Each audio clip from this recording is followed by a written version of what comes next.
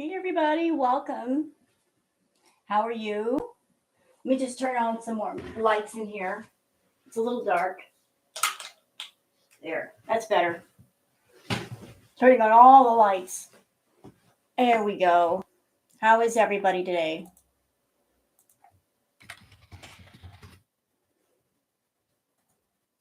Just go ahead and post this.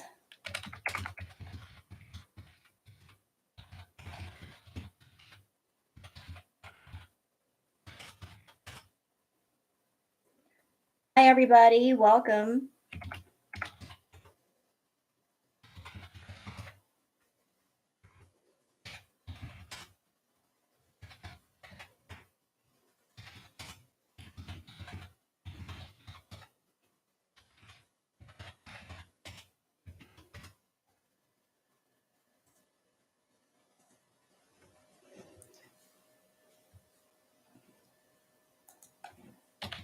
So we're going to do some more Foodie Tarot tonight.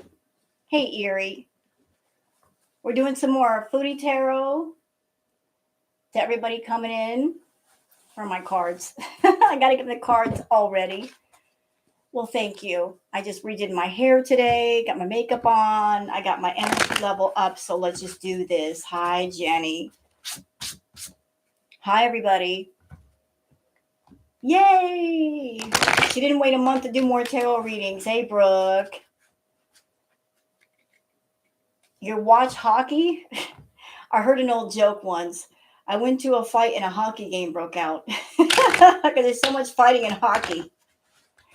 Hey, payday today. Welcome, guys and ladies, all you ladies. So we ready for some more Foodie Beauty Tarot? Hello, Angela.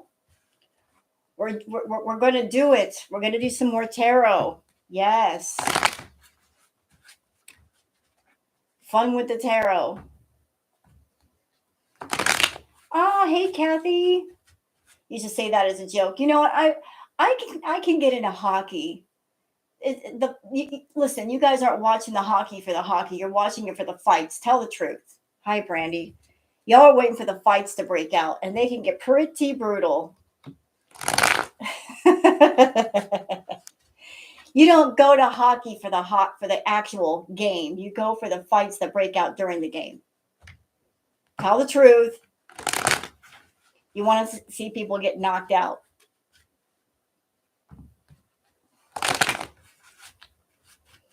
How is everybody today? Hi, Lynn.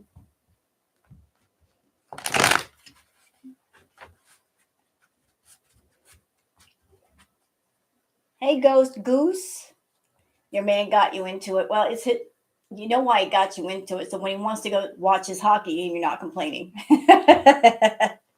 It's easier when you have a partner that's into the same things you are. Kind of like being a gamer girl. If you got a gamer boyfriend and you say, look, I got to spend 4 hours in a raid, they don't complain. They're like, go ahead. I get it. Versus somebody saying, I don't like you gaming all the time. It takes up so much time. Hi, Critically. Hi, Marion. We have the same shirt, Grogu. Hey, Mandalorian. I love that show. I love Baby Grogu. You're against each other? Uh-oh. Uh-oh. Problems? Yes, I do love the Mandalorian. Baby Grogu. No, Yarn, you haven't missed much. I'm just getting started. I'm just getting warmed up. I promised you guys that I would do regular tarot readings. I've been trying to keep up with that. I was wanting actually to do a tarot reading last week, but there's so much going on. I'm working nights now, so I thought I'd take tonight and just do a tarot reading when I do have the time, because I'm all about trying to keep my word with my viewers. You know, if I say that I'm going to do something, I'm not just going to sit on it and do nothing these days. I'm about being that life of being productive. You say it, then do it. Don't just talk about it. The deck I'm using, it is a Right Waiter deck. So for anybody who's looking to get into tarot, if I could recommend any deck to use, I would think the Rider Waite deck would be about the easiest. And then if you want to get other alternate decks that maybe are calling to you, you can do it then. But the Rider Waite deck is easy to understand. It comes with a little booklet, so if you're wanting to study what each of the cards means, you can kind of pick up things better. Yeah, go with the classics. But there's so many decks out there. There's so many different designs and themes. There's so many out there. You can just pick something that calls to you. Hi, Steffi. So it's all about personal preference. But as far as picking a tarot deck, I will give a few pointers. If you're going to get a deck, make sure it's brand new, or you're getting it from somebody that you can trust that has good energy, like say a relative or a friend. Make sure that whoever had it, they had good energy. Okay. And you never want to do tarot when you're in a negative state of mind, when you're upset, when you're sad, when you're angry, because the cards will pick up on that. And always keep your deck in a place, like don't let anybody else touch it. And do cleanse your cards on the regular. Yes, boogers in the background. Hey, Blondie. So those are just some quick off-the-cuff tips that I can give you about tarot. Also, when you do a bunch of readings, make sure you cleanse your cards afterwards, because yes, the cards do get tired. Yeah, cleanse yourself, cleanse your cards. That way you get good readings each and every time. So what do you guys think the cards are going to say tonight about Miss Foodie? Like we're all seeing the lives that she's doing. She's doing all the mukbangs, which all the mukbangs are looking the same to me, which is why I've not been reacting to them. It's like, why? Foodie's just sitting there eating. She's eating fast food. What's interesting about that? So I tend to skip those. You never use your deck for anyone else. And yes, yeah, exactly. Cleanse, cleanse, cleanse. You're welcome, Pisces. She's gaining weight. Yes, she is. And I don't know if the master plan is to get herself in a position where she's bedbound and she can just look at Salah to take care of her and they can't get rid of her. But Salah's not going to stick around if she's bedbound. That's entirely too much responsibility for him.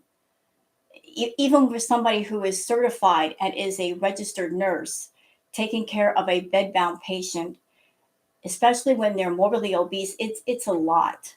It's a lot of work. Hey, Yellow Moon. So if she thinks Salah's going to stick around and just be her full-time caregiver, she's got another thing coming. Thank you, Marianne. Like, don't rely on that young man to take care of you if you become bedbound, Foodie. That's not going to work. You don't think he's around much now? No, I don't think so either. Can we ask the cards if there's something missing? We're saying Salah has a wife and kid. Missy Moo. Boy, I got thoughts about her. I just did a react to Foodie and I addressed the Missy thing a little bit, and it's still uploading. It's going through checks, so I haven't posted it. But I was just impatient to start my tarot reading, so I just said, screw it. I'll post the react later.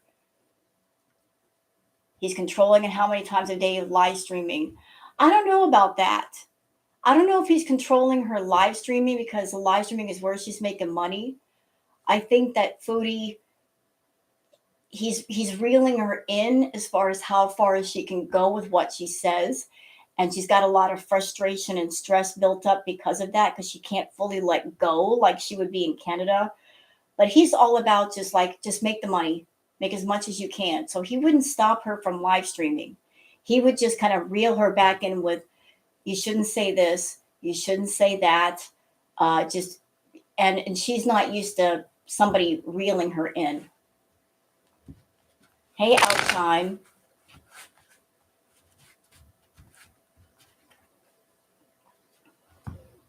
Would it surprise me if Salah has somebody in the background? Honestly, no.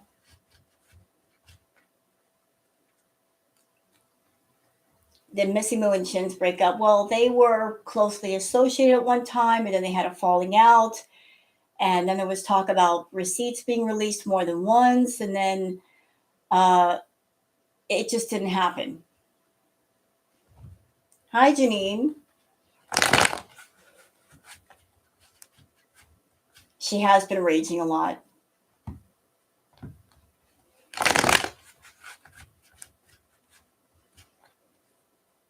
But you know what? Now that I think about it, okay, for those of you that are not, that you don't have monetized channels, today is the 15th. Now, the payday for YouTubers is the 21st. So, isn't it something that all this raging is starting like right in the middle of the month and all that right before payday? Like maybe she's just trying to get her views up and get a little bit extra money while she can, especially if there's a possibility that she might go back to Canada. She might need some extra travel money.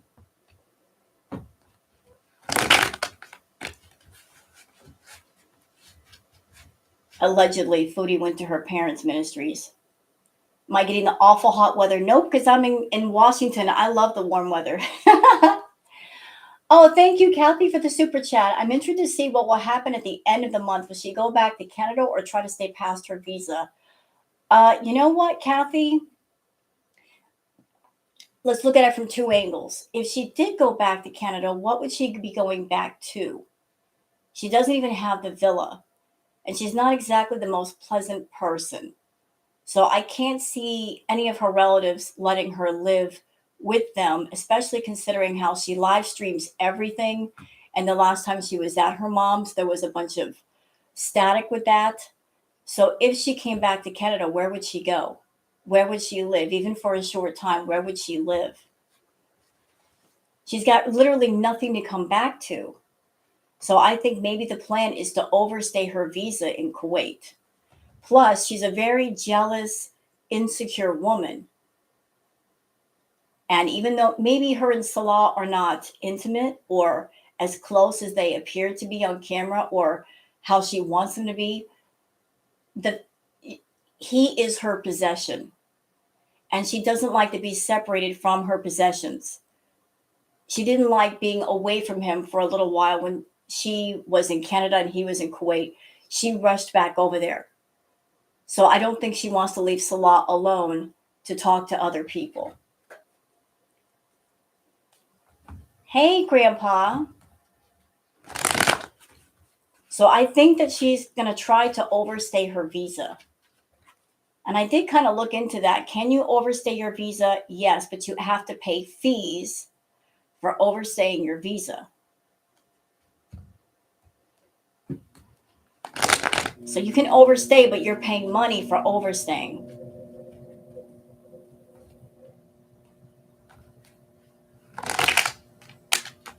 All right, so we're going to look into the cards a bit. She and Pete will end up living together by Christmas. I would almost agree with that, but Foodie's all about the optics. You know, she's always had a problem with being consumed with the optics. And she likes the way Salah looks. That is part of her ego, having a younger man who's decent looking next to her. And if he's no longer there, then she suffers a bit because he's not there helping her get attention. She can't use that as a bragging point. So Pete's isn't really much a bragging point as Salah. So she wants to be near Salah at all times. Greetings, Sigma. Oh, I'm going to ask the cards all kinds of things. And I'll do some personal readings for you guys, but heads up, me doing the personal readings before, I had never done that before. And by the time I got to the last one, I was completely drained. That's why I couldn't go on. It wasn't like, oh, I'm going to cut this off, I cut this off.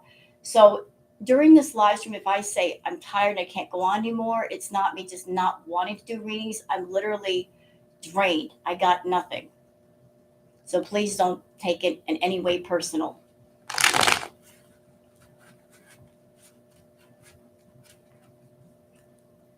When you do readings, they take a lot out of you.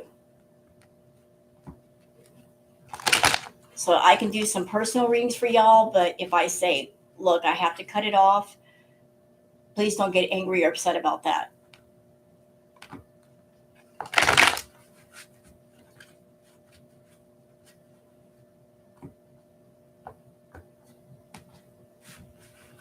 Hello, Samantha. Welcome. Evening of personal good news. Oh, great. So you've had some good news too? Very nice. No, Michelle. I mean, I was done. I was done that night. I'd never done any personal readings before. I didn't know if I could do it. But after I was done, I'm like, I got nothing. I literally have nothing. So if I say it, guys, I'm getting tired. I'm going to have to cut it off. And I'm going to do regular tarot readings from here on out. So if I don't get to you during a live, it can happen during another live. Plus, some good news. I also made a tarot channel. I'm going to have to start posting content on it. So I've got multiple things going on. It's just a matter of time management. Just managing my time so I can get as much done as possible every day. And I work at night also.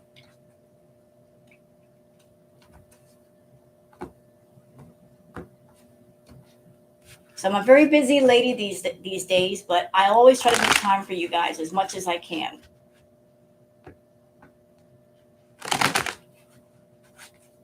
Thank you, Yarn. I'm not advertising the tarot channel until there's something on there. I don't see the sense in advertising it. There's no content. So I'm just going to wait until there's something on there worth looking at. Booger. Booger. Hi, Annie. That's my dogs. All right, so we're going to go into Miss Foodie. We're going to go into Miss Foodie. I want to know what's going on with Foodie. Pardon me if I get a little quiet. I'm focusing. Show me Foodie Beauty. What's going on with her?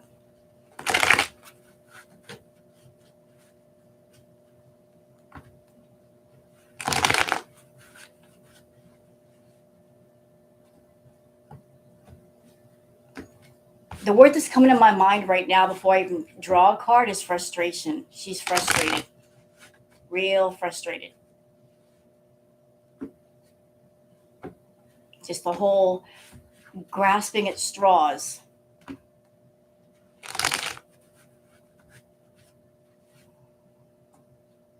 lot of frustration in Foodie right now.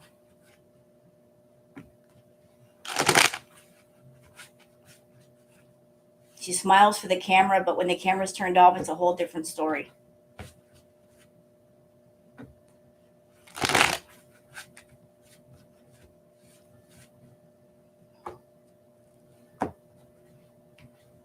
I'm feeling a lot of frustration. It's just everywhere. Like her frustration at Salah, frustration at the channel, the views, all of that. It's just like she's just... The frustration, it leads to stress, which leads to eating, which leads to more problems. No, she can't hide the anger.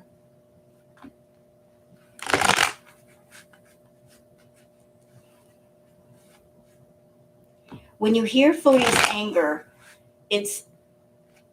if you go underneath the anger, if you go... the top layer is anger, but if you go... you got to go deeper. There's anger, and then beneath that is stress and frustration. That's what's really going on. The anger is just simply a reaction to the stress and frustration.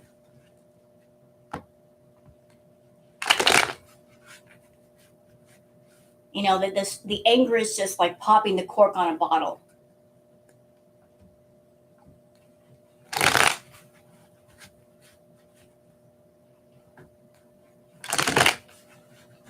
Let me just take a look. Let me just take a look here.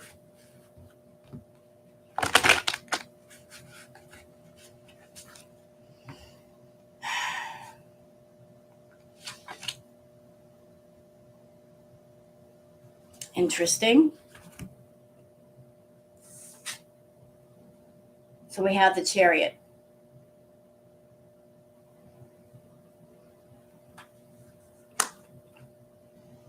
Thinking about going somewhere, Foodie?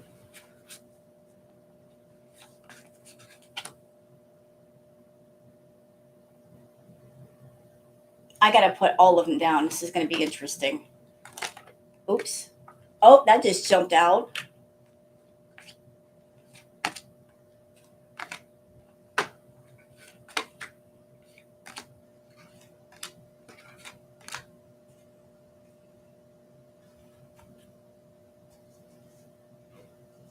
Okay. So the next card down after the Chariot is the King of Pentacles.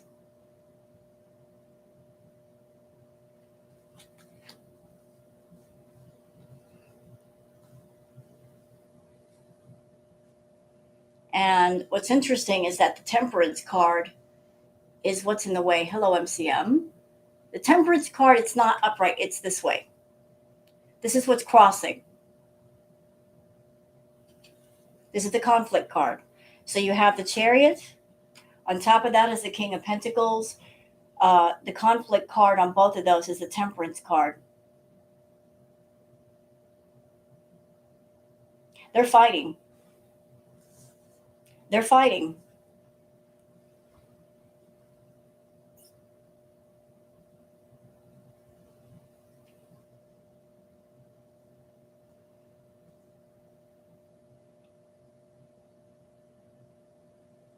They're definitely fighting. I do see a lot of pentacles surrounding her main card. You've got the Three of Pentacles.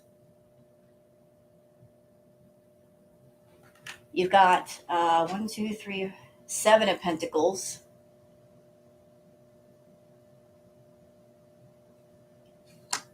And you've got the 6 of Pentacles.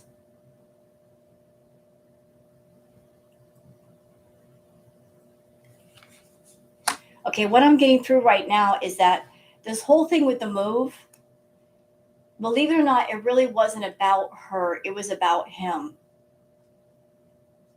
This whole move was not about her wanting a bigger place, her needing a bigger place. It was about him. It had to do with him. It had to do with,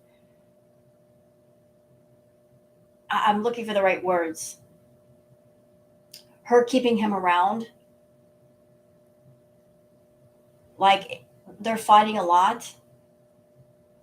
So it, bribe. There's a word that just popped into mind, just kind of a bribe.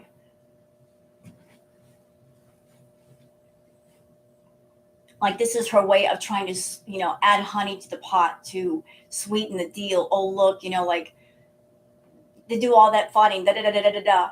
But her trying to keep him around. Like, oh, look, I got us a better, bigger place, and making all these promises and passing more money, bribed.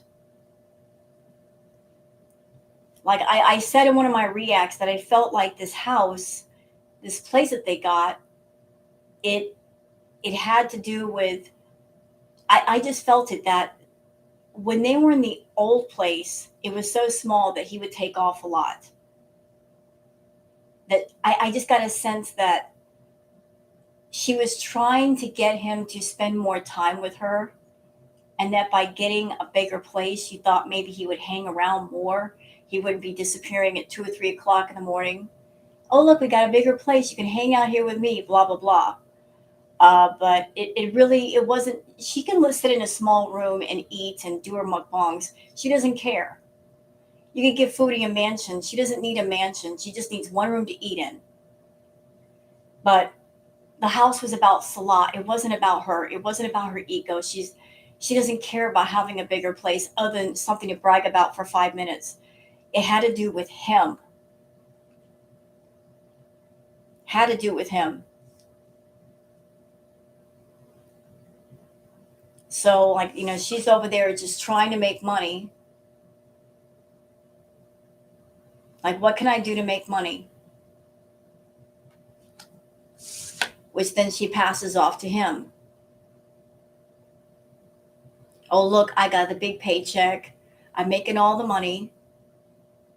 Like, money is the only thing appealing about Foodie Beauty. So it's like the more money she makes, the more whoever is getting the money from her, they'll want to stick around.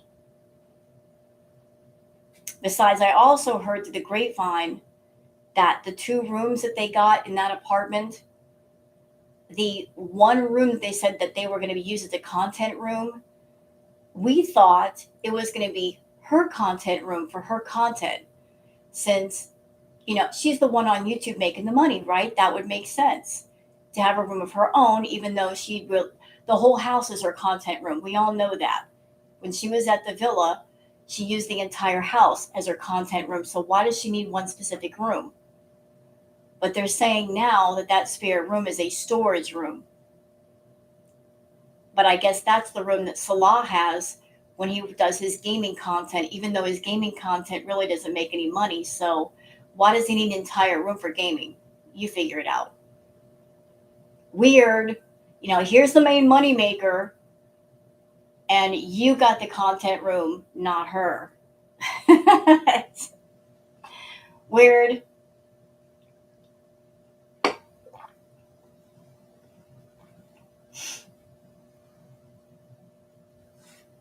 So, all right, exactly. I have a door to shut. So, the hanged man, she doesn't know what to do. She feels stuck. Like on one side of things, she's infatuated with the optics of Salah, having him there. She's infatuated with this whole storyline of having a husband. Uh, she wants to keep that going. She wants to keep up the illusion that she's got somebody and she's got a husband and where's your man and all this other crap. She doesn't want to be without, she doesn't want to let that go. She wants to keep it going. So to keep it going, she has to stay in Kuwait. On the other side of that, she knows that if she stays in Kuwait, like it's killing her channel and it's hurting her physically. She wants to hang on to him, but she knows by doing that, she's paying a heavy price for that. It's very expensive. And she honestly thinks that the more money she makes, like the more money that she makes from YouTube, the more that this will happen, that she can seduce him with her money. That one day he'll just fall in love with her, and that's not the case. Like she's all in his ear saying, I'm Queen Beezer, you're King Beezer. This is what we can be a family, we can start a family, we can be together. She honestly thinks that money is going to make him fall in love with her, and it's not going to be the case.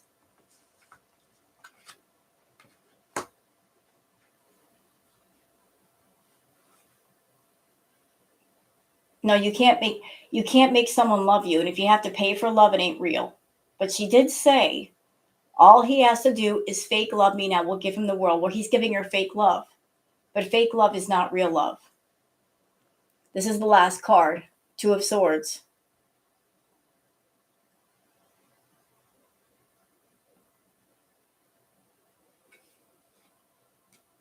So you're fighting blind, Foodie. You're fighting against fate. You're fighting against the truth. You're fighting against everything. You don't. There's things in front of you that you don't want to see.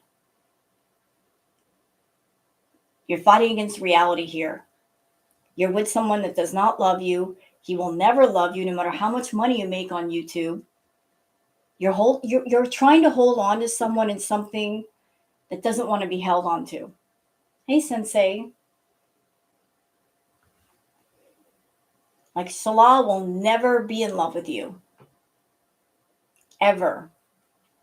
Ever.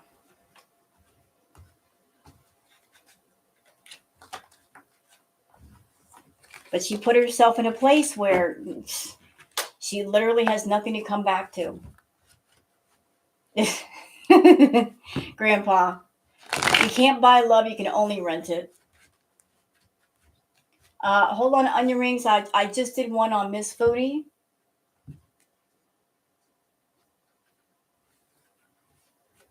I wonder how long before the truth of all this actually comes out. I know it will, but how foolish will she look when it does? That's the thing. Foodie, she's so into her own ego that it's more important for her to keep up appearances and a continual lie and an arc that makes no sense than to look at her life and say, this isn't working. This is painful. This is hurting me. I should stop. Like she's all about that life of, I'm going to show them. I'm going to show those people. I'm going to give them the middle finger. She's very focused on complete strangers on the internet and our opinions and our feelings versus, my life is a mess and I need to fix it. Screw what other people think. I need to fix my life. I need to get my head screwed on straight. Like she's so rebellious and so headstrong. Like she's going to show us. Like she could not deal with people making making reacts and saying, see, we told you, Foodie, he doesn't love you. He will never love you. She doesn't want to hear it. So she will continue this arc as long as she can.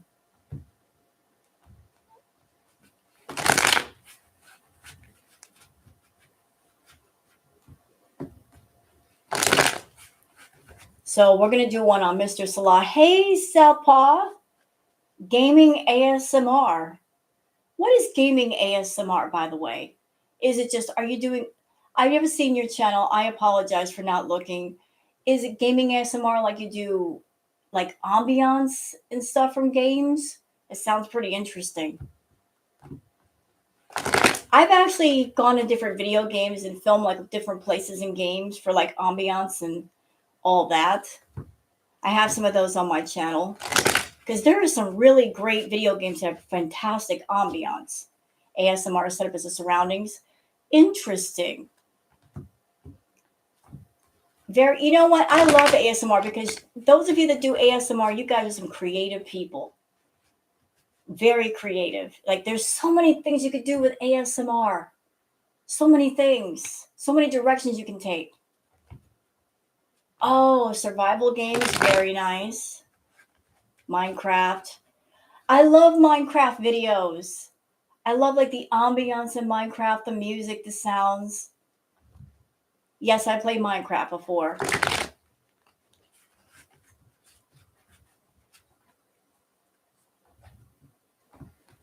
Like the old school Minecraft music.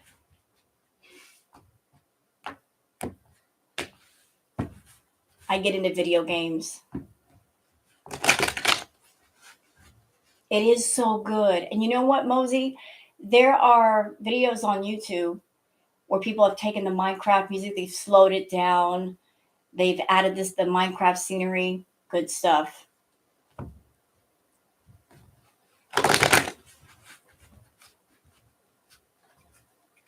Nice. Hey, be creative. I support creativity.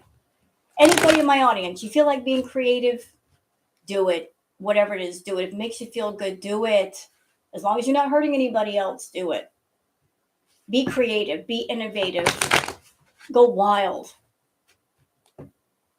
Have some fun. Cowboy Dog. Hi, honey. How are you? Cowboy Dog, listen, you should have an ASMR channel. Your voice is just perfect for ASMR, for ambiance. Girl, you could make so much money doing ASMR.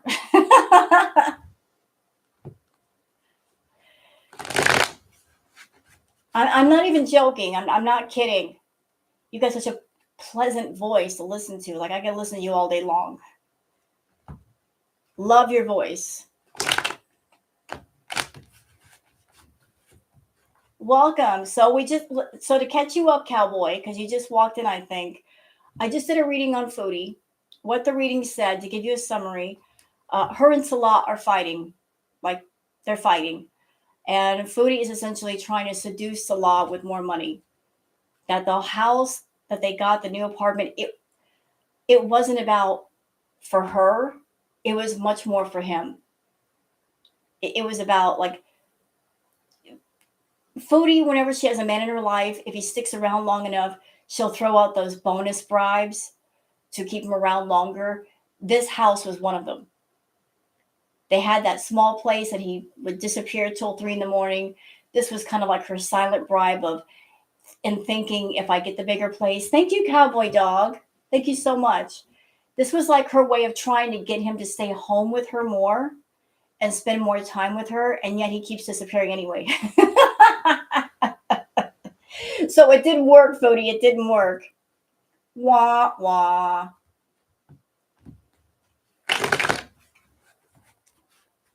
Hey, Burgundy. So she tried it. She thought she thinks she can buy his love. She thinks the more money she makes doing the mukbangs, the bigger her paycheck is, the more he'll stick around and the more he won't want to leave. But at the same time, they fight. And I don't care who you are. I don't care how pretty you are. I don't care how much money you got. Everybody reaches that point with that other person where you just can't take it anymore and you walk away. When you say to yourself, the juice ain't worth the squeeze, I'm out. And to keep him around, if she's throwing like these big gifts like the phone and the apartment at him, he must be getting sick of her because she has to keep upping the ante just to keep him around a little bit longer.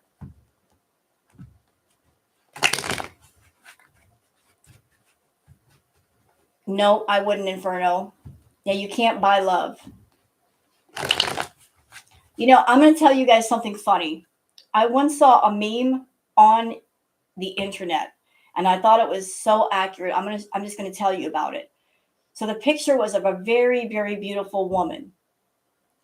And the writing on the picture says, no matter how beautiful you think she is, somebody somewhere is tired of her crap.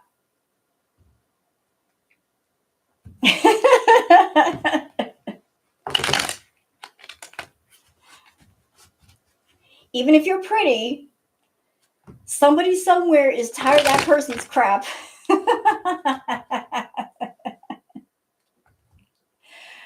Pretty, it doesn't excuse everything. It just doesn't. You can paint a garbage can gold, but at the end of the day, it's still a gold garbage can. You feel me? It is what it is. No matter how many coats of paint you put on it, it is what it is. And whatever it is going to come shining through.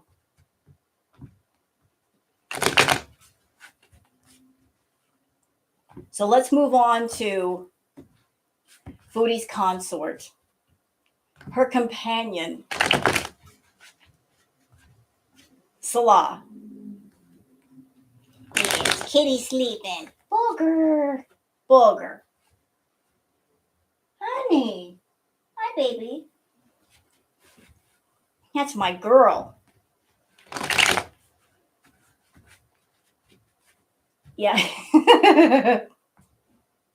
Inferno. That's pretty much what he is. Hey, rainy day. You can't make a silk scarf out of a pig. True. And you should never toss pearls before swine either.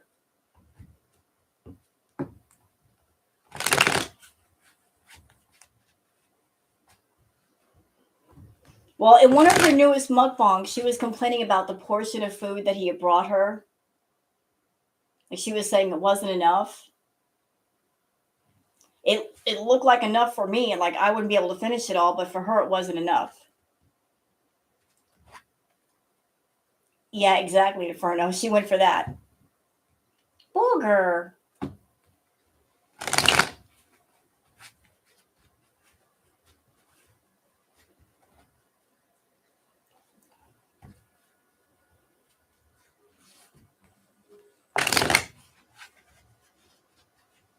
Big yawns. What you doing, baby? Hi.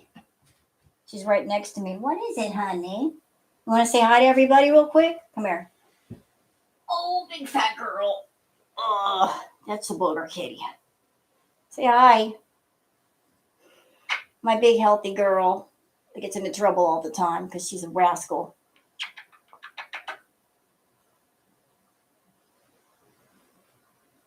That's the booger.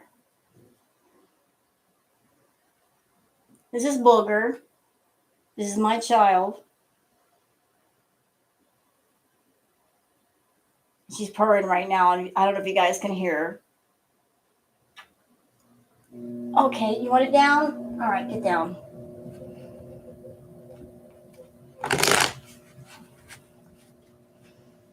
She's slow. She just woke up, so she's like, "Huh? I need my coffee. I need my catnip." She just woke up. She's like, "Huh? Huh? Huh? Mom, I'm not even awake yet. Huh?" All right, so we're doing Mr. Salah. He's next.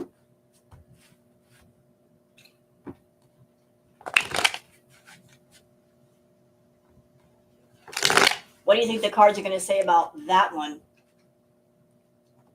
What do you mean, poor Boog? She's well fed. She's well taken care of. I swear, if there is such a thing as reincarnation, I want to come back as a well loved cat. They have the life.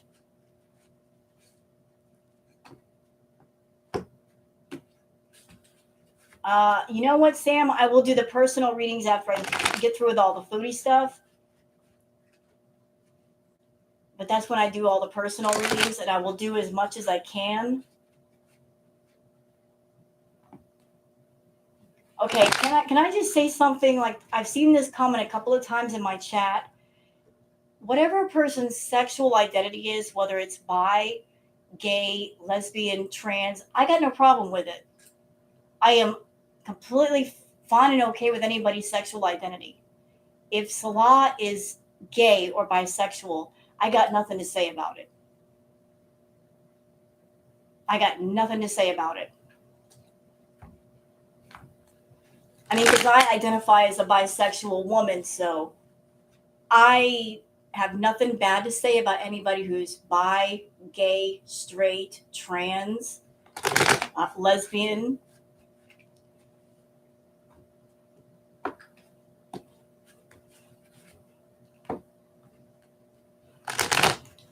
There's no way to know what his identity might be.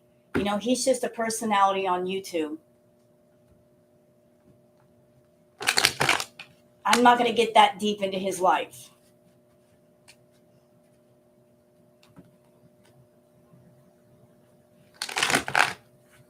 What happened with Sparky? He's back in California. He's living with a neighbor.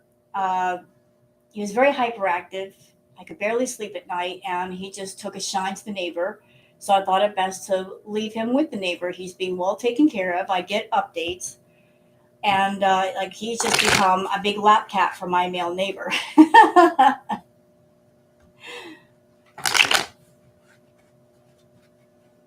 It was the best thing for him.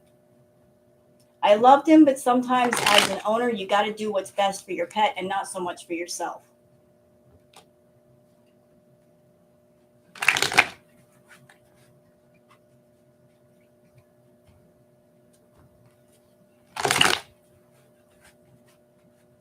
All right, so we're going to talk about Mr. Salah. Yeah, anybody who owns a pet, you cats, dogs, you don't pick your animals; they pick you. Honestly, that's how it goes. They pick their human.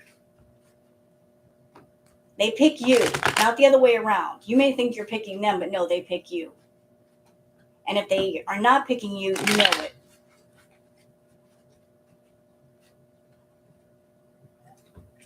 And as far as my cat Booger, I don't own her. I'm here paying the rent. You know, I'm like the food giver, the water giver, the love giver. I am the servant.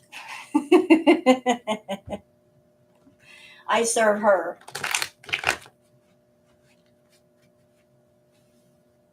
I serve my cat.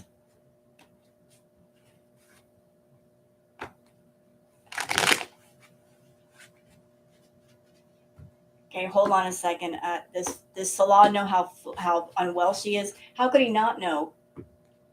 I mean, you're around her, you know she's not well. But I don't. The thing is, y'all, Salah is not emotionally attached to Foodie. He's not emotionally attached with her. He's not emotionally involved with her. He's indifferent to her and her problems and who she is as a person. All he cares about is that paycheck. And he's just got the attitude of whatever it is she has to do to make money, let her do it. As long as it brings in another paycheck, we're good. Yes, Grogu. We got Mandalorian. This is the way.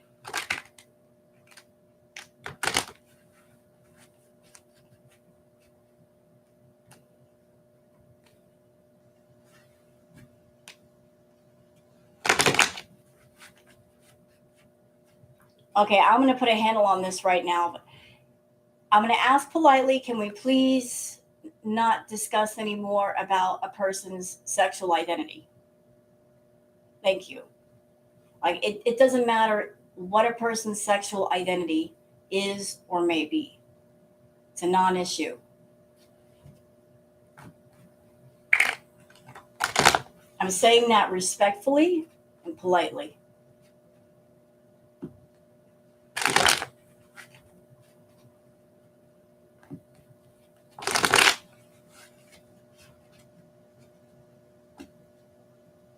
I accept all people, no matter what their sexual identity may be.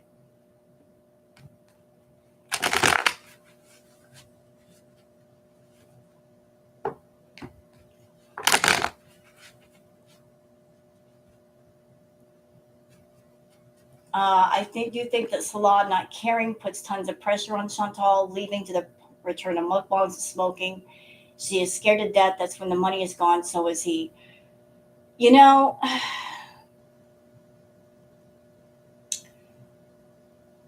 she knew what she was getting herself into. And he knew what he was getting himself into. So if there is suffering on both sides or either side, I don't have sympathy for either one. A lot of people may look at Salah and say, poor Salah.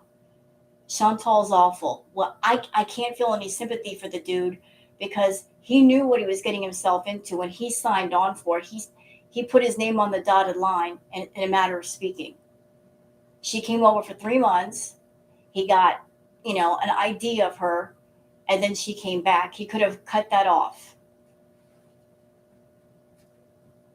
So if Salah is going through any kind of headache or suffering because of Foodie, I don't feel bad for him. Hey, Hannibal.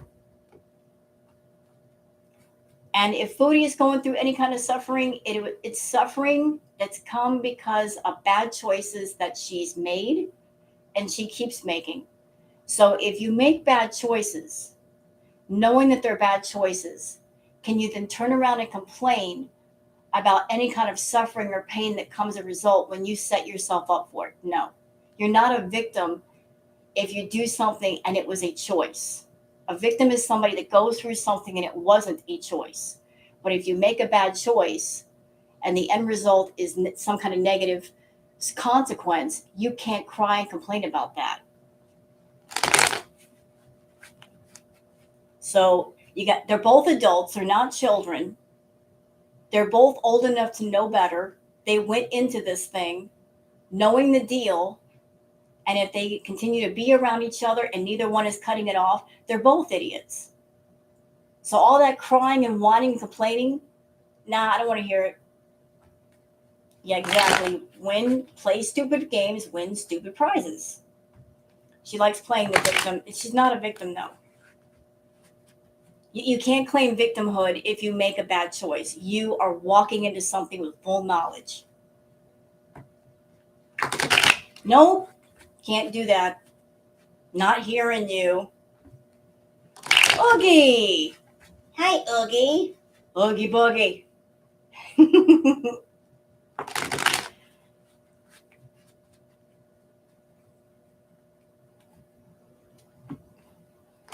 Yeah, she plays victim to circumstances that she creates for herself. So what do y'all think the cards are going to say about Mr. Salah? What are your predictions before we even put the cards down? What are your predictions? What up? Okay. Okay. Look, I got my Mountain Dew here. We got our caffeine. We're going to roll.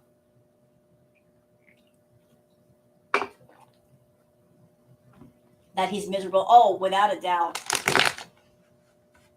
He's a fool. Yeah, he is.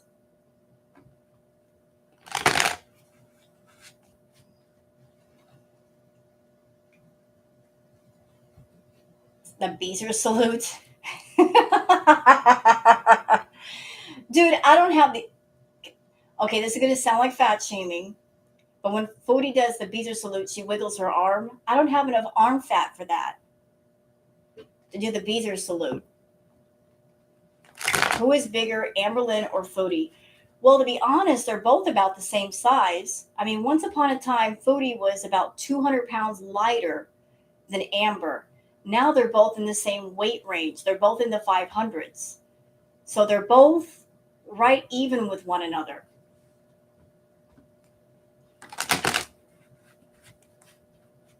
£100 heavier. Could be.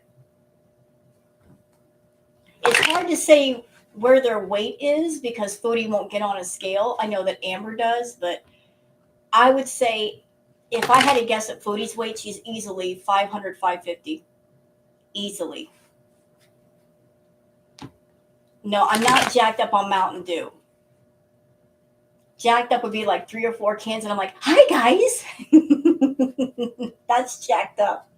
Hi, let's do a reading. Hi. Like sitting here jittering from caffeine. Nah, we're not there.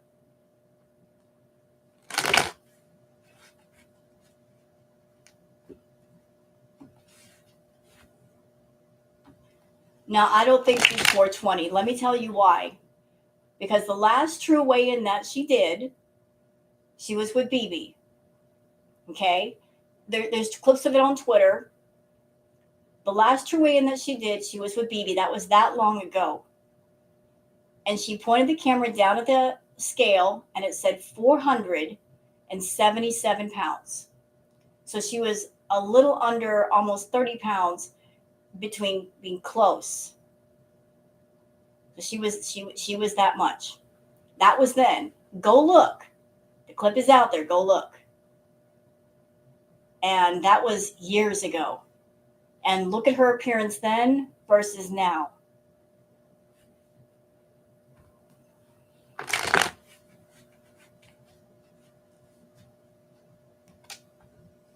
So she's gained a lot since then.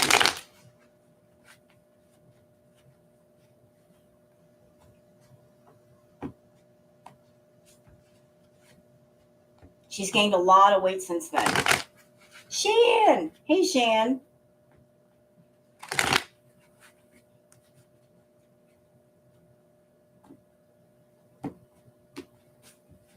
All right, so we're going to do Mr. Salah. What is his mindset? What are his plans? Let me just focus for a minute.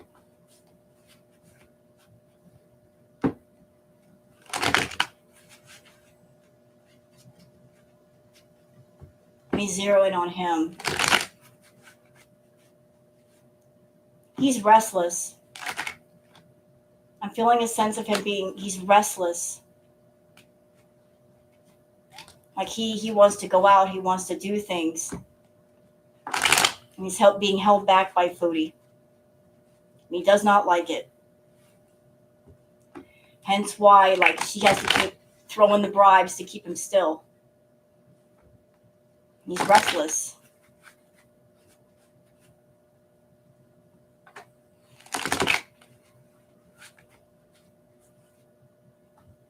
He feels like he's missing out on life being with her, and he's not wrong in thinking that way. He is, but it was a choice that he made.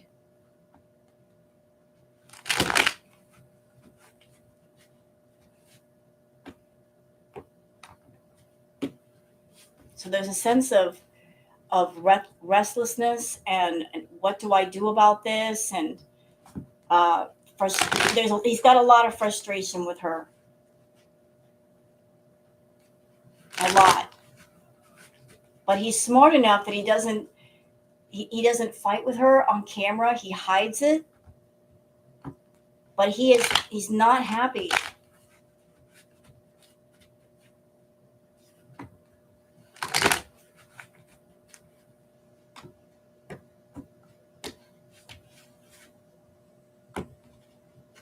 Yeah, his patience is running thin. She's wearing him out. Ooh. Hold on a minute. Let me just put all these down.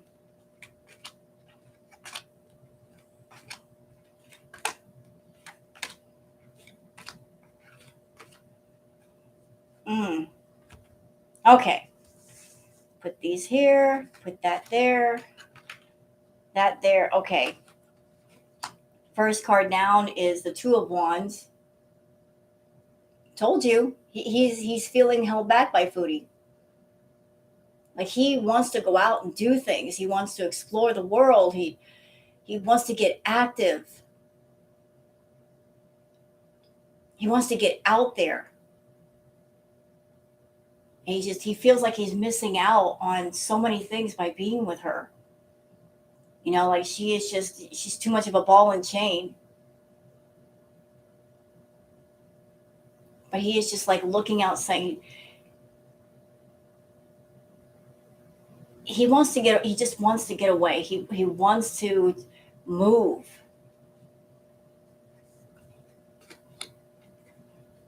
And while he's having these thoughts, this is what's on top of him.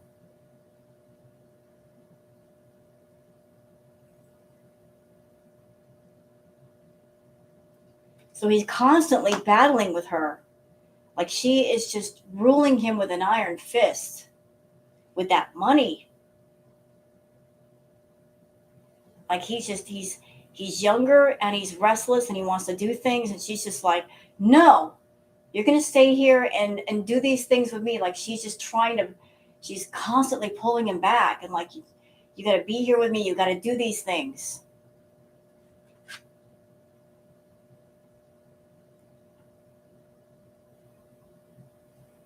And believe it or not, he's really tired of being in her battles. He's really tired of being in her battles. Hey, P4.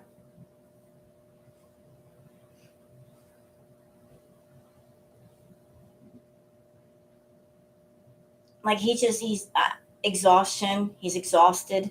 He's tired.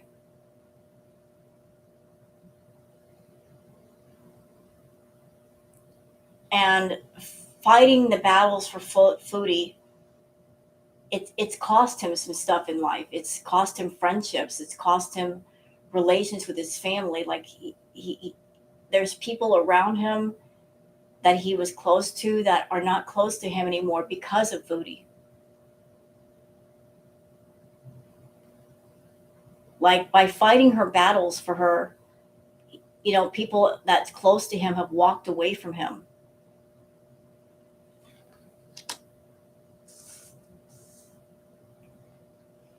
And I think there's a part of him that, like it makes him sad that he's lost people close to him, but he's trying to justify it in his head of, okay, I've lost people that I'm close to and I've caused all these cracks within my family, but whatever the end result is, it'll be worth it. If I get a bunch of money out of this, if I get to go to other places, it'll be worth it. Like he's pushing down the sadness and the loss by saying, I've got this bigger goal. And if I accomplish this goal, it will justify the loss. No, it's not the sex keeping him, that's for sure.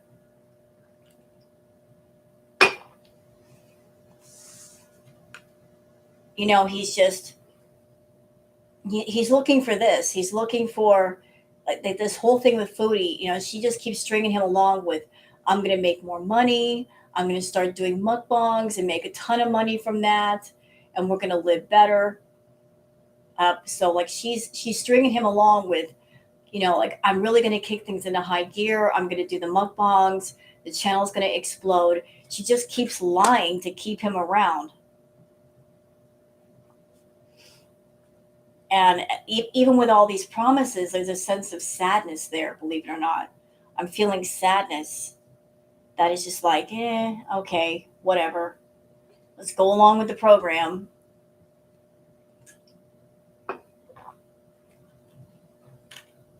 But that's where his head is at, is just, like, he's she keeps throwing the bribes, she keeps throwing the money, because he's restless. It just that's a word that keeps popping my restless. He's very restless. He's sad. He's frustrated, and to combat that, she keeps throwing money at him so he won't disappear.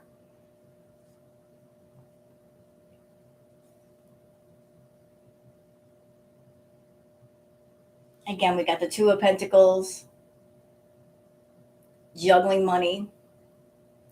The interesting about this card was that when I look at it, I think he has a hand in Foodie's finances. But here's the twist.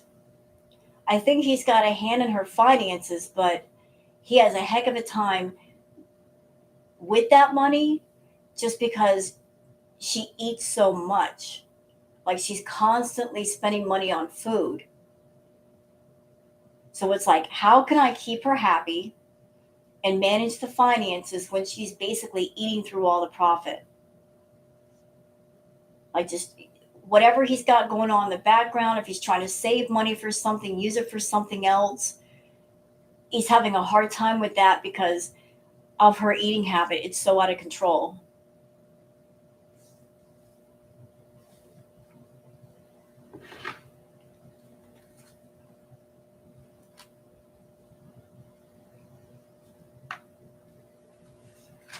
Like, this is how he perceives himself to be. He thinks this is going to happen, that he's going to have the battles with Foodie. He's going to stick it out with Foodie, and he's going to be that victor riding around on the horse, and it's all going to be worth it. And he's going to have money. But no, sir, you're not. You're not going to be getting money, Salah. You're going to be fighting battle after battle after battle with Foodie. That's what's up. Hey, thank you, Coffee, Tea, and Reed. Thank you for becoming a member. I really appreciate it. Thank you so much. Mwah. Hey, Okie doll. So he is just like, he's being strung along with Foodie's lies. She keeps lying. She keeps promising things like, oh, like, I'm doing the mukbangs this month, so I'll get a great big paycheck next month. So just stick around for that. And like, she's doing whatever it is she needs to do and saying whatever it is she needs to say to keep him around. If it means lying and keeping around for like 30 more days, fine. Another few weeks, fine. Whatever she wants to do to keep him around, that's what she's doing. Hello, coffee artist. How are you? So who else are we asking about? She turned her money over to him. He's in control, but she overspends, so it isn't the perk that he expected. Right, exactly, Daisy. So it's like, she might have given him control of her money, but what is the point when you're ordering takeout 3 times a day? You're going through everything you make. You're spending it on food. You're not saving anything.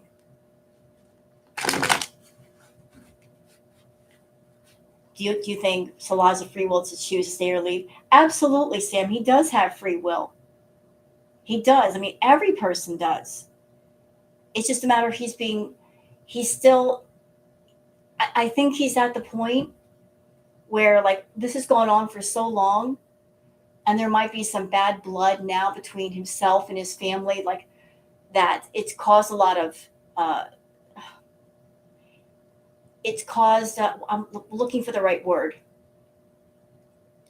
Foodie's been around so much and for so long that it's caused a lot of discord with his family.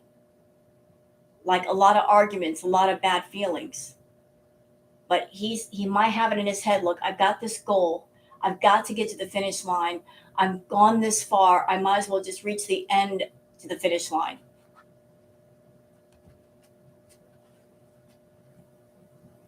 Does that make sense? You're like, I've gone this far. I might as well just keep going. Discourse. Thank you. That's the word I was looking for.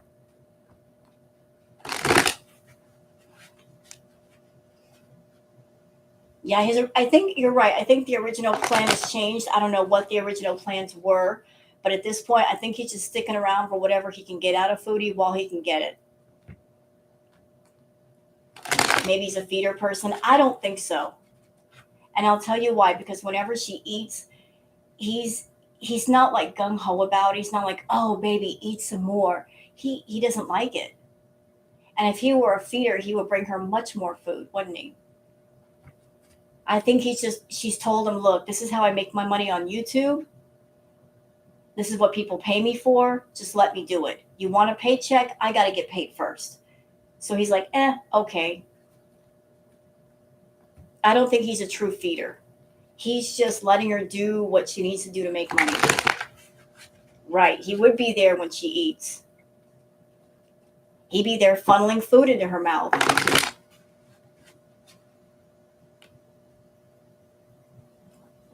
If he were a feeder, he would not be repulsed by her eating.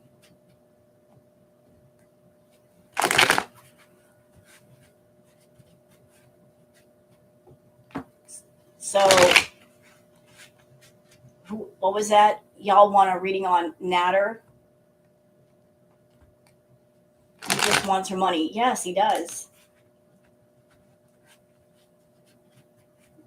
Yeah, it's just like that, Oki. I think he's feeding her to shut her up because if she doesn't get her food, she'll throw a temper tantrum.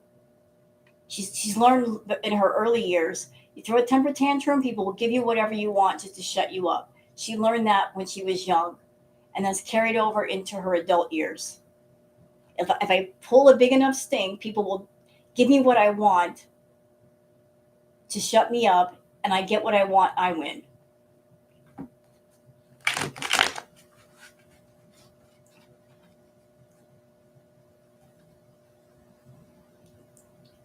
Doing readings, yes, I am.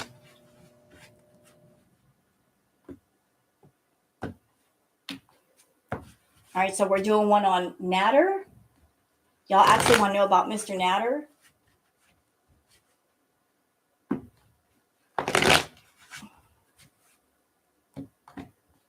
Some women do OnlyFans. Some women eat. Some people eat on OnlyFans. And if you have an OnlyFans account, hey, do what you got to do. I got nothing bad to say about that. Do your thing. Missy Moo. I don't know if I want to read on her. I don't know if I want to read on Missy Moo. That's an entire mess.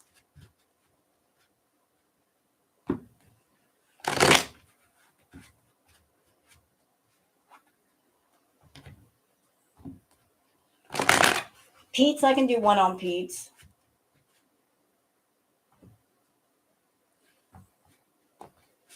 No, nothing. Listen, you do what you do. You're making money, you're making money. As long as you're not hurting anybody, it's okay. Some things, as far as making money, are not as appealing to some people. That's fine. They don't have to look. Okay? Just if you're making money and you're taking care of yourself and you're hurting no one, is it a bad thing? No. Some people just have really weird jobs and really weird ways of making money. But as long as they're taking care of themselves and they hurt no one, it's not a bad thing.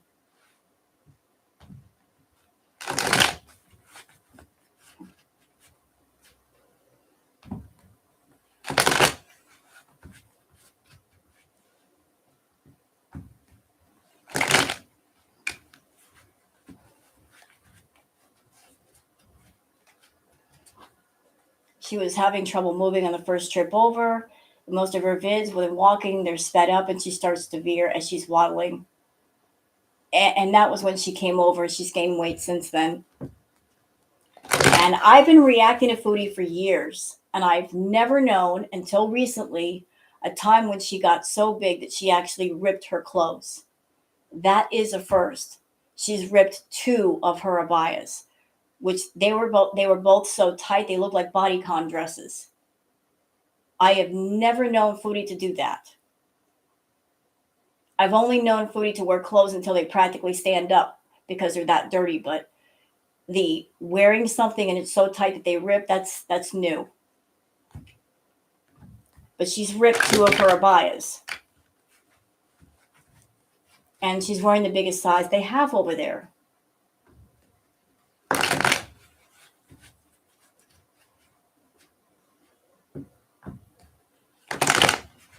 By the way, speaking of Foodie and her live streams, I came up with something tonight. Okay, so we all know that she smokes her shisha on camera, right? Put a one in the chat if you think that crap is annoying. Like the sound of that thing gets on your nerves. Put a one in the chat. How many of you guys are absolutely annoyed with that thing? Hey, Mary. Let me see some ones in the chat. Who hates the sound of that thing? It just gets on your nerve. Oh, I can't stand it. I don't care if there's a silencer. I can't stand it. I'm like, let me just plug my ears.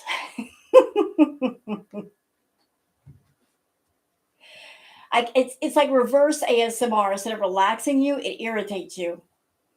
Okay, so tell me what you guys think. Like, I was thinking about the shisha and how it sounds like a wet fart. It sounds like one of her sharts. So I'm renaming it to the shartsa because it sounds like a wet fart. Every time she blows on it, it sounds like a wet fart. So it's it's not a shisha anymore. If she smoked it correctly, it would be a shisha because there's shisha etiquette. But she doesn't follow it, so we're going to call it a shartsa because it sounds like a shart.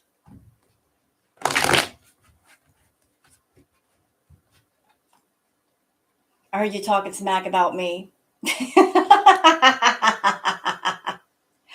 No, I wasn't talking smack about the abaya.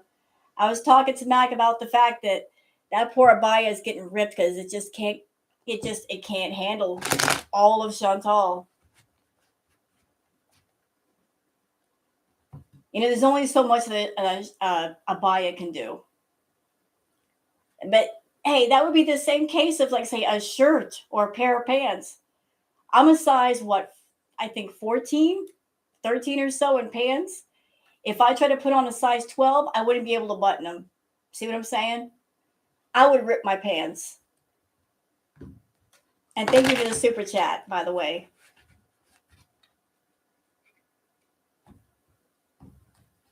That abaya has become like a bodycon dress. And if you wear something that tight, you have to be very careful how you move in it. You bend over, you're done. I was trying my best. Well, I appreciate your humor.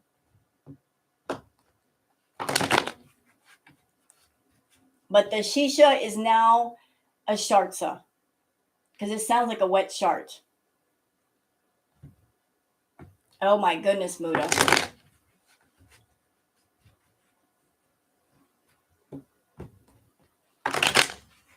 What?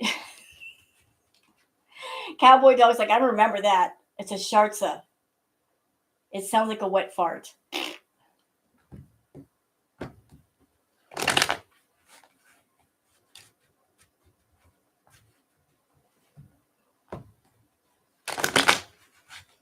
And I think maybe I'm speaking out of pocket, but I think the reason why Foodie smokes the shisha, the shartsa, so much is that while she's smoking it, she can pass gas and nobody's going to notice because the shisha covers it up.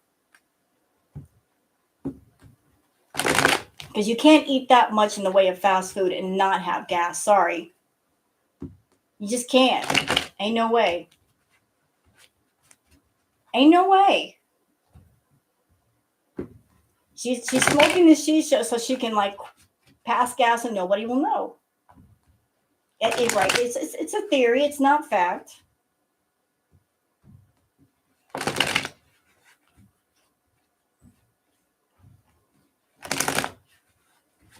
All right. So we're doing one on, is it Natter?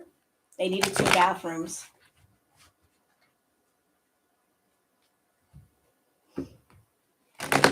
Well, the reason why they probably needed 2 bathrooms is because Foodie did say long ago that she goes to the toilet several times a day. So if you live with Foodie, you want your own bathroom because if you got to use the bathroom, she's probably going to be in there blowing up the toilet. Do you want to use the bathroom after Foodie? Because I wouldn't.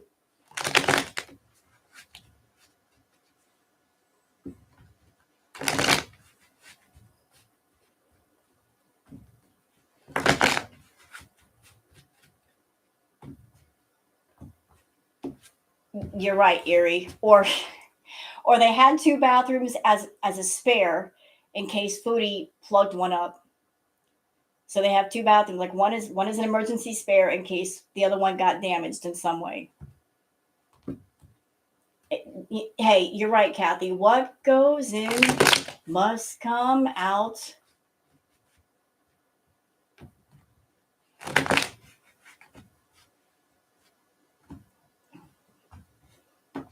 That's just a fact of life.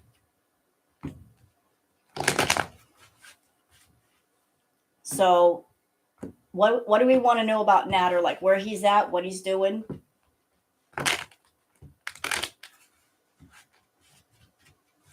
Courtesy flushes. Oh my God.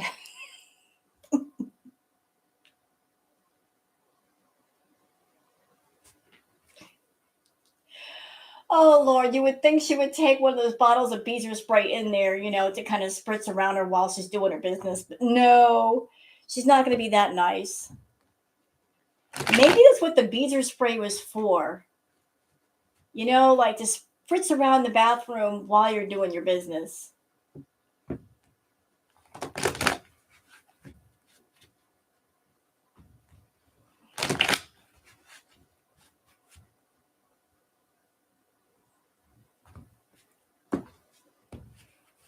Turn on the vent. You're asking a lot of the vent, aren't you? You're asking far too much of that vent. There's only so much it can do.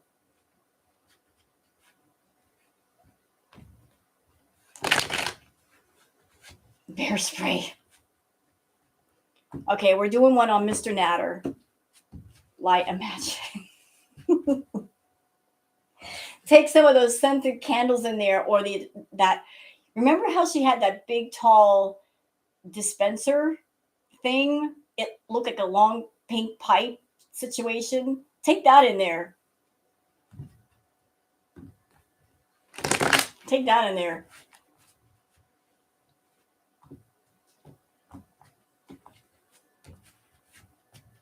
Burn those 3-wick candles in the bathroom. So we're going to check out Mr. Natter.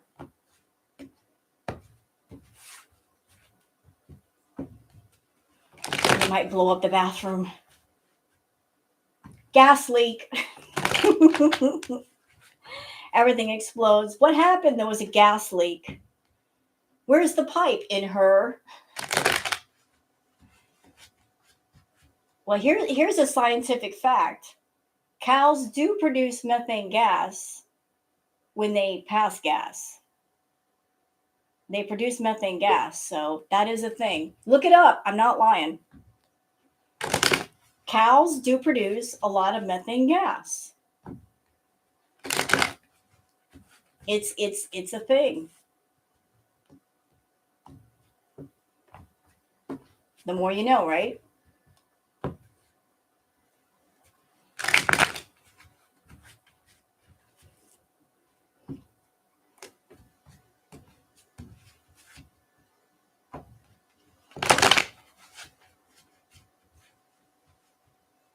Did Chantal ever ride that camel? I can say with all confidence, no.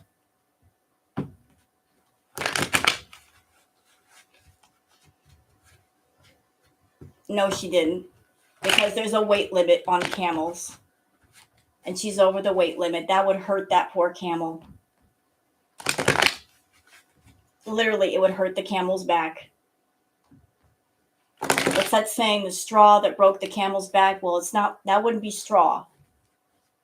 She would break its poor spine in half.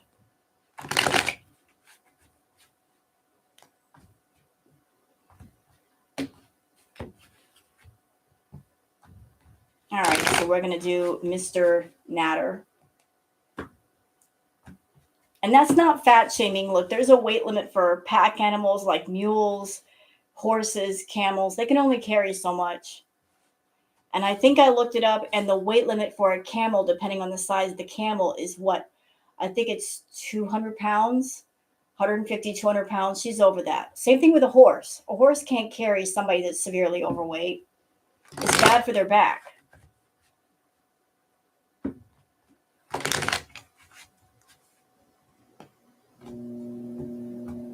So you can't get mad at the animal. They can only carry so much.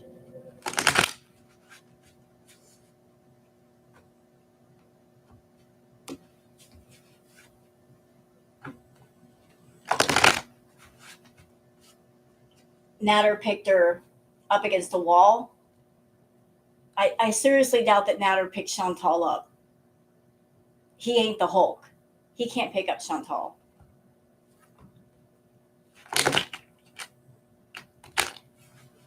There's no way that he could pick up Chantal.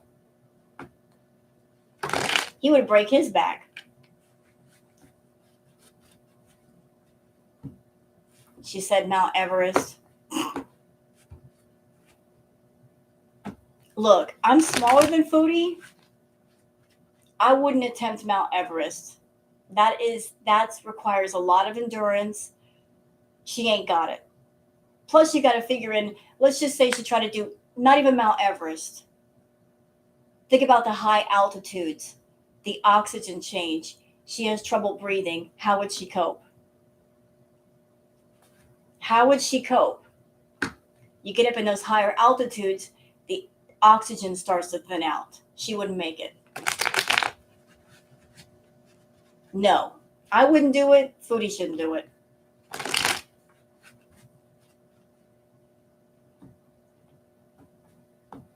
She would pass out. Plus, I've also heard that doing the base camp thing, that's extremely expensive. That costs thousands of dollars just to go to base camp. It's not cheap. It's not cheap to go to Mount Everest.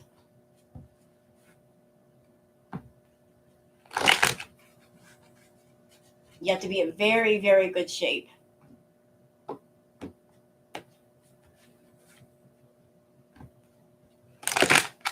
All right, so we're doing Mr. Natter. Yes, that's true coffee artist. The unfortunate thing is a lot of people that are fit, they pass away on the mountain, and then they have a hard time finding them.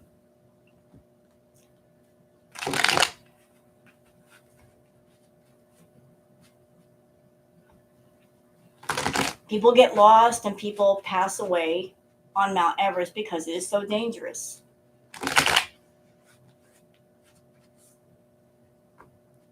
Altitude sick. Well, there you go. See, Summer Cat said, look, they got altitude sick. So how could Foodie deal with it? Besides, can you picture Foodie with her Shartsa habit? How is she going to climb a mountain and be smoking the Shartsa at the same time? That ain't going to work. You can't climb no mountain and be smoking the Shartsa at the same time. Ain't happening.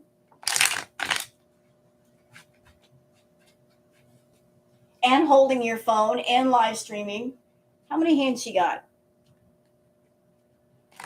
I know she's trolling.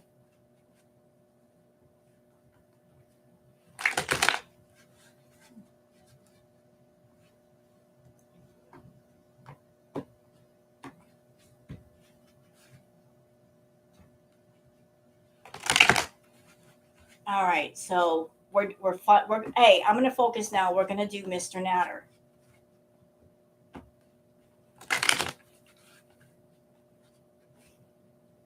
And I saw a clip from one of his recent streams. Oh, he looks awful. She looks awful.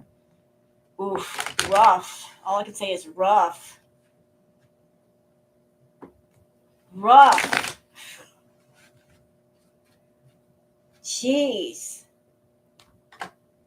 Back away from the math homework. Y'all looking rough.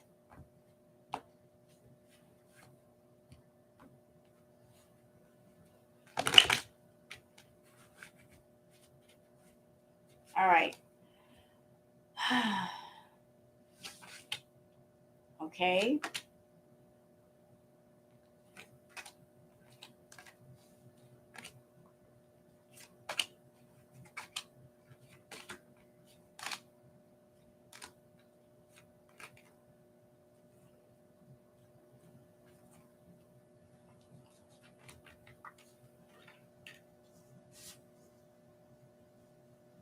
Let me just take a look at these.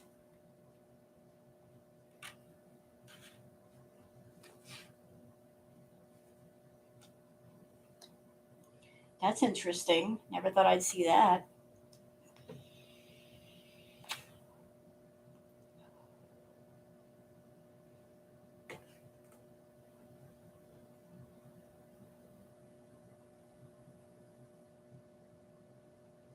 You know,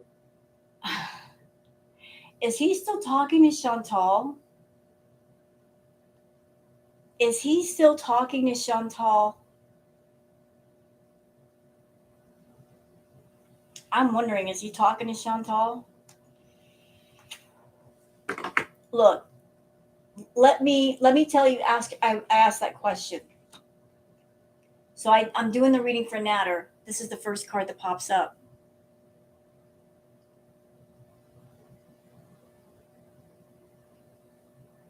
Followed by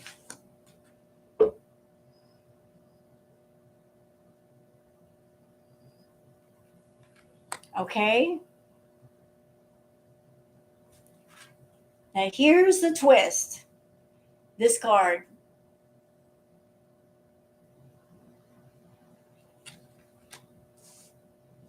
I think they're talking. I think they're talking.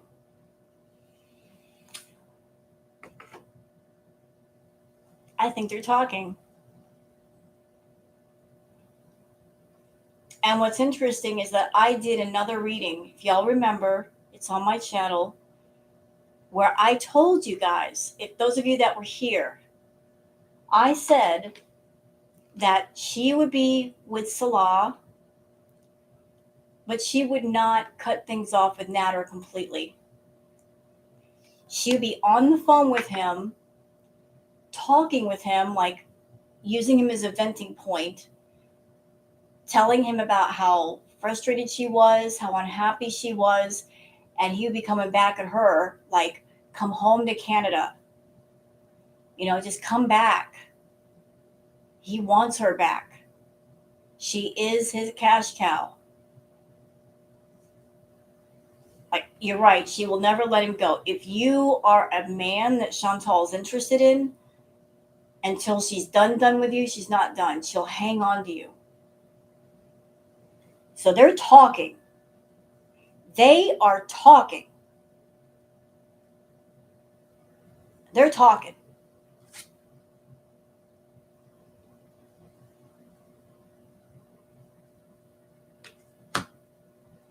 They're talking. And in the meantime, he's just trying to maintain what's going on with him until she gets back. Like doing content on the channel, just trying to make whatever money. But he's talking to Chantal. He's trying to persuade her to come back to Canada. He's saying things like to her, look, you're not happy over there. You're miserable. Come back, come back, come back. And she might be talking to Nader and telling him some BS about how she's coming back and promising to give him more money. And so the cards that I'm looking at, it looks like she's saying, yeah, I'm going to come back and take care of you. And he's thinking, oh, cha-ching, cha-ching, cha-ching, the cash cow's coming back. So on one side, she's got Salah, and she's feeding him a line of BS, knowing what he wants to hear, doing the same thing with Nader.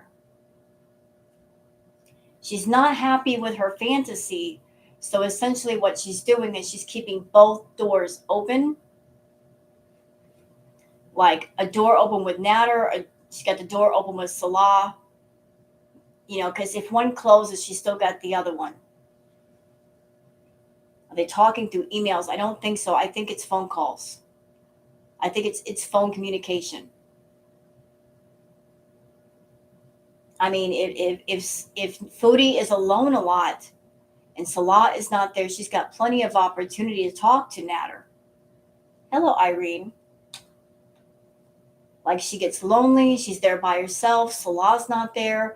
If she's mad at him, if she's irritated with him, she's got plenty of time to tell Nader all this stuff.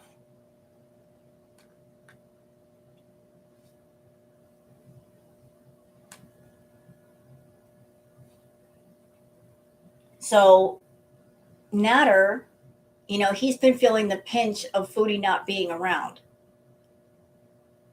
Like his life is not what it used to be. It's not like it used to be where, Foodie would go to the grocery store and buy lobster and steak and all kinds of things for him. He's feeling the pinch. He's having to really, really budget his money. He's feeling it. He's feeling the effects of what it's like to not have a cash cow around giving you milk. They aren't what they used to be. But he wants her to come back. He wants her to come back because if she does, this is what's going to happen. So he's doing his best to convince her to come back. He's not looking at Dee Dee to make that big money for him. He's looking at Chantal because he knows she's got more. Like he's with Dee Dee, but Dee Dee is just there. She's giving him a place to stay. He's not having to pay rent, but he's not satisfied with that. He's not satisfied with a woman that's just giving him, like a free space to sleep. He wants to be well taken care of. Hi, Empress. So that's where Natter's at. He's talking to Chantal. They're not done. And Chantal is with Salah, and obviously there's trouble in paradise. Okay, hold on. Look, I'm going to say this politely again. Let's not make an issue of anybody's sexual identity. Even if it's somebody we don't like, we're not going to do that. I am not going to attack nor address somebody's sexual identity in a negative way. I respect all of you in here. I don't care what your sexual identity is. I don't know what your ethnicity is. It doesn't matter. You're all people to me, and we are all equal in that way.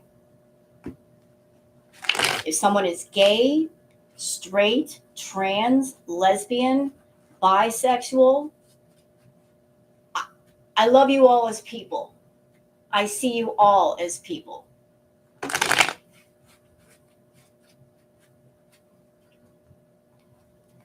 I don't see people for their sexual identity. I see them as people.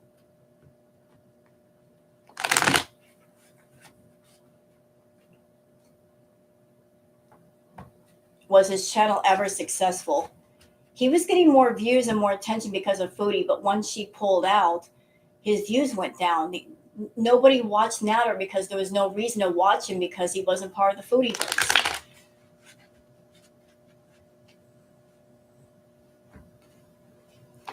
Yeah, and thank you for bringing that up, Yuri. If you guys like what you see and what you hear, please don't forget to like and subscribe. Leave a comment if you wish. Really appreciate that because I'll be doing more tarot lives.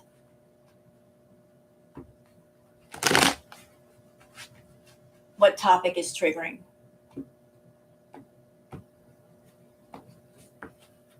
What topic is triggering, Sam?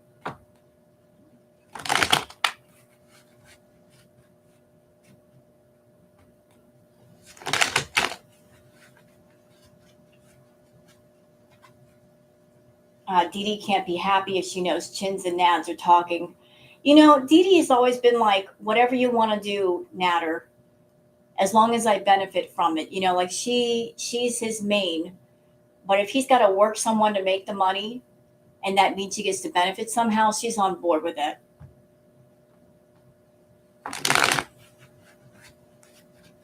Like she will go along with whatever Natter's doing as long as she's there with him and as long as she benefits somehow.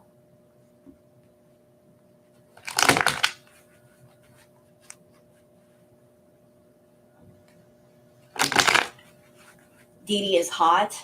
Huh? I don't know about that. Dee Dee used to look much more healthy. She's looking very not well these days. She looks sick. She doesn't look well. Let's put it that way. Okay, so we did Natter. Who else can we do?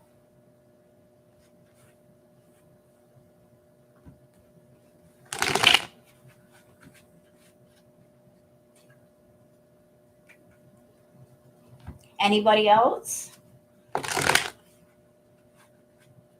Dee Dee, Pete's. Y'all want one on Mr. Pete's? I haven't checked in with Pete's in a while. I really haven't had a reason to.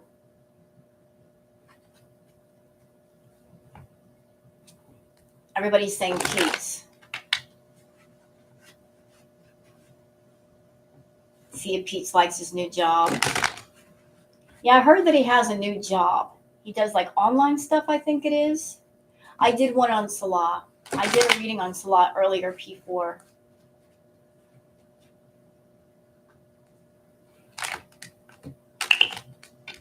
He's looking for a 2-bedroom in case Foodie comes back.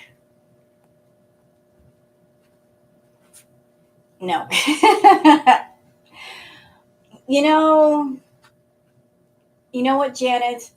Even if Pete's does find a 2-bedroom, let's think about the logics of it all. Foodie has really bad credit. She's got the bankruptcies. She essentially ran to Kuwait to get away from what she owes. Pete's credit is not so good. He just started up work. So him trying to find a 2-bedroom is going to be really, really challenging because he doesn't have a whole lot of money in the bank either. So being a single person, just finding a place for yourself is challenging. But trying to find a 2-bedroom is even more challenging. So even if he found a place, how's he going to get it? And if he uses the reference from the villa, that's not going to look good. Has gone sky high. But isn't he in Cornwall? He's not in Ontario. He's in Cornwall. Okay, Shenanigans. Thank you for dropping by, sweetheart.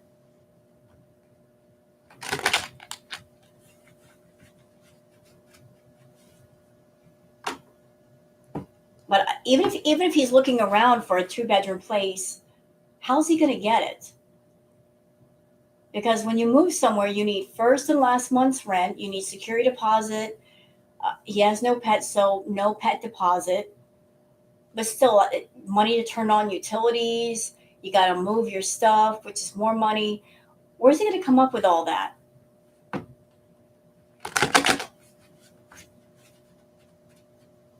That's a lot of money.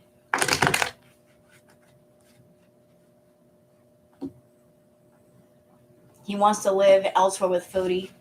If he were smart, he'd stay away from Foodie. Actually, if he were smarter, he would just say, screw Foodie, get on his channel, sit down and make a whole bunch of tea videos for all of us, and he would make so much money doing that. I mean, because you got to figure, he's known Foodie for 17 years. He's got 17 years worth of dirt.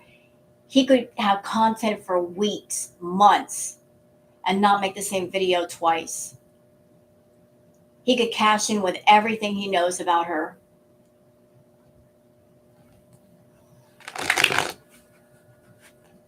But he won't do it. He's sitting on it. He's sitting on the gold that he possesses. Thank you, Cat Mega. He's sitting on a gold mine and won't release the gold. Yeah, he could make mega bucks.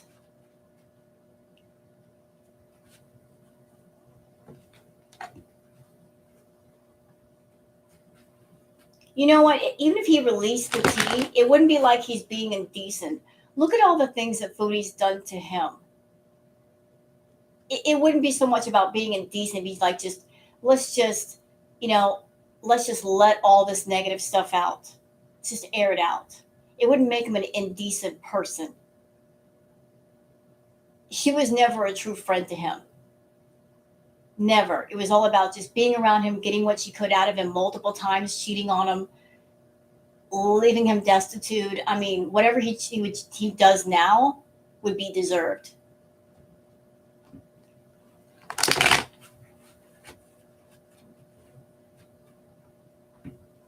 Yeah, she uses everyone. So we're going to do one on Pete's. I mean, listen, I'm no fan of Pete's either. I'm not going to lie. The way he treated BBJ, I mean, there's things that I could say, but YouTube monetization won't let me say them.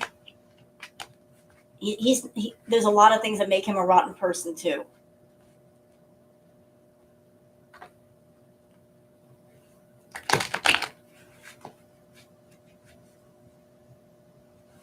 In the beginning, we all thought he was a good guy, and then he started to change and doing the things to BBJ, and I'm like, dude, I'm done with you.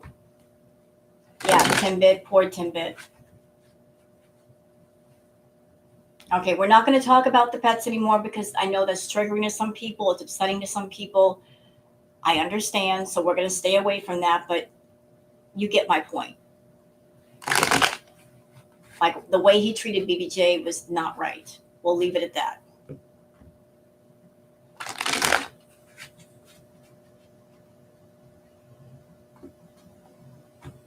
All right, so we're doing one on Mr. Pete's.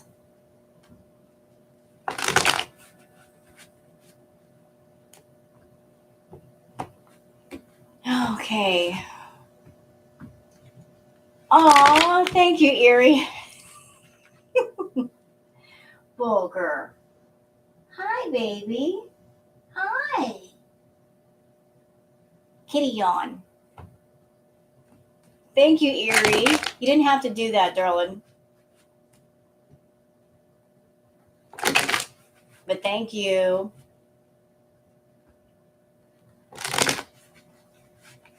You know, you guys, you're being fooled right now by my cat. You see how peaceful she is? This is a false picture right here. In the daytime, she's all over the place. She's running around, acting like a rascal. Don't believe this picture. It's not true. This is filters. She's got her filters on. You can't see the real her. This is not her all the time. Constantly getting into trouble. That's a kitty filter right there. Look at her. She's got her smoothing filter on. She's got her contour filter. Okay.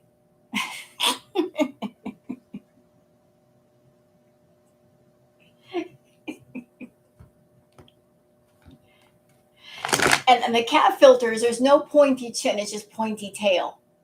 She got the pointy tail filter on. Yes, she does.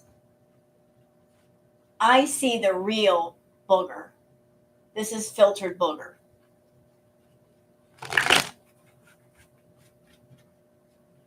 Pointy chin. How old is she? 9. What you doing? What? What, baby?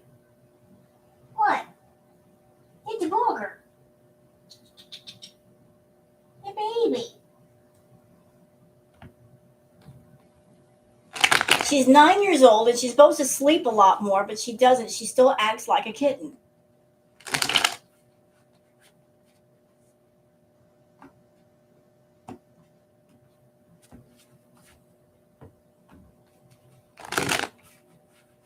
Almost 4. Yeah, she still acts like a youngin'. Like, let me get some sleep. Do I think he's a scammer? I think what's going on with Salah and Chantal was kind of the same situation with her and Natter.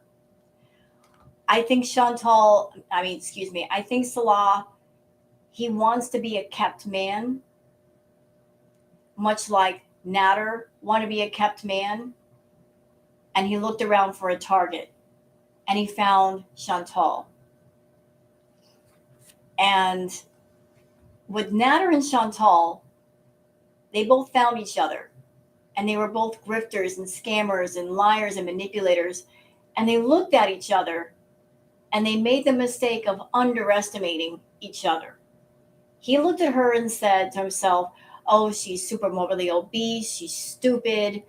She's thirsty for love and attention. All I got to do is just feed her some scraps and I can get whatever I want out of her. And she looked at him and said, oh, he's just some loser who needs money. I could take advantage of him. And then they locked horns and they found out they underestimated each other. And then everything that happened that past year was essentially a tug of war in control and power. And now with Salah, he was looking to be a kept man, and she wanted to essentially play house with somebody. Okay, you be the husband, I be the wife. She wanted that fantasy. He thought he could handle Foodie, but he wasn't ready. He wasn't ready for all of Foodie and her obsession with food. He found out too late. He found out when she moved there. He found out when she moved there. Okay, Comfort. I understand you got your bedtime. So it's a situation of two people that were looking to scam each other for different reasons in different ways. And now one of the scammers, Salah, is like, what do I do now? I have a goal. I want to reach the finish line. But at the same time, I've got this person that, it's just a constant tornado of chaos. Just trying to mitigate all of the aggravation, trying to get to the finish line.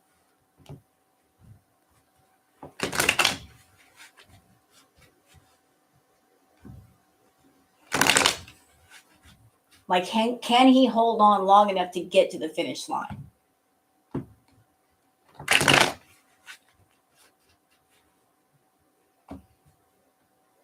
Right, he had no idea. I think she lied to him about her with the food. I think she might have just told him, look, this is what I do on camera to make money. But Salah has no experience with dealing with somebody with a BED. He doesn't know how serious it is, how out of control it is. Like she's constantly sending him out to get food, get food, get food. And it's exhausting. Like he can't do enough that way. Like this whole thing with her food it's a problem that's over his head and will continue to be until she gets help.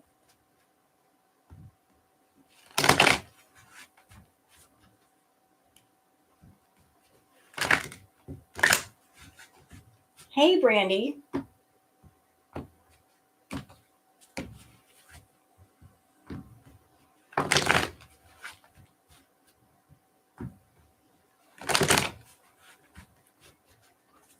Hey, Maney Main. Hi, Miss Rose. I love your energy and wonder if you can do a reading for me. I just applied for a job and I want to know if there is a good news waiting for me. Thanks.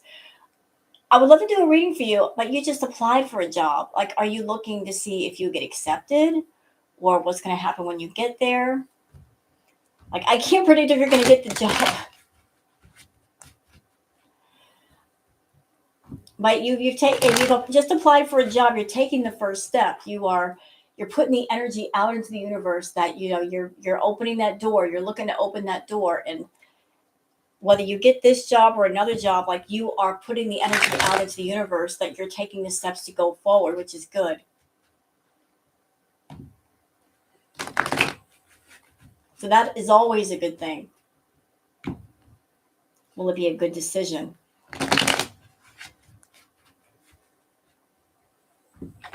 And thank you for the super chat. Well, applying for a job is always a good decision. Like you're looking to make money, you're looking to support yourself. How can that be a bad decision? How can a good dear friend who's in this room told me, like, what if you don't try, you will never know.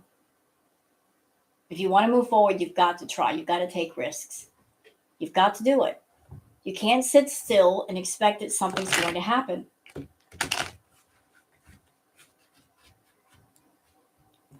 So you got to take those risks. You've got to move forward.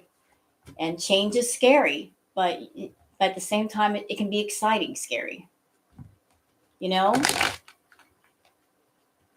Never be afraid to do something. Salah may not spill the beans. It's not worth it. Well, as long as he's getting a paycheck from Chantal and as long as she's there, he's not going to say anything. Now, if she were back in Canada and things were over, he might say something. Might. Might. Might. But as long as she's there in his face, as long as he's getting paid, he'll be the good boy on camera. He will. He's getting his paycheck. He'll smile and say, yes, I love my wife. He'll play his role. Thank you for the super chat, Brandy. If you got the right energy, I missed mine last night. Thank you, Brandy.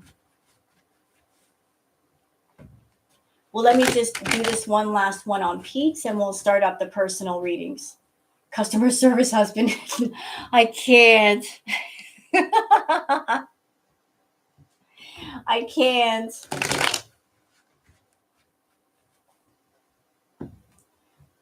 Oh my God, customer service husband, I'm dead. That is too much. 1-800 dial a husband.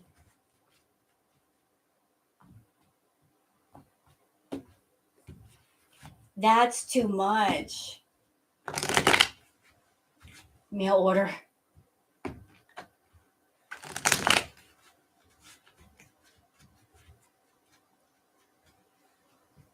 You know, I'm going to say something crude before I started on the thing with Pete's. Y'all remember long ago when Chantal talked about getting a doll, a life-size, let's just call it a pleasure doll. Y'all remember that? Remember I have to say Sax, the Sax doll. She talked about getting a Sax doll. That doll was $2,000. I looked it up. And it looks a lot like Salah. Yes, it does. Sure does. I looked up that model. It looks a lot like Salah. But here's where it gets funny and sad. That doll, even at 2,000, she said that doll, she wanted the doll to talk to her.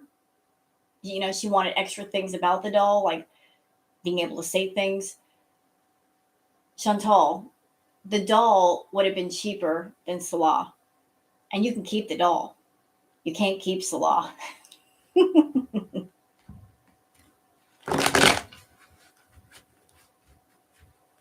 I know she should have just bought the doggone doll. But I remember her talking about that special doll. And I was like, yeah, it's expensive, but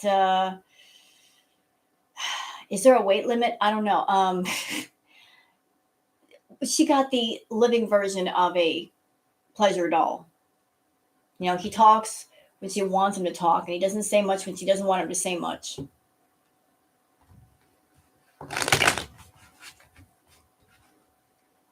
So I just think that's funny.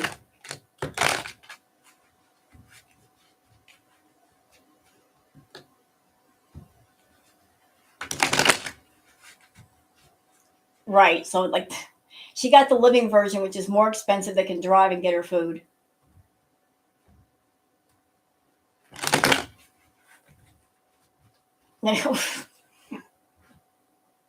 Not the bouncy castle. Not the bouncy castle. I'm done. No. Not the bouncy castle. Nuh-uh. I can see the bouncy castle in my head. I used to see them all the time in my neighborhood. Them all like blowed up in the backyard, a bouncy castle. Stop. Okay, I'm getting that picture out of my head so I can do my reading. Bouncy castle. All right, that just took me out.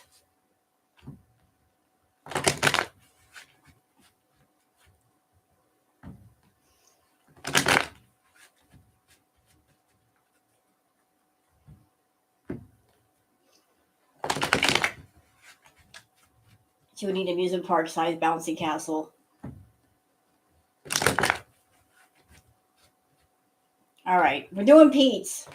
Damn it. Y'all are, I love this chat. Y'all are snarky as hell. I love it. Give me more of it. I love that sassiness. Bring me the sassy tea. I want tea with spice in it.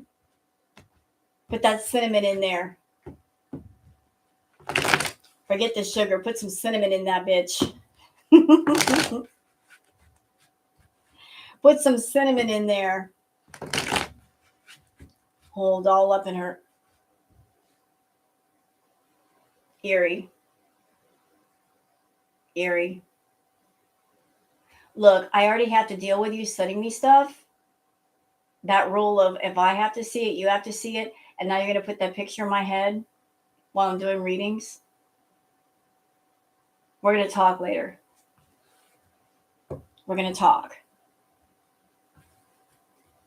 I love you. You're like my sister, but we're going to talk.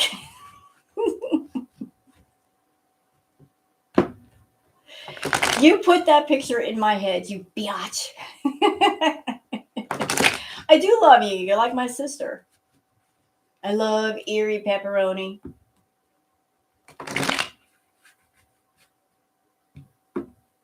Bouncy castles, and y'all putting some profane pictures in my head. Rude. All right. I love you. I love you, man. I'll give you a Mountain Dew. I'll share my Mountain Dew with you. All right. Enough blabber. Let's do this about peace. Ooh. Okay. Okay.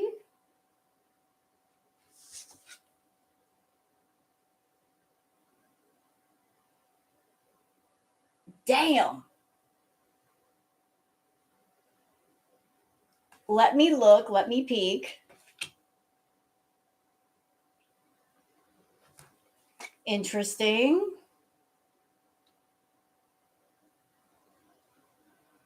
I will explain. Let me just put down the rest. I need the picture. I need the full picture. Hold on.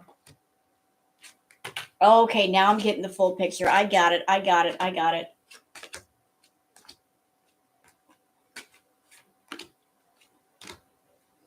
Yeah. All right. Mm-hmm. Okay. So the first two cards were the Judgment card and the World card. This was on top. This way.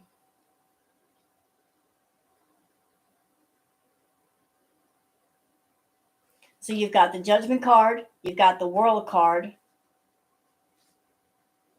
Foodie, you telling all kinds of lies to everybody, ain't you?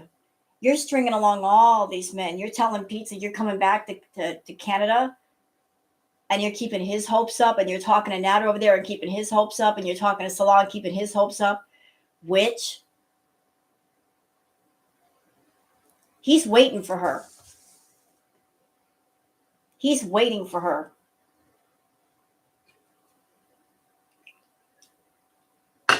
Not only that, but I'm getting this message right now, this whole thing of him getting a job and making money.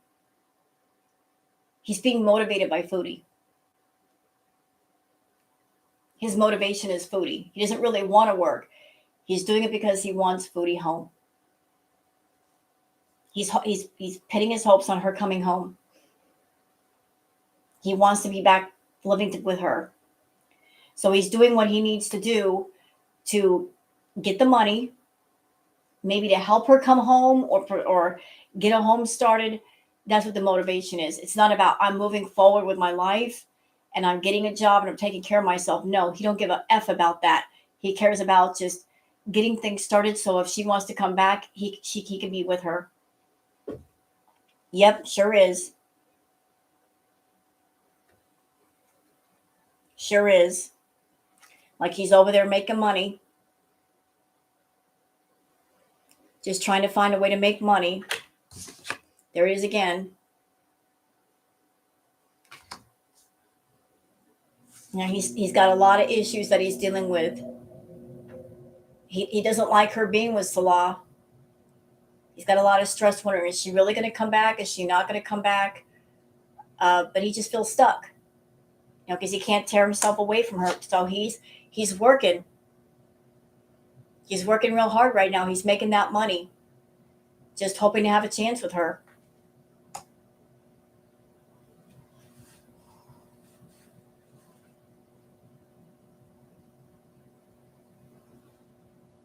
Like he's hoping for this.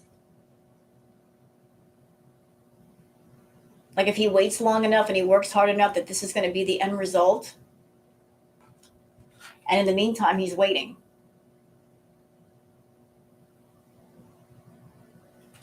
So that's where he's at. He's like this whole thing of him working and making money. That's because he's hoping, like he remembers when he was a foodie, he had a job, he had money, and now he's essentially broke. He's got nothing to offer her. So there's a hope in him that if he has something to offer, that she will come back.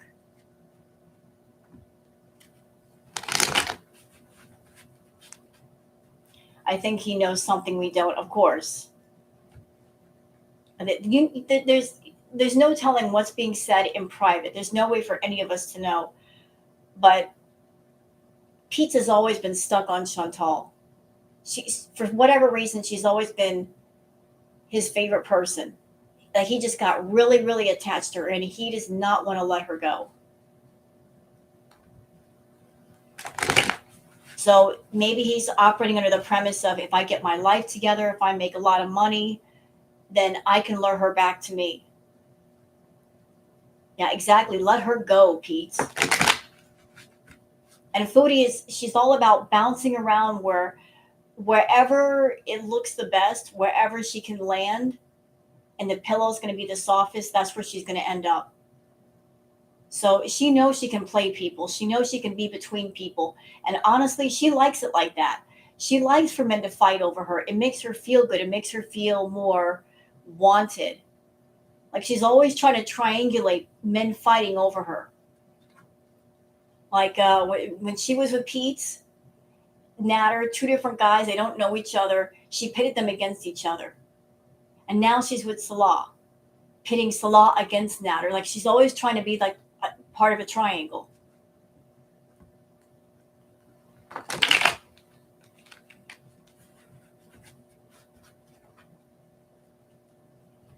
A gummy bear. I still remember the gummy bear song. It's in my head right now, Erie. 'Cause I'm a gummy bear. 'Cause I'm a gummy bear. I miss the gummy bear song.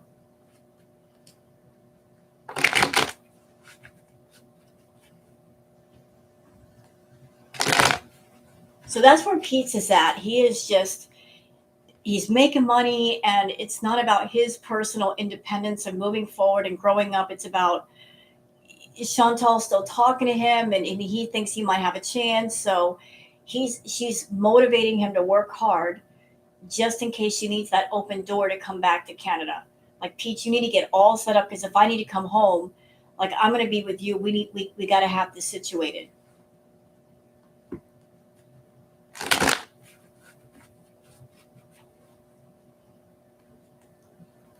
Okay, so that's it for the readings for all the Foodieverse. Like, one of Erie just sent me the picture of who's in line for the readings. Hold up. So, Brandy, you wanted a reading? Is Brandy still here?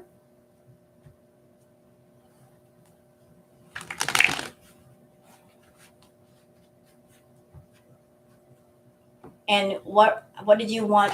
You just want a general reading? Yeah, that's Bulger.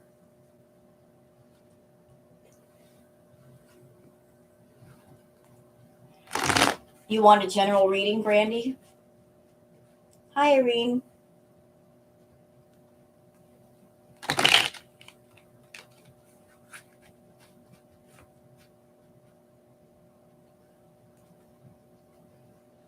Yeah, like if you want a reading, just leave a one. Erie is essentially making a list for me of people who want one. And like I said earlier, if I reach a point where my cards start acting up because they get too tired, or if I feel drained, don't get offended. I will just have to save the reading for next time. So please don't get angry if I can't get everybody. Erie's making me a list of people who want readings right now as we speak. She's keeping track. Thank you, Erie. I might be able to do like 4 or 5 readings tonight. I won't be able to do like 20 in a row. So there's some of you I might not be able to get to. So don't get mad. If you don't get a reading this time, you might get it next time.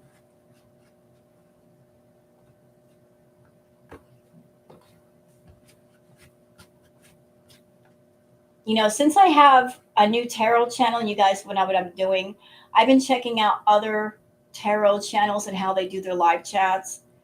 And I saw one, and I'm not going to say the name. This person, they were basically in the title that they had a queue of people, but to get bumped up in the queue, you had to, you got to send some money. I don't like that system. I think it's kind of crappy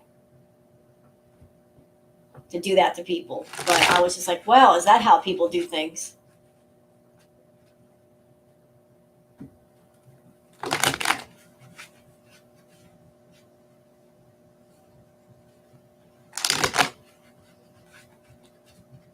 Yeah, exactly. Pay to play. I mean, hey, you can do whatever you want with your channel. I'm like, wouldn't that make people angry if they're in a queue and then somebody tips and then suddenly they get pushed up in the line? Wouldn't it just make people really, really angry if they're waiting and then somebody else gets bumped ahead of them? No, Brandy, I'm gonna do your reading.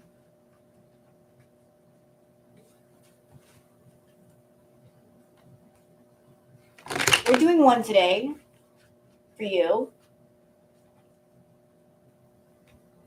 So you want a general reading, Brandy?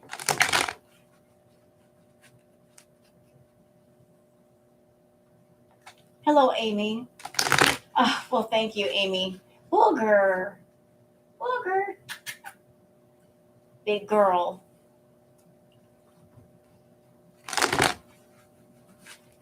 No specific. Okay. All right.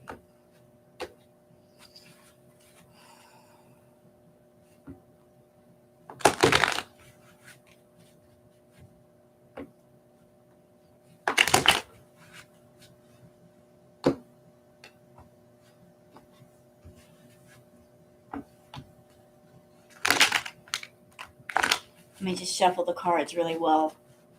Clear off all the energy from the other readings. Let me focus.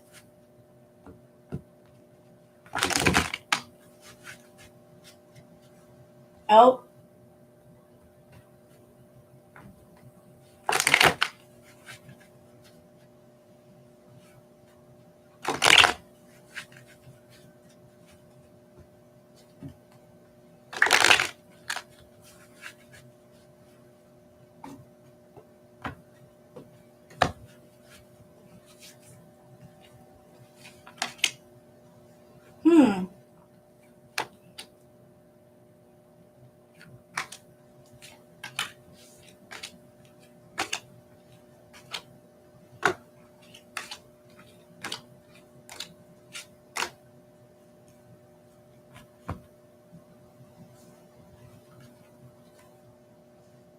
Let me look.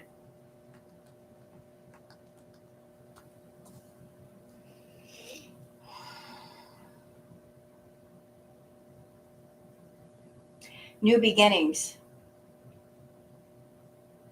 I see some new beginnings for you.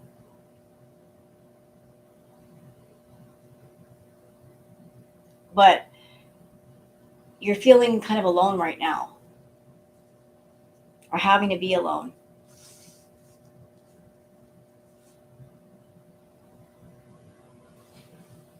You're trying to get things started.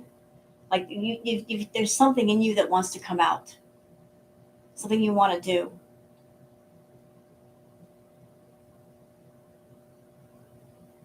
You're feeling There's a sense of aloneness here.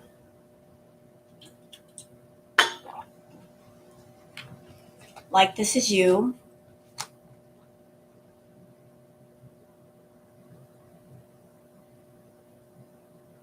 So that the prosperity, new beginnings, uh, new projects, something creative, something that might make you money or give you a sense of spiritual, emotional, mental fulfillment. You want your cup to overflow, but you feel very much alone.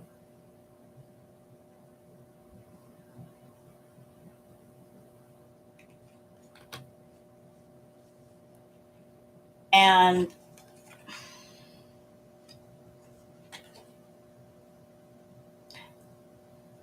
I don't know if there's somebody pushing back on you, like this was this way, somebody around you that is kind of like pushing down on you.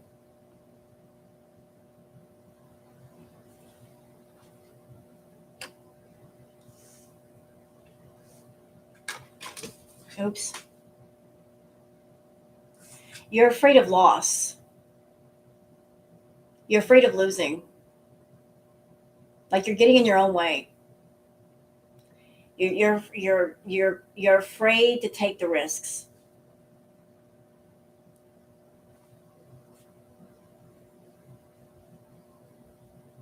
But if you take the risk, you're not going to be as bad off as you think. It's just something is stopping you from really pushing forward. Really pushing forward.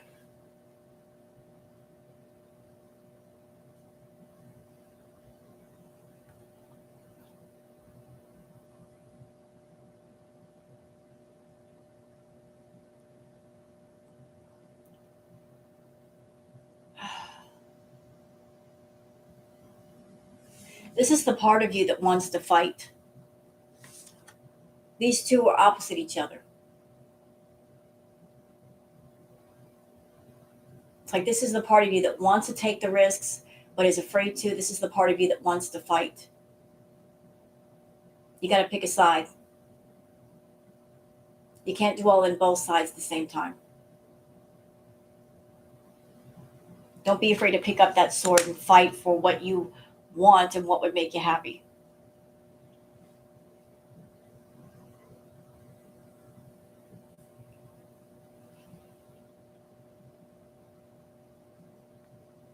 And you've got ideas in your mind about things you want to do, places you want to go. Like the road is open in front of you. The road is open and it will open up to you. But again, you're getting in your own way. Whatever that's inside of you from the past, whatever that has hurt you, you've got to make peace with it. You got to let it go. You can't get in your own way. Take these swords out. Whatever it is you got to do, take them out. They're holding you back. That's what's stopping you. The past is what's stopping you. Like your own fear, your own, you got ghosts inside of you. You got to get rid of them. You got to just banish them from your soul. Because if you do, this is what's going to happen. This is the end result. But you got to get rid of that.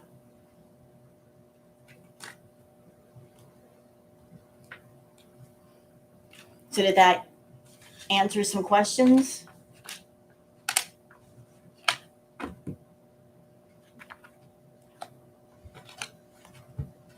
That answer some questions for you?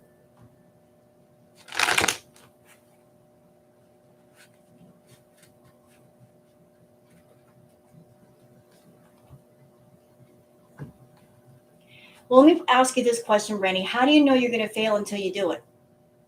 You're anticipating failing before it happens. So by not doing it, you've already failed. If you get there and you fail then. But by not moving, you've already failed. If that's what you want to do, if that would make you happy, that's what you should do. If there's a part of you being called to go home, there's a reason. How will you fail everyone else? The thing is, we as people, we write our own prophecies. If we say to ourselves, I can't do it, or I'm going to fail, then you've already written a prophecy for yourself that then you're going to turn around and fulfill without even knowing it. But if you say to yourself, I'm going to succeed, I'm going to make this work, then it will happen. You're manifesting that. You will thrive. You'll be fine. Things will not be as awful as you think they are. Fear is the mind killer. It's the dream killer.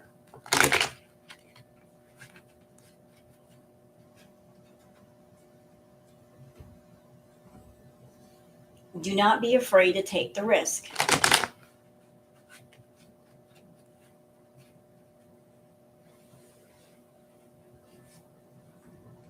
Don't be afraid.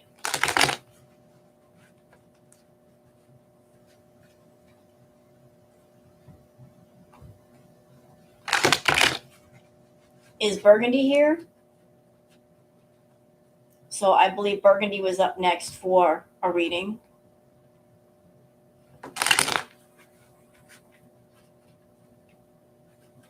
Okay, Burgundy. And what kind of a reading would you like?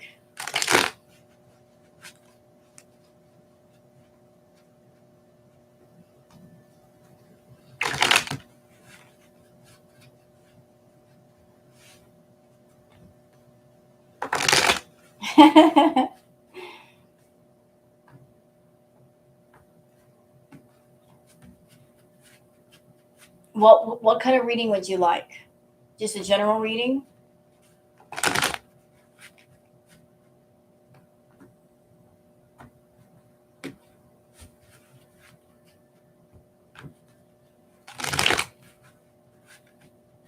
Anything that shows just a general reading, I guess. All right, fair enough.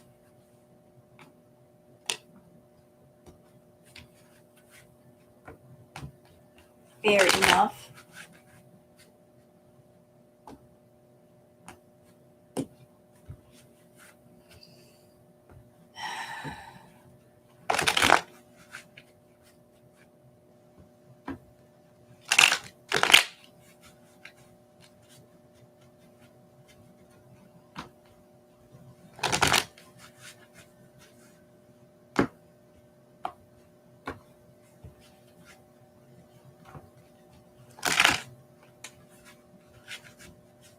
All right.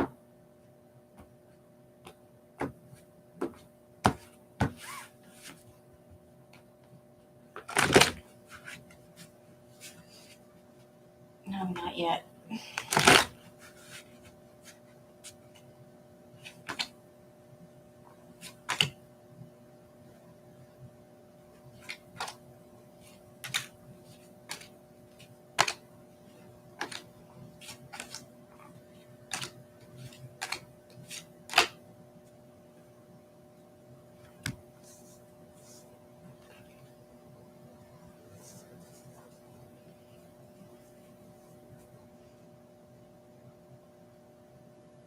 You got money on your mind.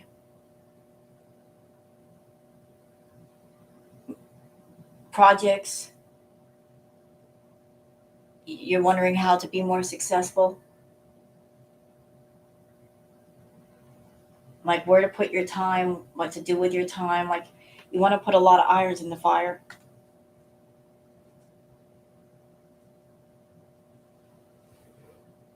A lot of irons.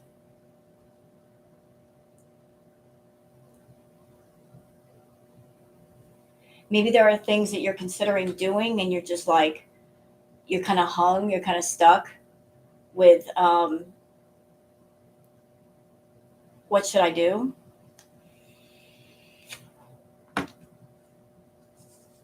Okay. This was the first card.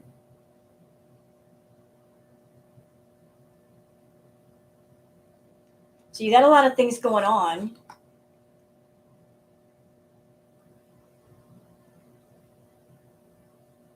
Yeah, there's a lot. You're a very busy person, Burgundy. Like I see irons on the fire. You're just like doing so many different things, wondering where should I put my time? What should I do? And you're always looking to do more, do more, do more, do more. You're very motivated, very, and that's not a bad thing. That's not bad at all. But sometimes you do so much that you're like, am I doing too much? Like, where can I put my time, and where is it going to be wasted? And is this a waste of time over here or there, everywhere? Just judgment. You're always second guessing yourself. Always second guessing yourself. Because you're always busy, busy, busy, busy, busy, busy. There's somebody around you that's really like iron fist, strong, that you have to deal with. Sounds like it.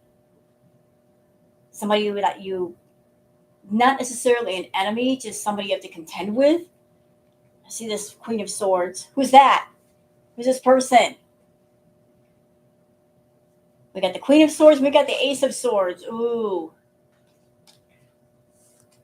Bosses, authority, business partners, something. The good news is it looks like the money situation is good.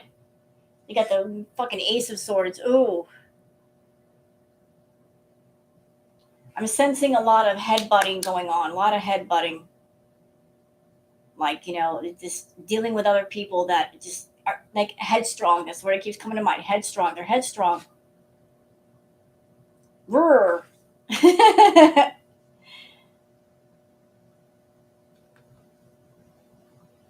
And you also constantly wonder about, like losing, gaining, losing, gaining.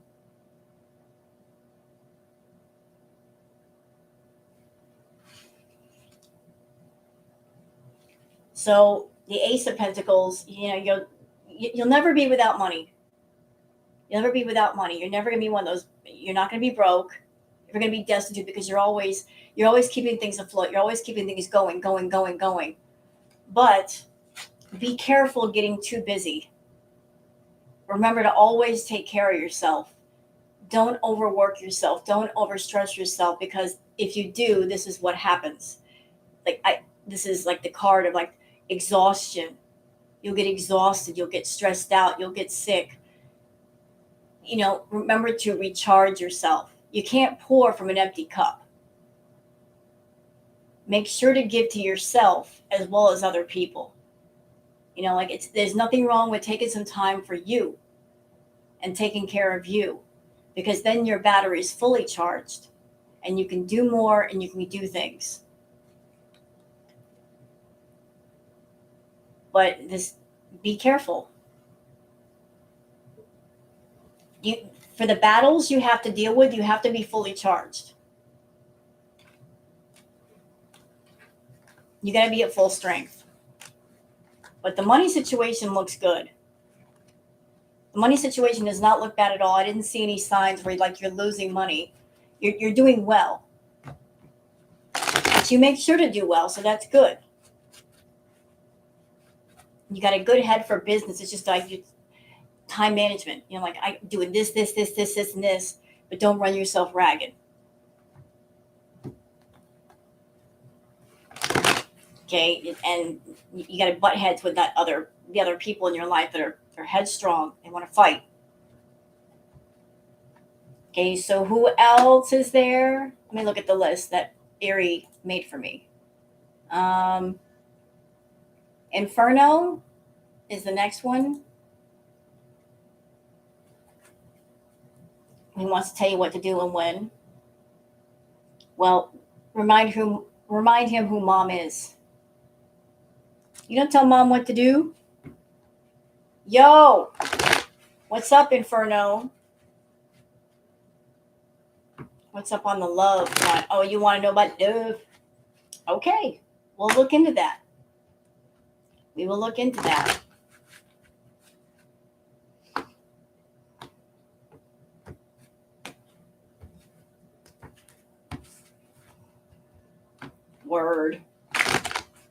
Okay.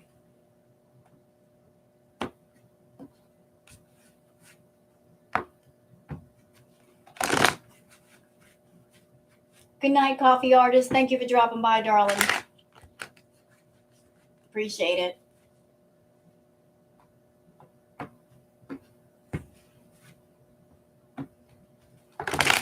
Ah,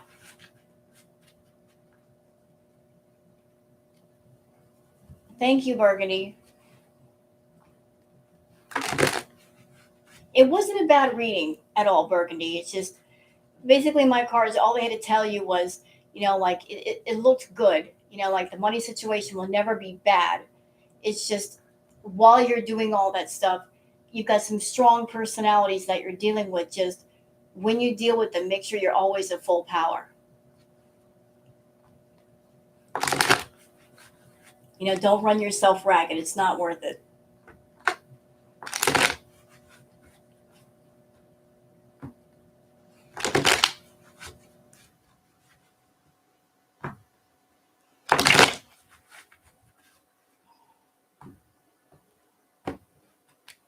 Right. You're on the good side of it.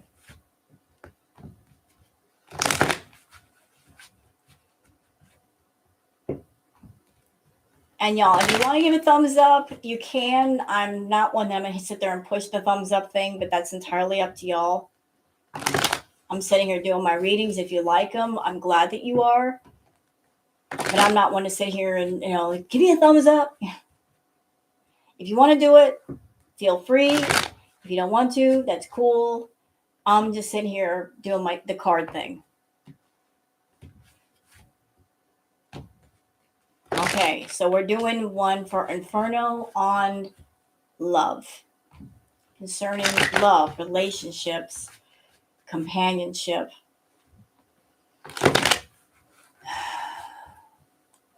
And I'm not going to ask any leader questions. I'm not going to ask any questions and just go with the questions and give answers. I don't do readings like that. I think they're phony. Like, you guys are coming to me for answers, not me looking for answers from you.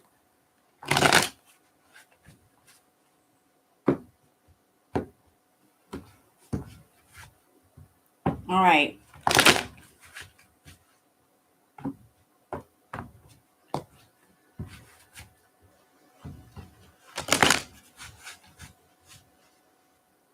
So we're looking about love for Inferno.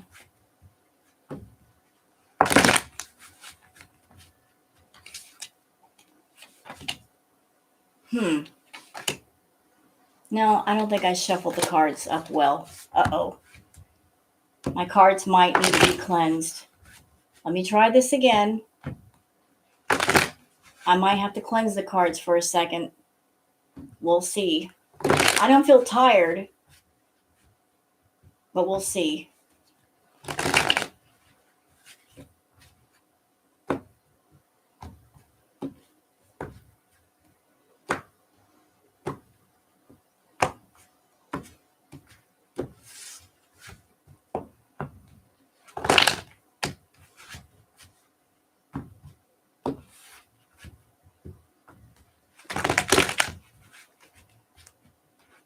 All right.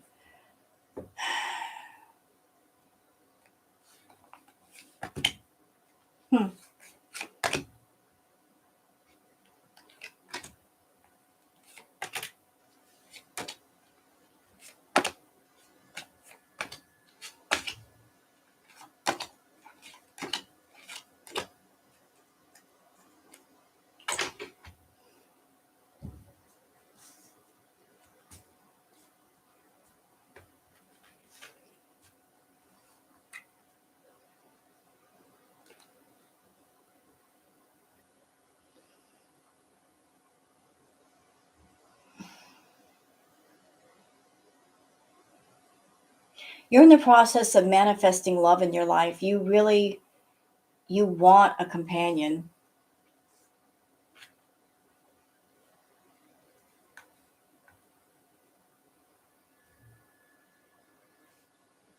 You want a companion.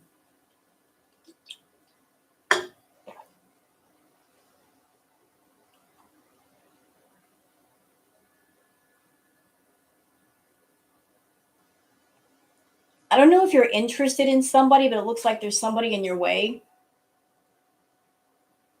Maybe somebody's dad or grandfather.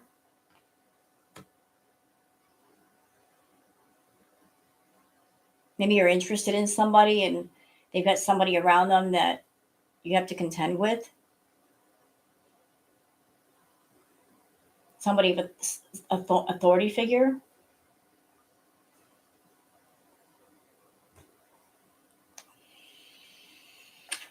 But if you want love, I'm just seeing between the Lover's card and the Magician.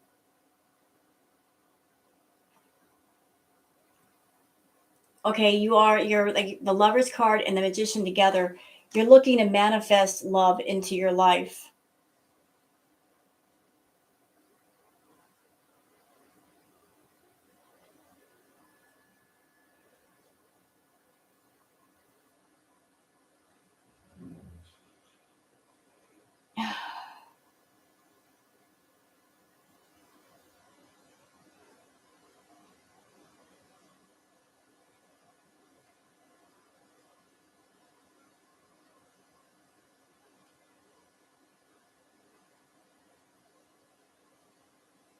I don't know if there's somebody you're interested in or somebody you've been thinking about, but I'm picking up that maybe you think that if you become more successful or you do more, that you'll have a shot at whoever it is that you're looking at. Like you have to build yourself up somehow to get that person's attention, to be more appealing to them. Like that, maybe that's the mindset that you're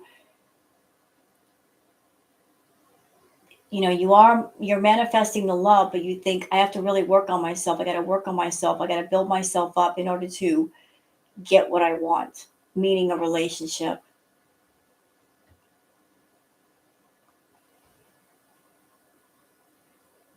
That without that building up, that you won't have the success that you're looking for.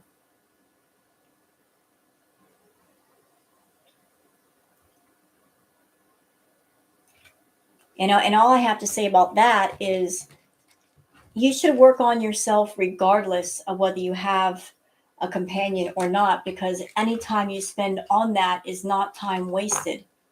You still reap the reward of being a better person. Because if there's somebody out there for you, you will come across them when the time is right. And if you're the best you that you can be, that's only going to make things easier and happier. But I'm just getting a sense that you are under construction, that you are manifesting wanting the love, but at the same time you're working on yourself, which is really good. But don't base the being in love or having a companion as the deciding factor on whether you should work on yourself or not. Work on yourself regardless. Be the most positive, best you that you can be. Whatever time you spend on that will not be time wasted. It won't be like, well, I did this all for nothing. No, you do it for you. Do it for you. Not like I got to be good for the ladies. No, be good for you. Do it for you.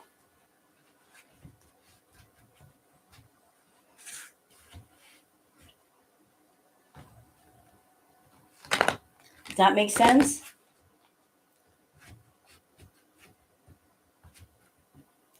Your head and your heart are in the right place.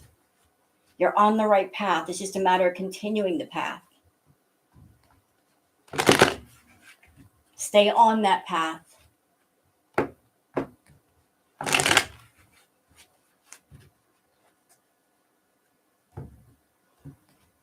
Even if you find little bumps in the road, don't get off it. Don't get off it.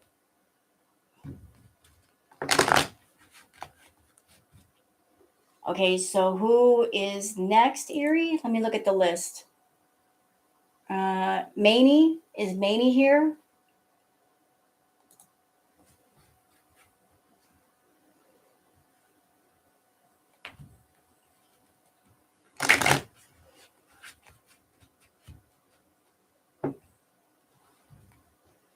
I don't know if Maine is here or if they left already.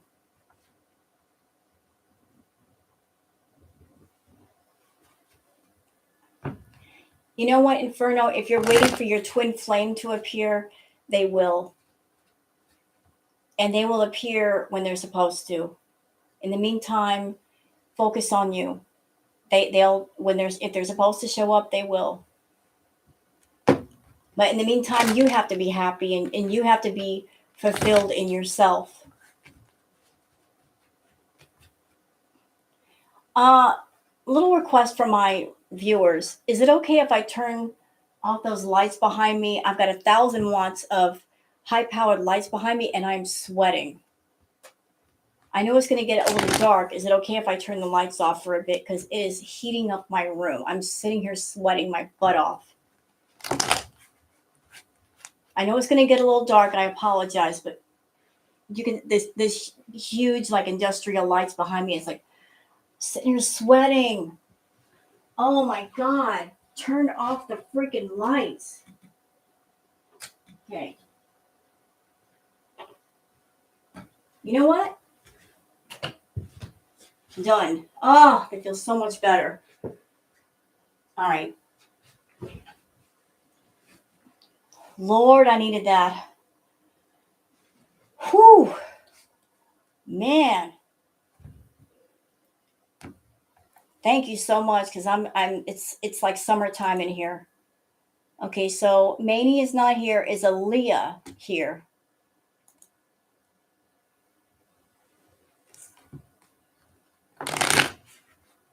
Is Aaliyah here? Hi, Aaliyah. I know I'm getting a suntan.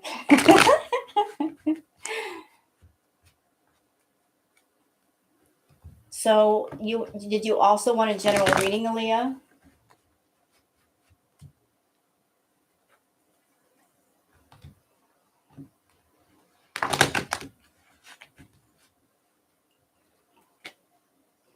Just a general reading, whatever the cards want to say.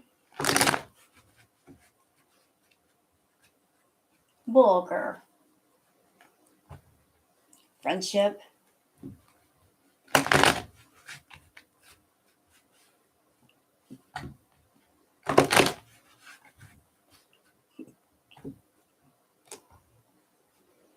The rose booty. There's not much to look at. Friendship. You're asking about somebody.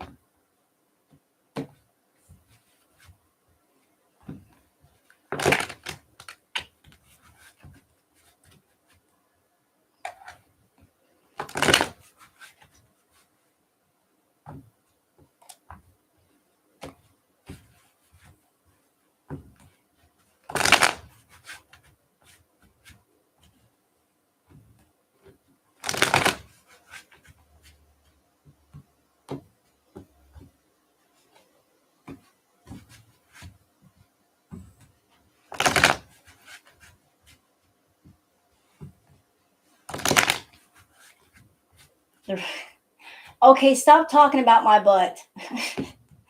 That's not that kind of stream. Let's not talk about my butt. It's just a butt in a pair of pants. So what?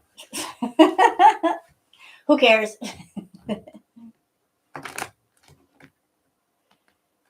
At least I have some pants on, unlike Foodie. At least I wear my pants. I don't turn my camera on and not wear pants. I keep my pants on. Thank you very much. What kind of reading? Like, well, if there's like a general question, it's like, people are asking about business or love or one area they want to focus on.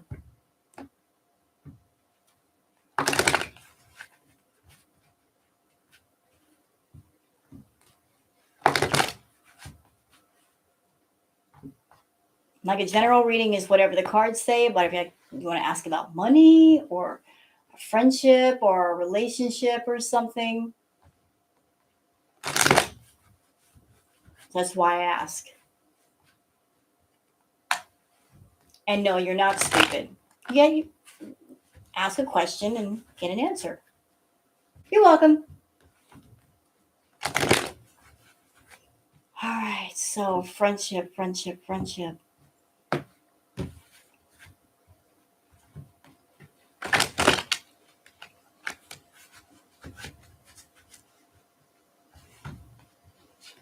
asking about a friendship.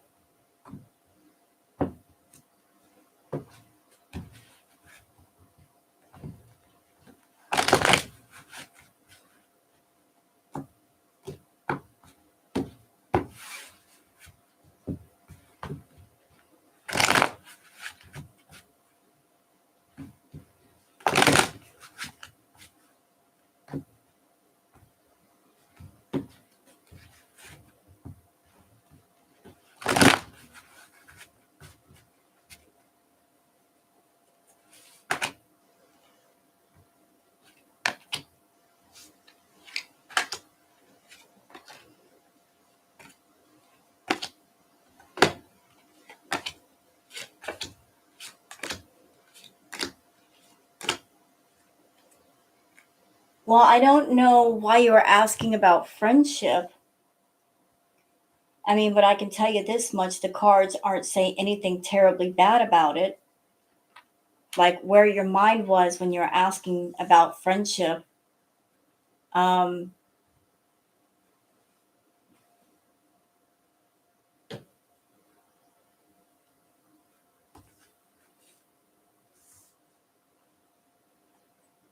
you miss this person. You were really, really close to this person. You miss them.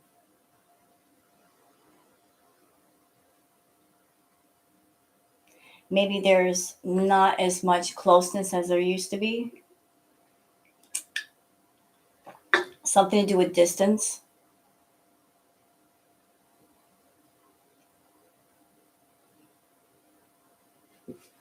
Something that might be keeping the two of you apart.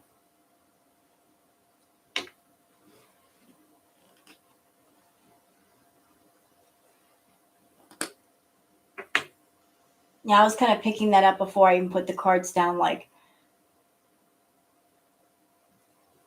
you have a close friendship with somebody and it's not as close as it once was, and it's making you feel sad, and something to do with distance. Maybe they're far away now, either physically or just you drifted apart. But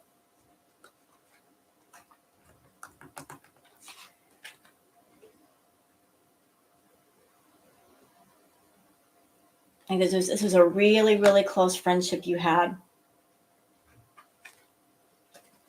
Really close. Best buddies.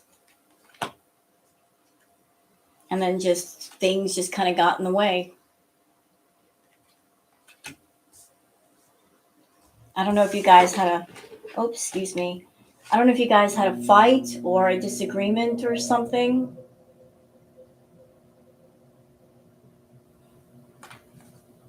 but it led you to feeling alone,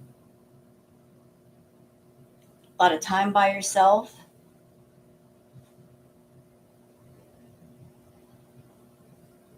But if you're feeling down about it, don't worry. I mean, because I'm sensing the person, they'll come back in time. You know, it's going to take some time, but they'll come back around.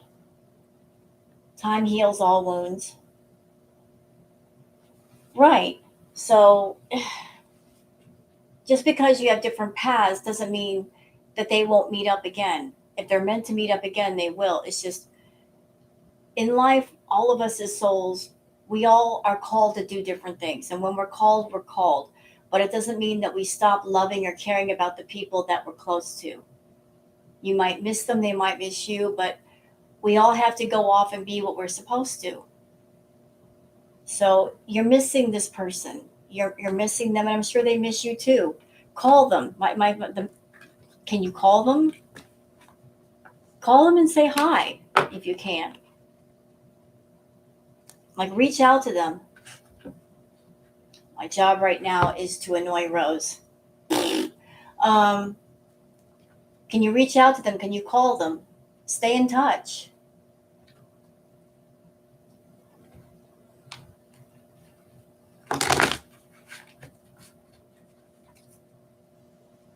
Like don't be afraid to reach out to them. Say, hey, I was just thinking about you. I miss you. Hope you're doing okay. Get a conversation started. Right. Well, do it.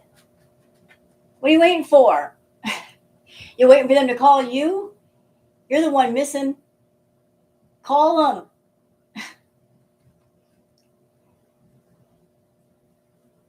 It doesn't have to be anything major. Just text message, call, reach out to them. Right. Just say hello. How are things been? You don't know what to say? It's easy. Just say, hey, so and so. Like it's been a while. I hope things are going well. Was just thinking about you. Give me a call sometime, or let me know when I can call and talk to you. Was just thinking about you. And if they're thinking about you too, they'll call you back. They'll text you back. You're opening the line of communication. That's important. Keeping it open, extending the invitation to talk. And if they don't respond back, then you can just say to yourself, well, I extended the invitation. I opened the door. And if they're choosing to not walk through it, it's not because the door was closed. The door was open.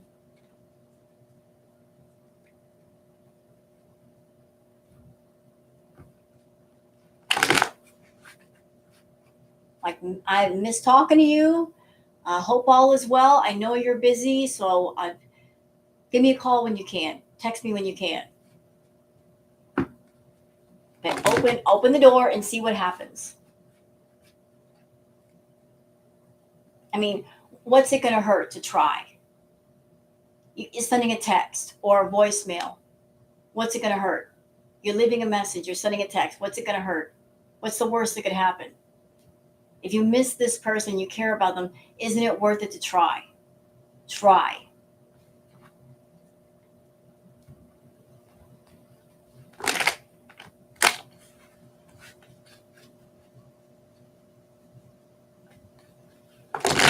Okay, who else do we have on the list here? Let me look.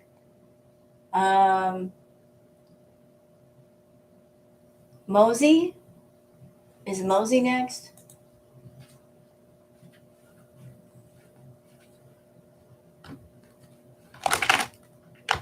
Hi, Mosey. How are you?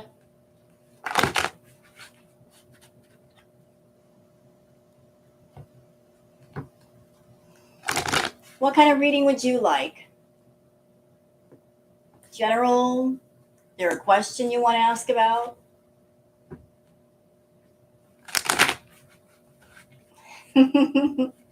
You got good energy, Mosey. I'm picking that up. You're a happy kind of person. You like to laugh.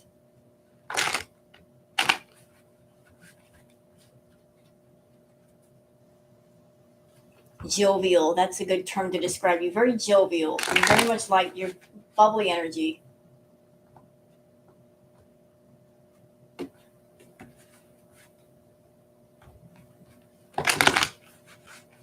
So a general reading. Okay.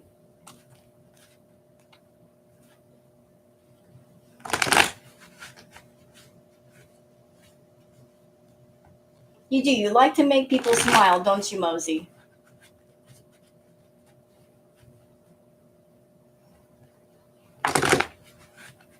I'm picking that up already. You got sunshine type energy.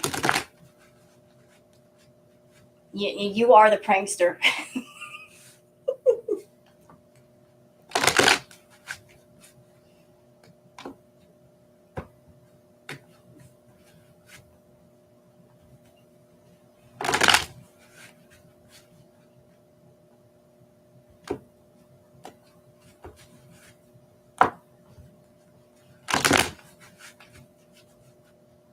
All right.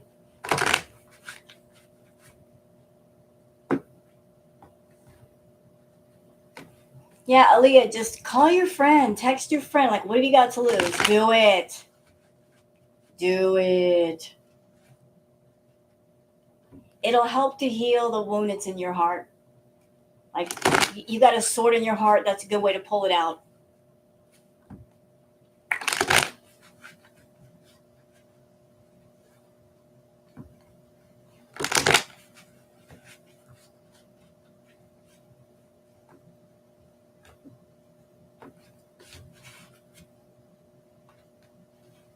If you call or text, they're not going to yell at you.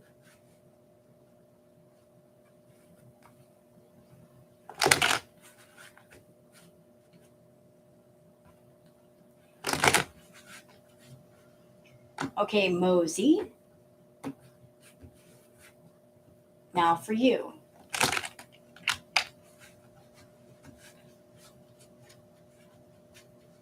You're not you're not bothering them.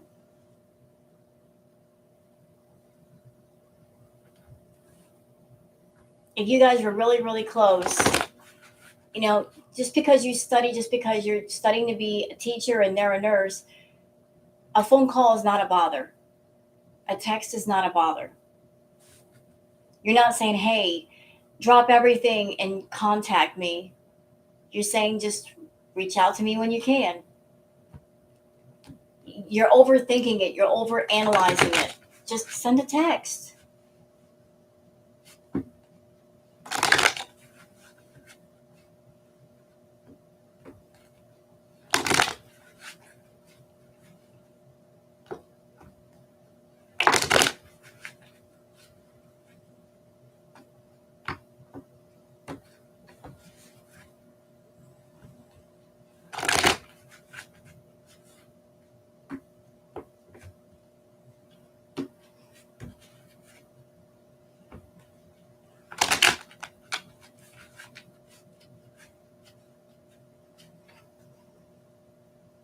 You know what though, Leah? It sounds like you're carrying the sadness from those previous relationships onto the relationship that you're concerned about right now.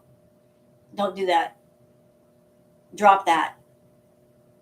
I know you're hurting from those past friendships, but don't carry that extra weight.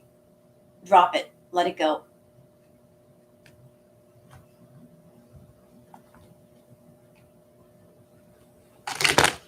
Is doing you no good. The people, whatever hurtful situation that happened with those people, just keep this in mind. That was then, and this is now. And what other people have done has nothing to do with the person you're wanting to talk to. Don't make them pay for a crime that they've not committed. Do you understand? Whatever's between y'all, whatever's happened between y'all, that's focus on that, not on stuff that other people did. I know that it's hard. Like it makes when you've had people hurt you, that it makes you wary. I understand that. I understand the walls and being cautious and all that, but you can't carry all that weight and transfer it to another person. And oh, all these people did this stuff to me, and then you're transferring that worry to somebody else.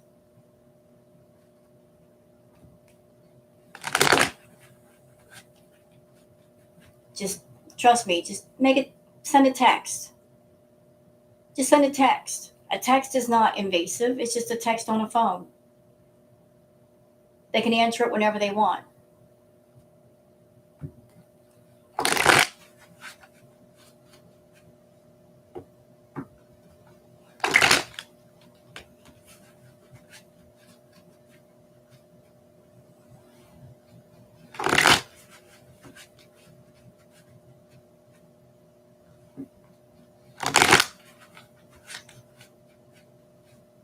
All right, so we're doing Mosey. You ready, Mosey? Okay.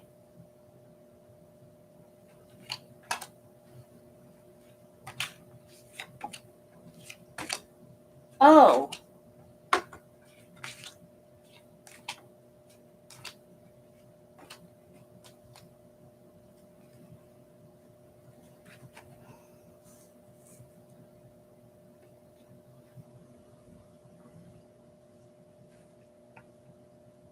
Mm.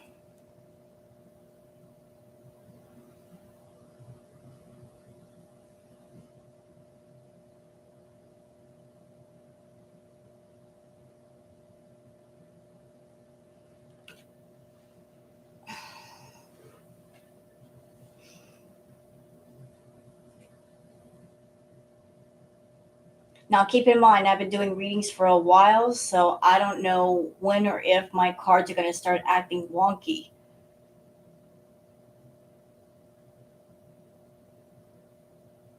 I don't want to get into specifics here.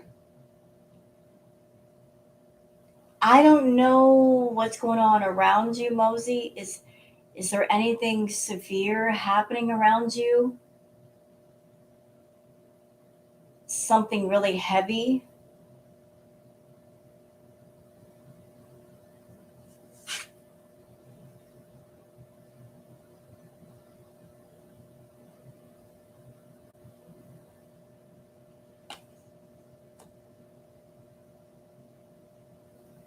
Because it looks like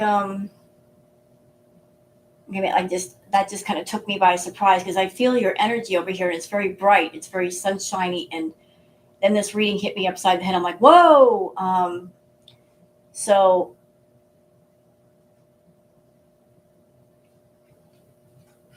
this is what I'm looking at. Got the Judgment card, and then you got this card on top of it.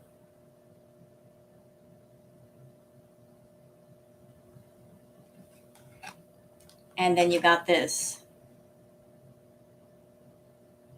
It looks like there's a lot of you're burdened with work with like a lot of work right now.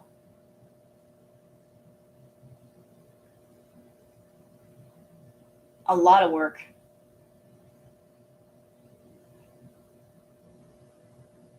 Like it's just work is a lot for you right now. Maybe there might be some conflict at work, which might be causing this, stress and pressure and frustration. And there are other people involved, which maybe are the causes of the stress. Like you're surrounded by people at work, and you might have thoughts of, can I go somewhere else? Can I make more money? Like you're thinking about, like, you're considering your options for, should I go and do other things?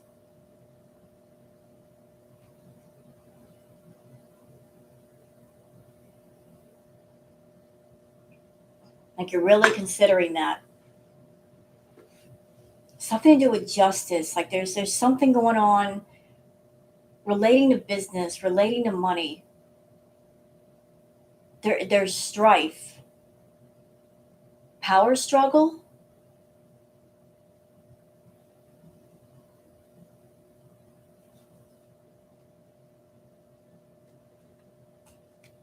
As far as you considering your options, the words that pop into my head are plan carefully, move carefully, like really plan it out carefully.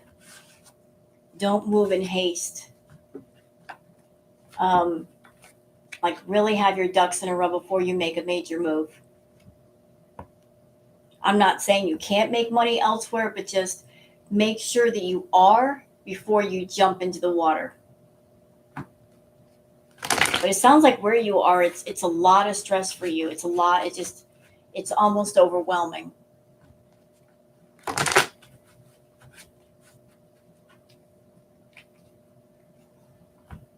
Does that make sense?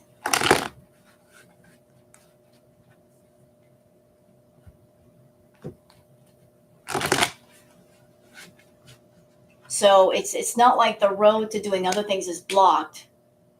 It's just that there's so, I guess there's just so it's conflict.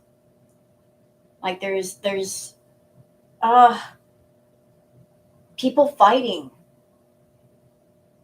power struggles, authority. Uh and it's breaking down the morale of people and who you work with. It's negative energy, and I know you want to get away from that, but plan carefully if you're going to get away. So if you're going to get away from that, just plan carefully and think hard about what you're doing and make sure that your move is going to be a solid one.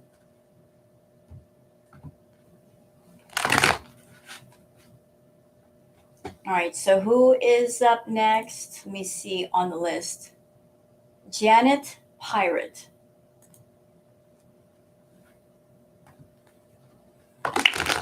I'm looking at your list there. It said Janet was next. Is Janet not here?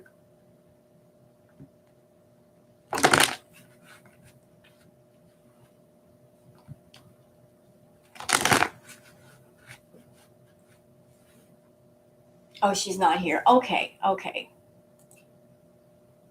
So Marion? Okay. Got it. Thank you. Thank you, ma'am.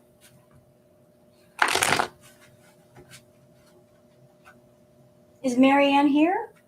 Oh, there she is. I'm sorry. I just had to scroll up. I'm old.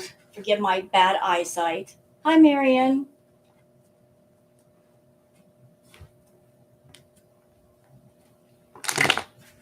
You're welcome, Mosey. My pleasure.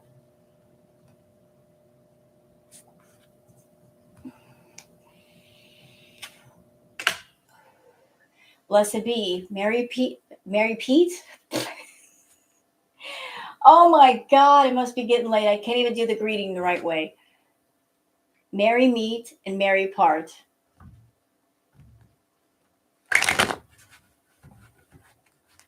Blessed be back, sister.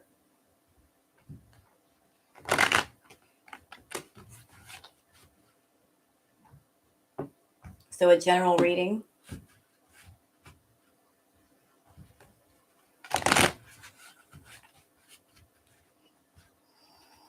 The shisha? You mean the shartsa? It's a shartsa. Okay, Erie, thank you. It's a shartsa. Remember, it's a shartsa because it sounds like a wet fart. We're renaming the shisha to a shartsa.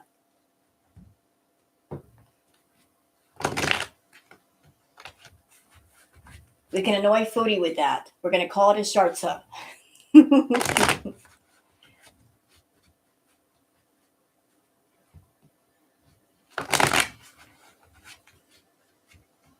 Right, you know what? Hold on a minute. I'm going to do something. Give me just a second, Marianne. I got to do something.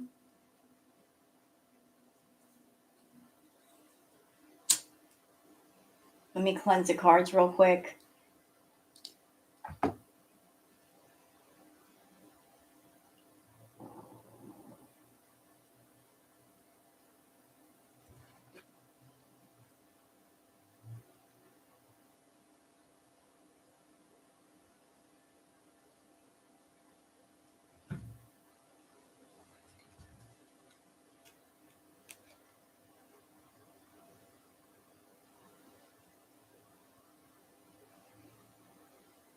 Just give me like a quick cleaning of the cards. Get the energy off.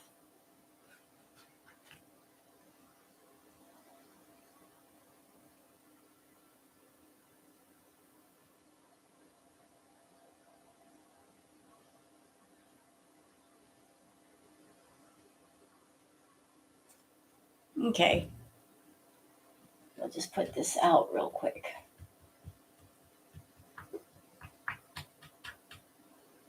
Sometimes cards get tired. I'm not feeling tired. At least I don't think I'm tired. All right, so general reading, Marianne.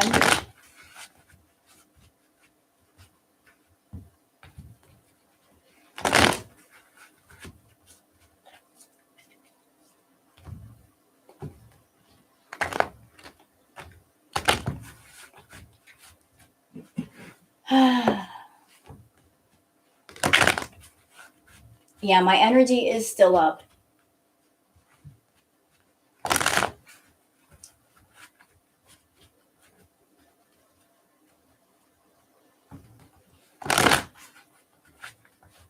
I got hungry. It's back. You got hungry. You had the munchies, the nom noms.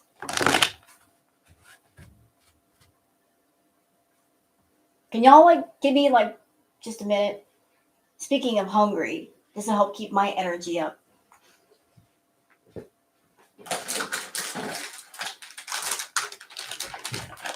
Hi.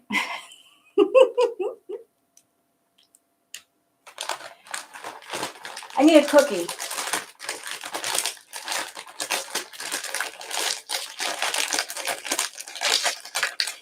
I never tried these. This is not a mukbang. Oh my god, it smells like coffee. Oh, Java chip flavor, coffee flavor cream with chocolate chips. Look at that. Oh, I'm gonna have fun with these.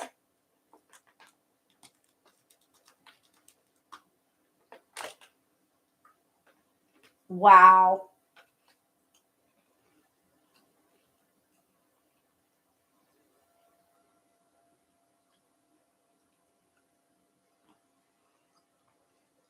Yeah, Java chip Oreos.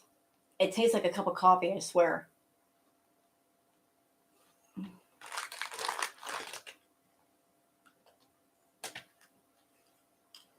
It's not as sweet as I thought it would be.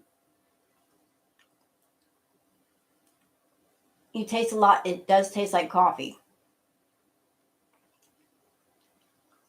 Oh my god.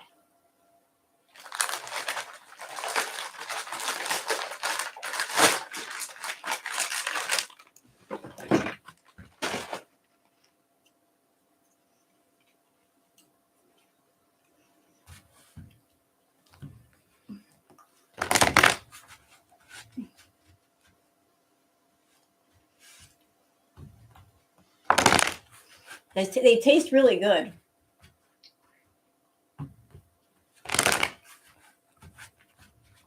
You know what, Erie?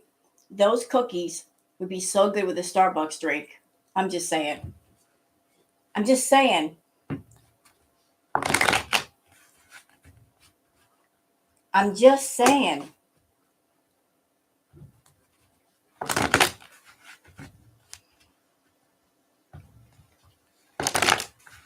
All right, back to what I was doing. Da da da. I had a power pellet. I can go on.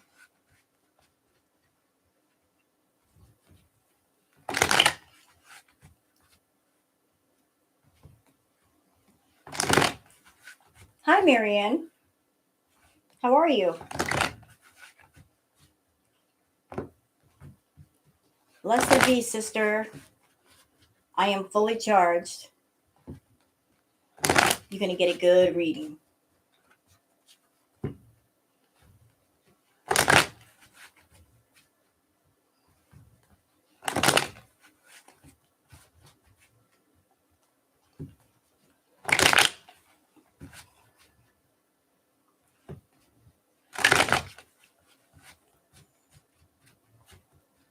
There's new flavors out.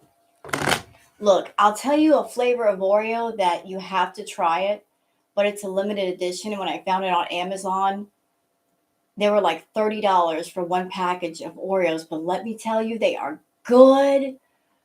Oh, they were good. It was like a fudge brownie salted caramel Oreo. You must try it. It's to die for. It's to die for. But it's a limited edition but it's so expensive. But it's good. Salted caramel brownie something or another Oreos. Oh, it's good. For $30, dude, I can go to the bakery and get an entire cake for that much. So screw you, Oreos.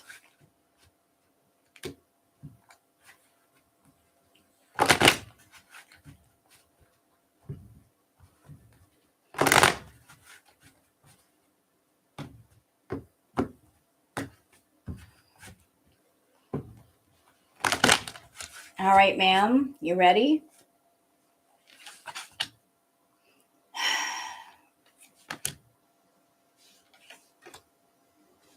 Oh, okay.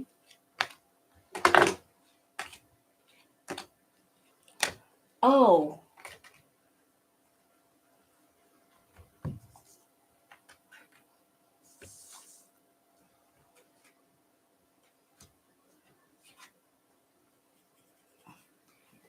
what are you afraid of? Marion, what are you afraid of?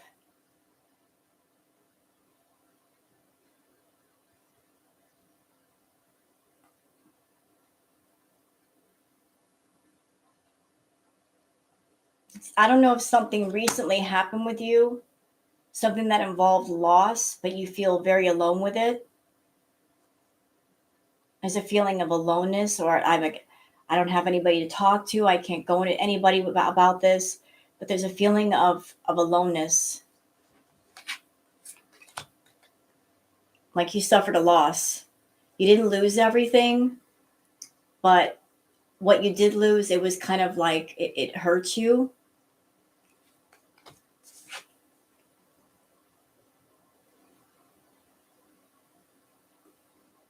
Okay. And whatever happened, whatever you lost, it made you not want to reach for other things. Like life is saying, hey, come forward. And you're like, eh. You're kind of turning, you're not in the headspace where you feel like you want to reach for something right now.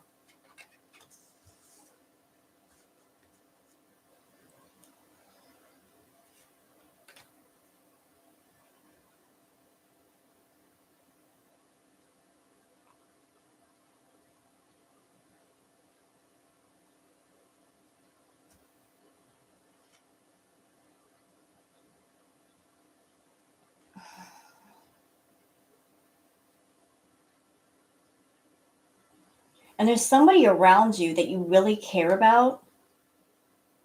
Um, be careful going in too deep. Be careful going in too deep.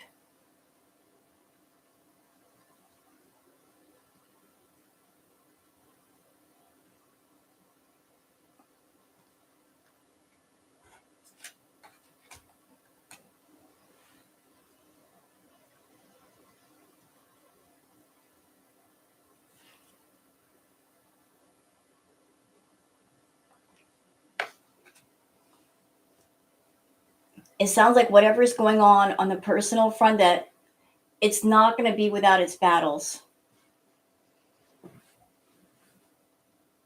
Like it's intense, but it's not going to be without its battles.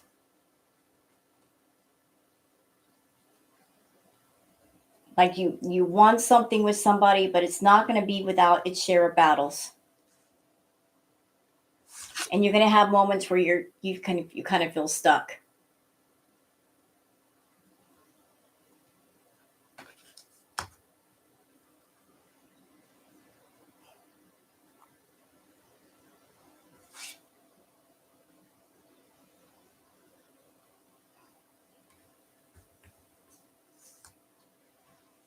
Like there's going to be some conflict there.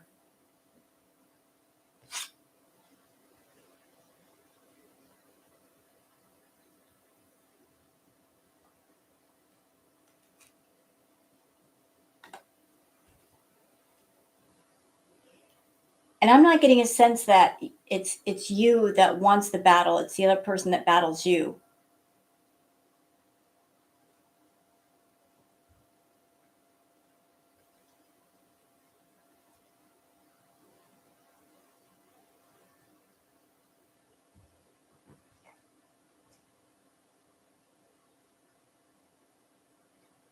But whatever, there's something emotionally intense going on right now that just you're not in like the best possible place for it. Something deep, but just hang in there. Hang in there.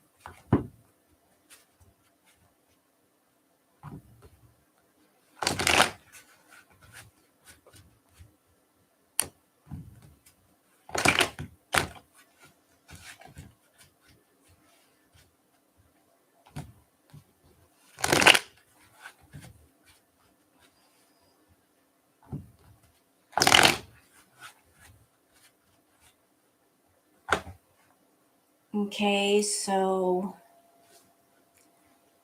I guess the next one is Lois. Oh, he is. I'm sorry about your husband, Marianne.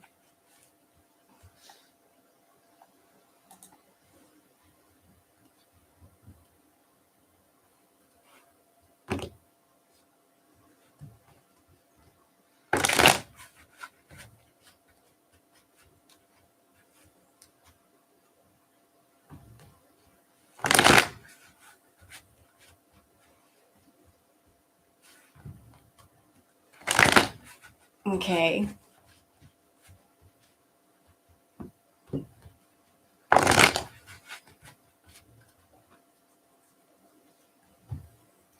General reading.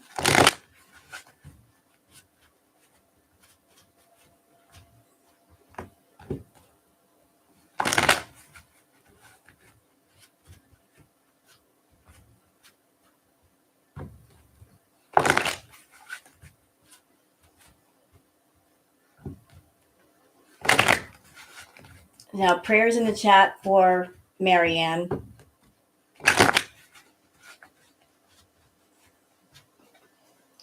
I'm going to say something, Marianne, and I don't know if I'm right or wrong on this. It's just something I keep picking up.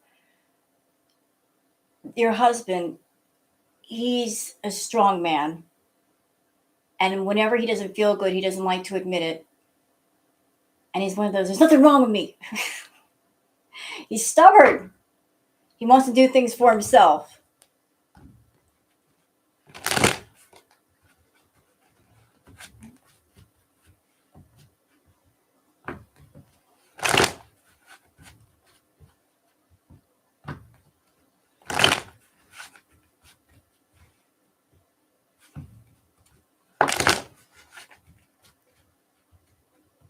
He's very much I'll take care of myself kind of dude.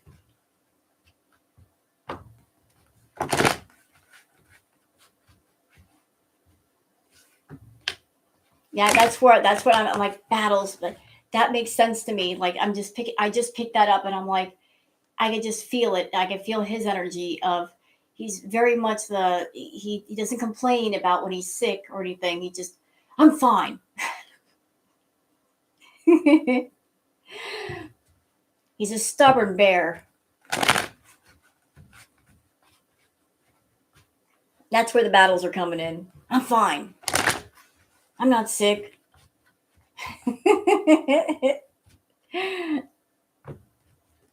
I'm not laughing at him being sick. I'm just I've had relatives that were like that. They were stubborn bears too. I'm not sick.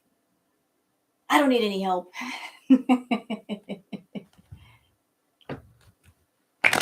That's the battle.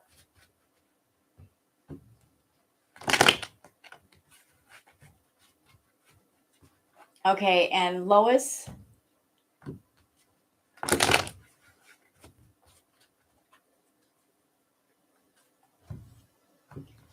All right, Lois.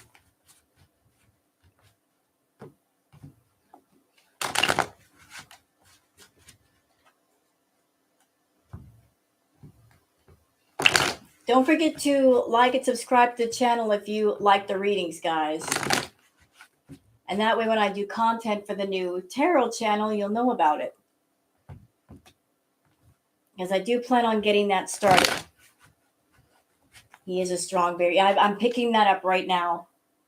He's stubborn. Stubborn is your man. Very strong-willed is your husband. Nothing wrong with me. I can feel him in my head. And you gotta drag him kicking and screaming to the hospital. Nothing wrong with me.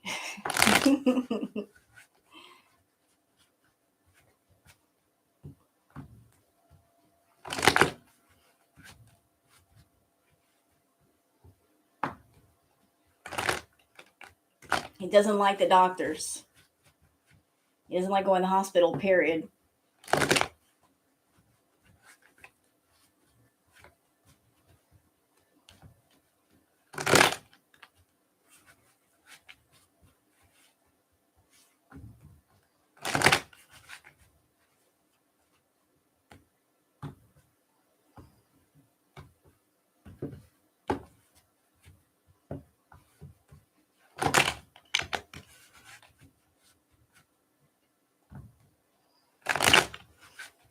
Okay, Lois.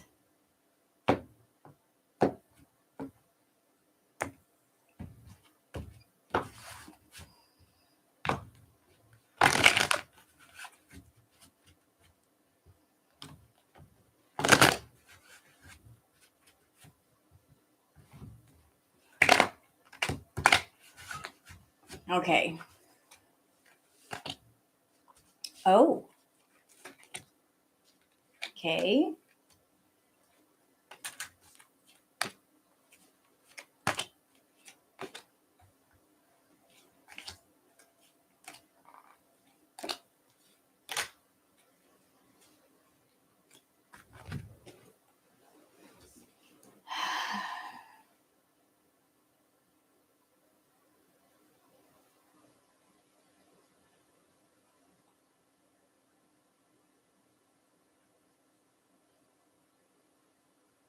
I'm going to say the first thing that pops into my mind. Get out of your head. And I know that sounds weird. Let me explain. You're a worry wart right now. You're worrying too much. I mean, you've got so much worry inside your head.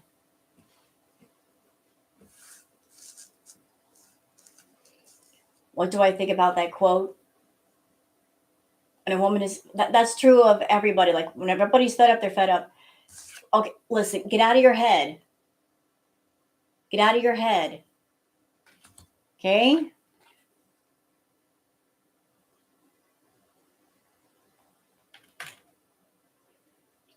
Like there's stuff that you want to do. You're worrying about everything. You're worrying about money. You get money. You're worrying about money. You're worrying about so many things. Get out of your head. Like you're clogging up your own drains. Because there's so much that you can do. There's so many places you can go. I mean, the road is open to you. You know, like you're looking for prosperity.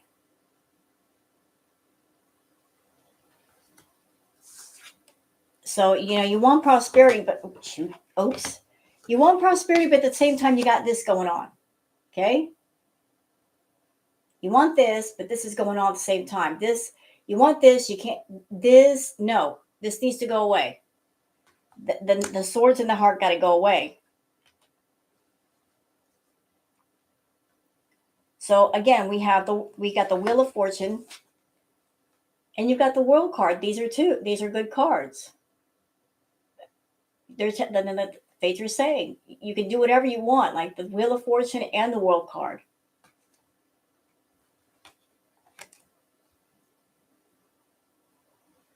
You know, the opportunity is there, but be ready because you're in for a lot of work. But if you're ready for it, you're ready for it. Like whatever it is you want, you have to work really hard. It's going to be more work than what you're used to. So in order to do all that work, you've got to clear the path. You've got to clear it all out. You can't have this going on. This has got to go. I mean, essentially, this and this are the same thing. You've got things that are holding you back. Fear, doubt, past memories, past experiences. You got to take out the spiritual trash. Once you do that, though, the world is yours. The road's open. Take the sand out of your shoes. Make sense?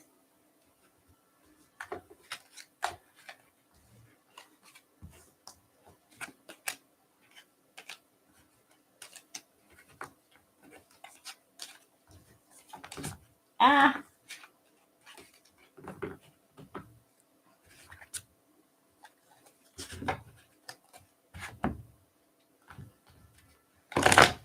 You know what to do to be successful, Lois. And you're not afraid of work. You've got some things that are holding you back. Once you let go, once you take those anchors off your soul, you can start sailing.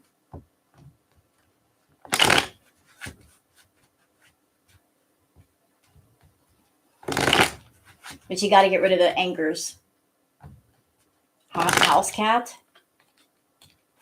Is house cat here?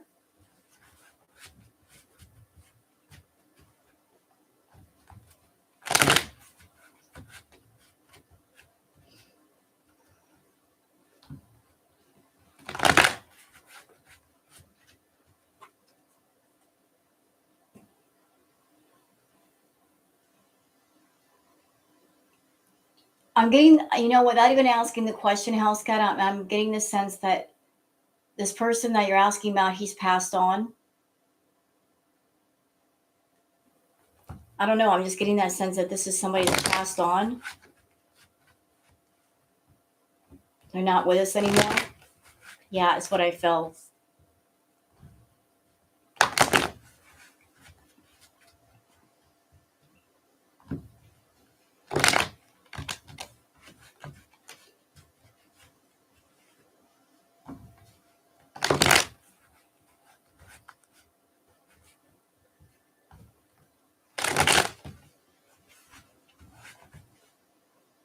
He's sad that you're sad, but he doesn't want you to be sad. He wants you to be happy.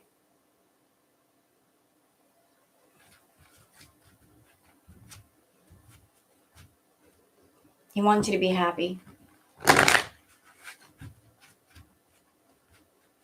He wants you to let go of the sadness and be happy.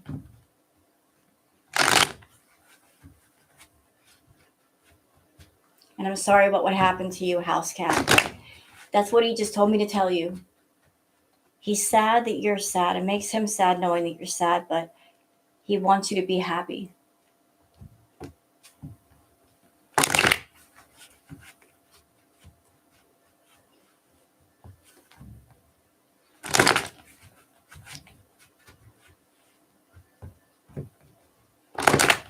If that was the question you were looking for.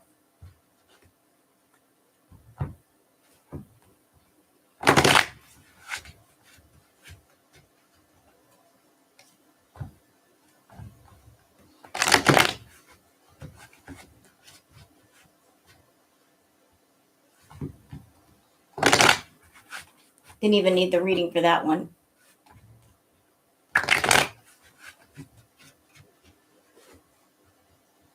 He doesn't want you to be sad anymore. He wants you to heal, and he wants you to live.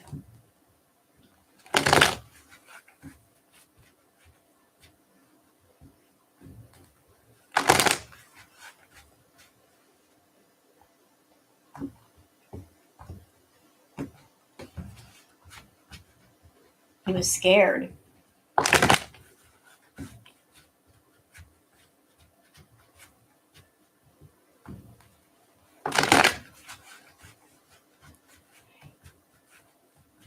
He was scared because when he left, like his spirit was like, what's she going to do without me? How is she going to be? Is she going to be able to take care of herself? Is she going to go on? That's why he feels your sadness and he wants you to be happy. If he feels fear, it's just, being concerned about you. So don't be sad.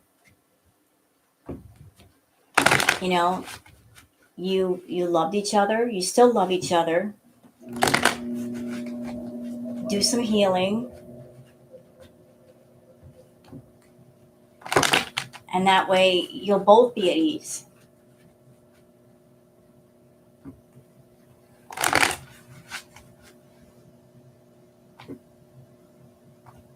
Yes, I did, Muta.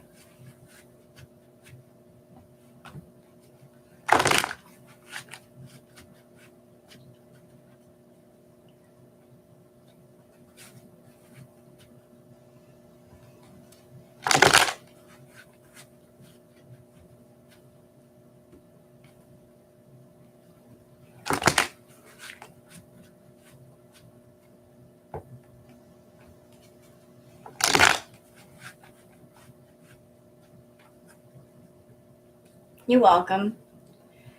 So who is next?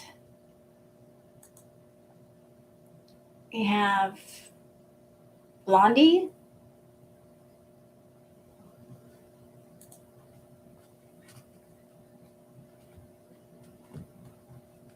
I'm trying to keep up with the list.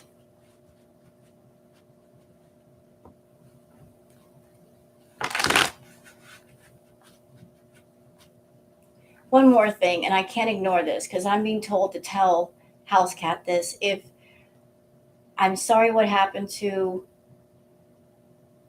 your mate, if there's a way that you could go to the graveyard where he's buried and go to where he's buried and talk to him and tell him that you'll be okay, then he won't be scared.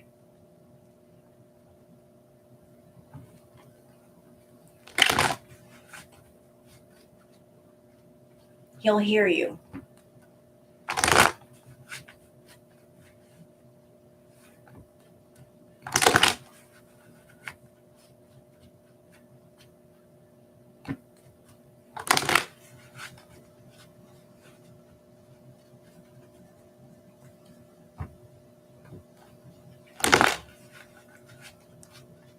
General, okay?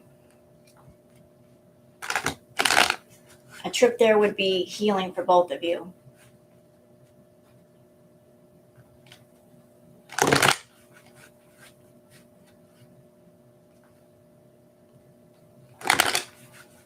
Okay. General question, Blondie? Or general reading?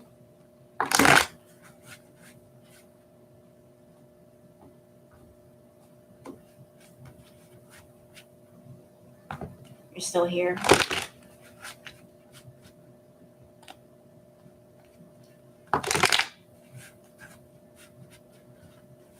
You talk to him daily. Aw, nice.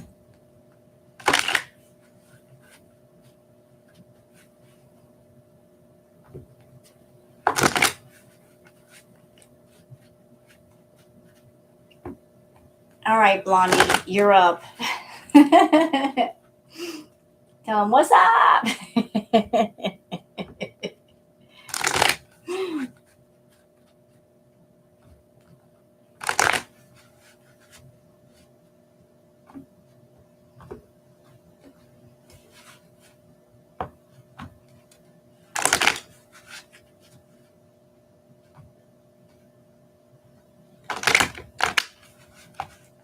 I don't know, Tina. We'll see how I feel.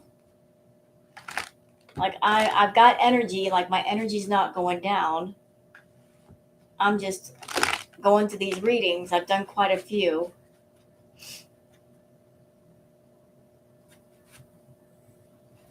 I mean, I've got energy. I just don't know when my cards are going to start acting weird.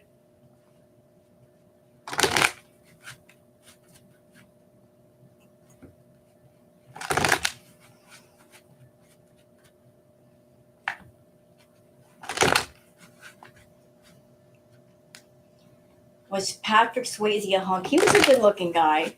I've always favored Jason Momoa, though. Sorry, it's just how it is. Patrick Swayze was a good-looking man, but you put Jason Momoa and me in a room, there's going to be something happening. We're going to have tea and crumpets. That's what we're going to do. We're going to have tea and crumpets. Tea and crumpets. That's it. That's what I want to do with Jason Momoa. Seriously, we'll just have a tea party.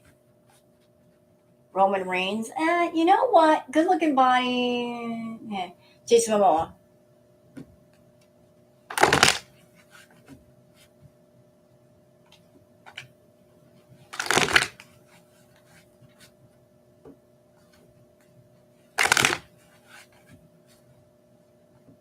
Yeah, he does have that good hair.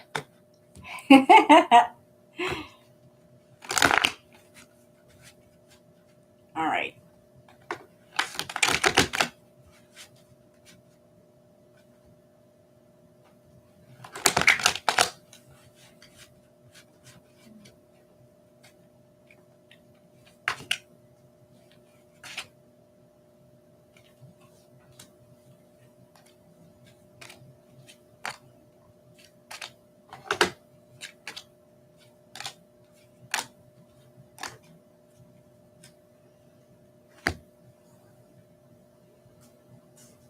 Hmm.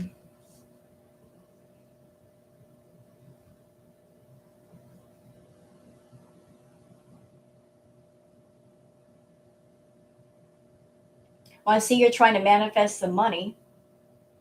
Like you're trying to manifest the money and success. There's things that you want to do or things that you are doing. Jason Stalton. Not my type, but I can see why other women like him. I like Keanu Reeves. Yes, I do. Keanu Reeves is sexy. Let's see.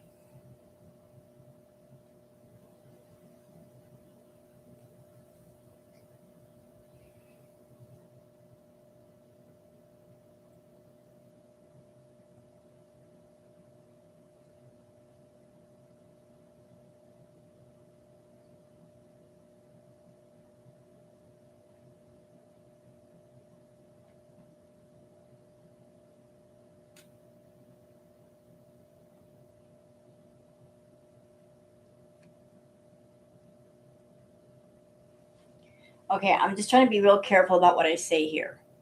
This is not a bad reading, so don't take it as that. Just I see like there's two cards, a magician, and you've got this here, like the manifestation of money, success, prosperity, getting things going on for yourself, which is good.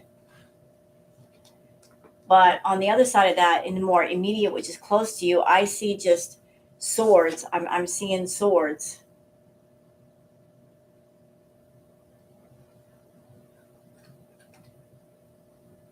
So I want to say this, but I don't know if it's right. Fighting other people's battles.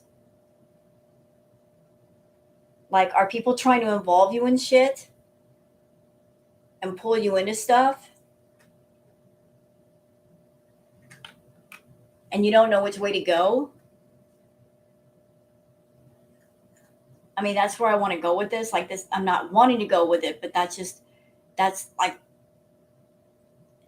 are you are people trying to pull you into stuff? Like there's battles going on, they're trying to pull you into it.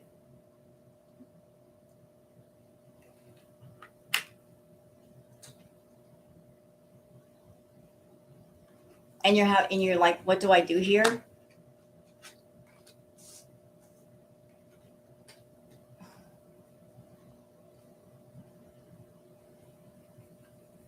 Because that's what I'm feeling like. I'm feeling like there are people trying to pull you into stuff.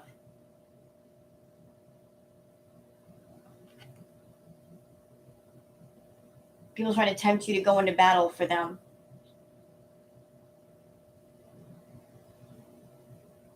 And it's a group of people. It's like it's more than one. Having to do with a group. Something to do with a group. Oh,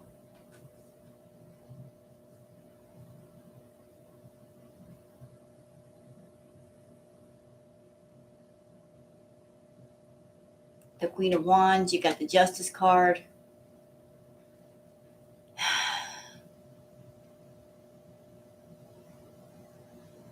But whatever's going on with you, it's a lot.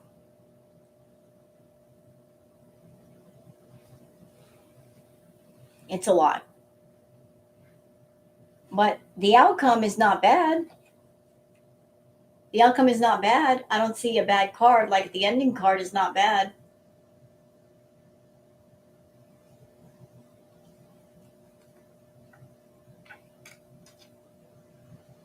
But I'm sensing that you are going through some battles right now. Keep fighting because it's worth it. I don't see you losing your battles. I see you winning your battles.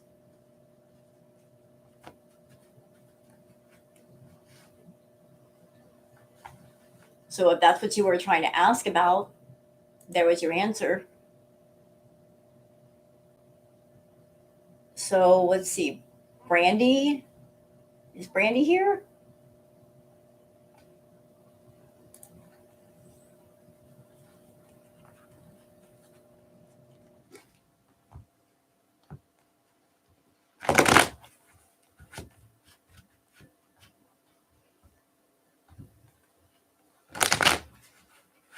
the chaos of your life. I think the next person up for a reading is Brandy.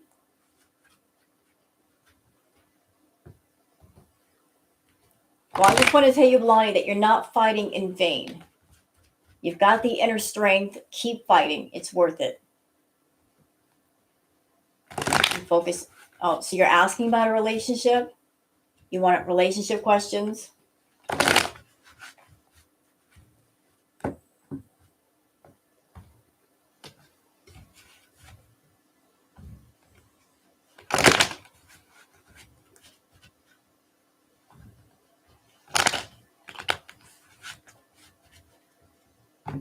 All right.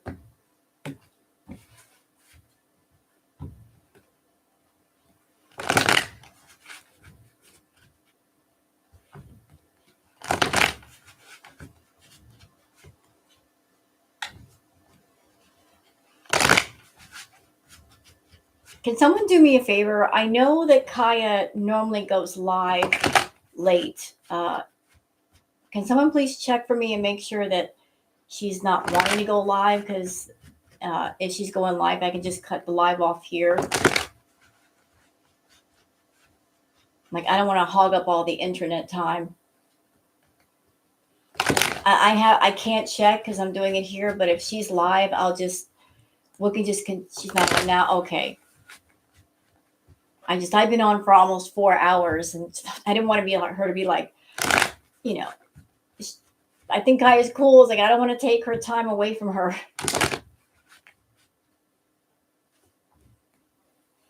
Like, give other people some space to do some internet stuff.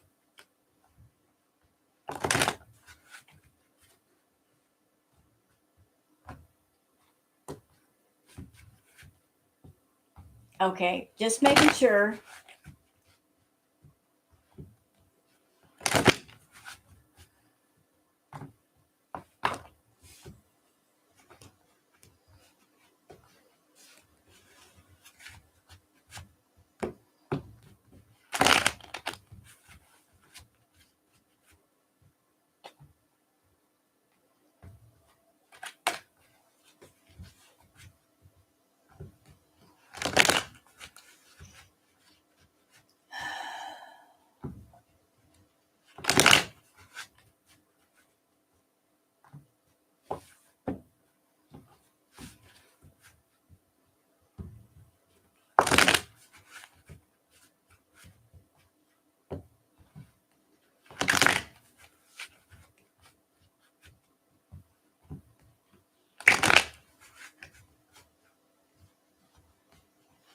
And if you guys like what you hear and what you see, please don't forget to like and subscribe to the channel for more.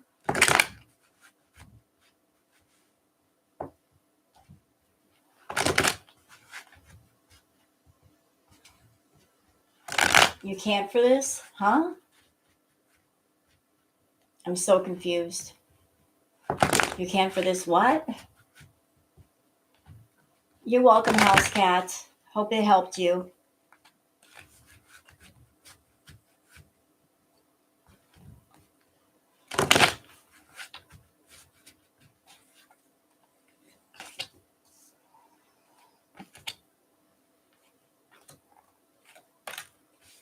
Oh, Lord.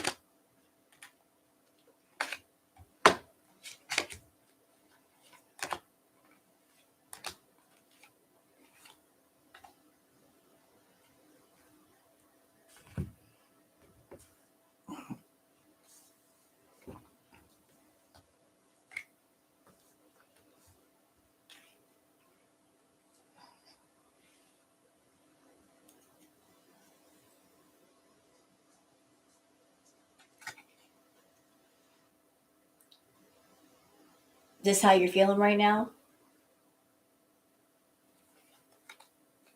Because you got the King of Cups. Then on top of that, you have this.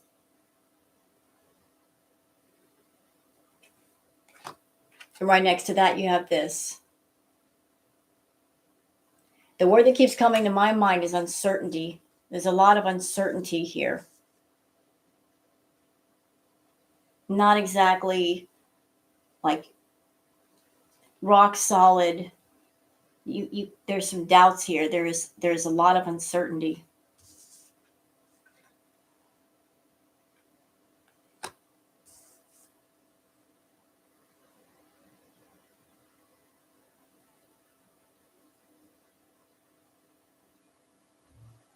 Maybe you feel like you have to make a decision about something.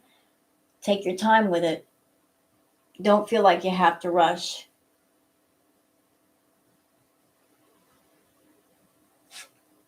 Yeah, don't feel like you have to rush. Take your time. If you're not certain about things, don't rush into it. Don't feel like you have to rush into things.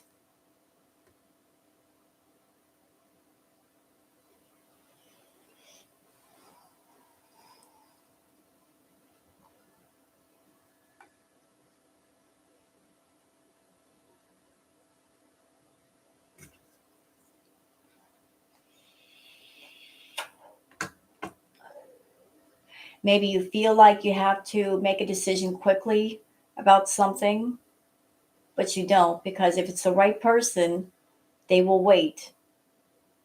And unless you're absolutely certain, don't do it.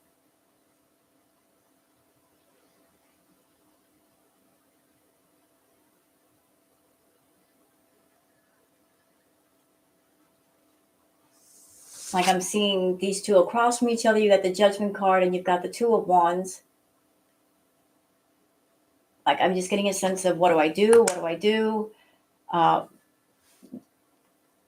you're uncertain. You're not on solid ground. Take your time with it. Patience.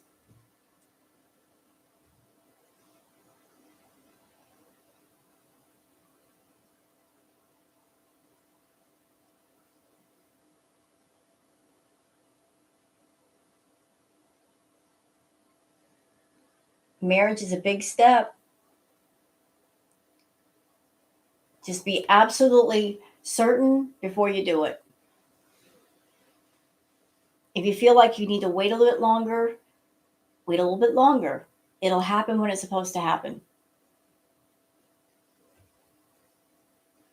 Waiting does not mean you guys don't love each other. It's just that when you do get married, you'll be in the best place. Oh, nice.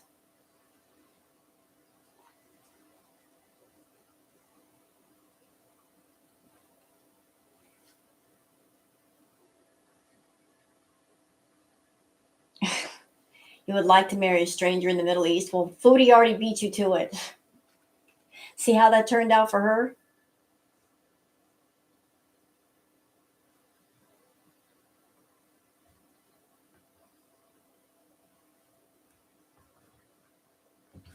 I'm not saying don't get married. I don't know you in this that your lady. I'm just saying if there's any kind of doubts, if there's any kind of, you know, if there's any uncertainty, if there's any doubts, if there's any, just shakiness, get rid of that before you get married.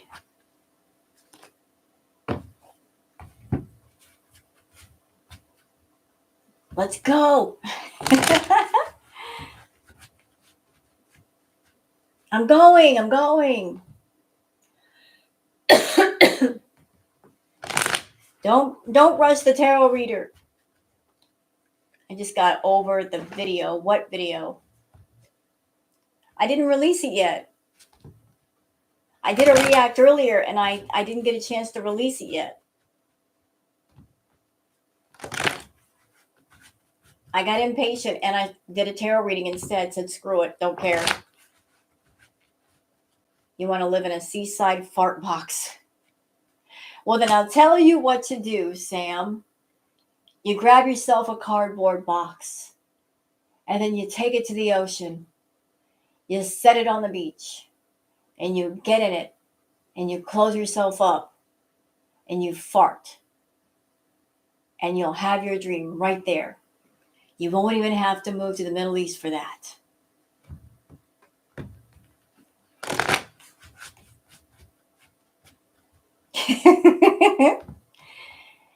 If you want a luxury seaside fart box, I mean, that's easy to make. Just Get a cardboard box, take it to the ocean, by the beach, eat a bunch of beans before you get in it, wait a few hours, and you'll gas yourself completely up. And then you'll get the full experience without the rent. You won't even have to pay for any rent. Gaslighting. Gaslighting. Oh no. Okay, so we had no filter. Is no filter still here?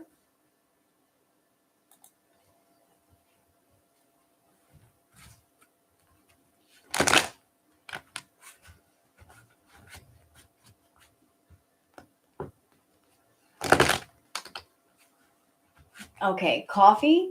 Is coffee here? Coffee. Hello, CO.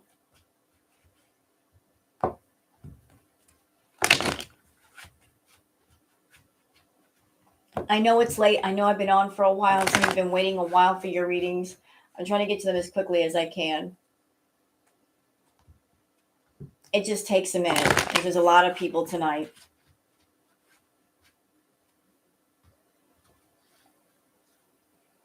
I don't think coffee is here, Erie.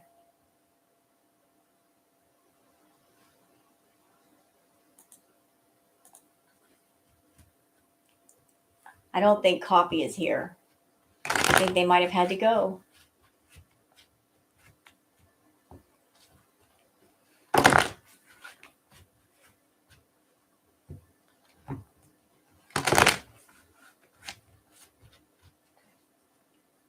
Muta, you're too much.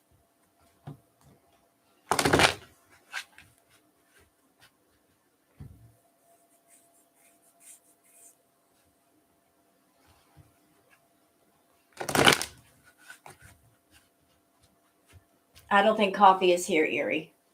So that would mean Sam R, one card pull.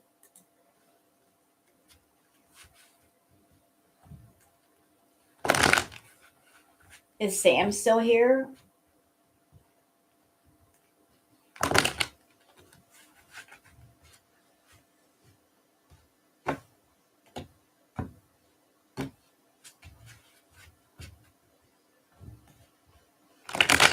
What video? I didn't even release the video yet. I can't even look right now because I've got my live chat open. What video? I didn't post it yet. It's still private.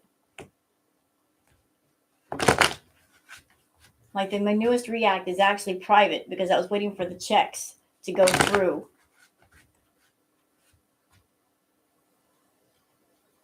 Oh. Okay, never mind. Never mind. Oh, never mind. Never mind. Okay, I got it. I got it. So I don't think Sam is here either. Is Tina here? Oh, Sam, there you are. Like, we're calling for you, Sam. And I'm like, I was like, Sam must have gone. One card pull.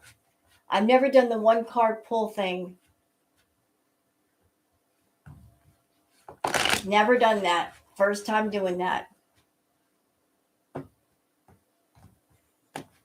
We're going to give that a try. Never done just one card. I usually like for the cards to paint a story before I say anything.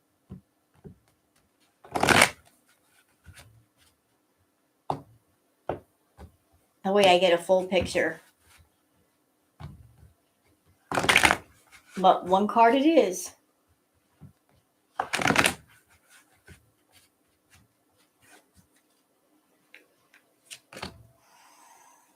Okay. So the card I got for you is this one.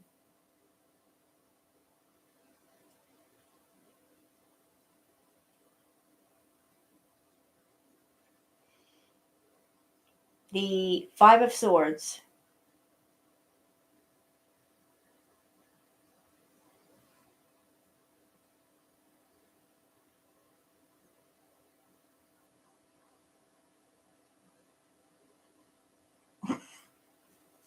tired of everybody's bullshit.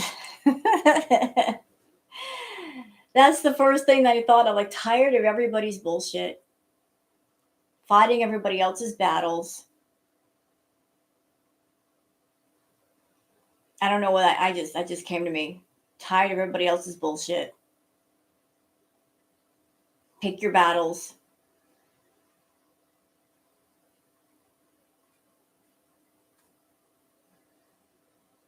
Stop doing those demonic things. Oh, look how cute, we got a troll in the chat. Aw, aren't you adorable?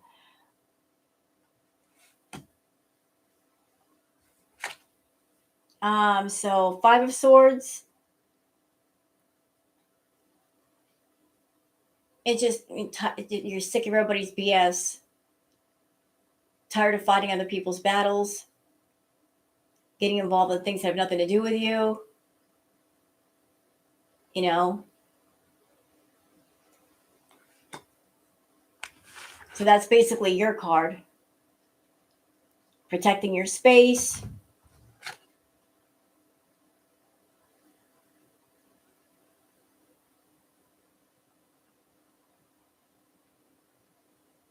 Don't let people take advantage of your strength, because those that come to you and they want you to fight their battles, they don't stand with you when it's time to fight.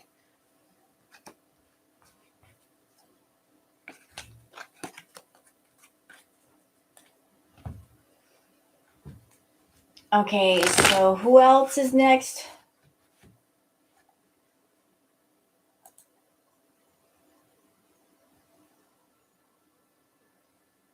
Oh, coffee is here now.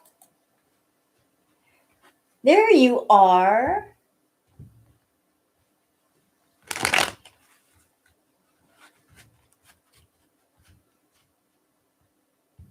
Your cousin wants to know what. Okay, so what's your question, Coffee?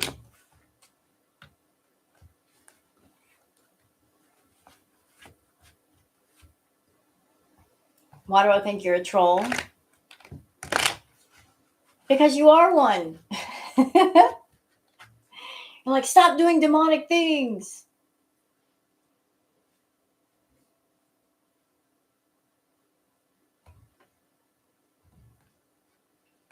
Look, you troll me, I'm going to troll you right back. And I'm going to have fun doing it.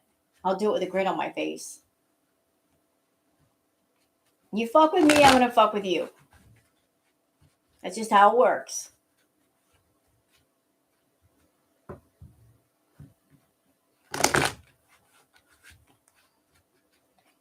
So what's your question, Coffee?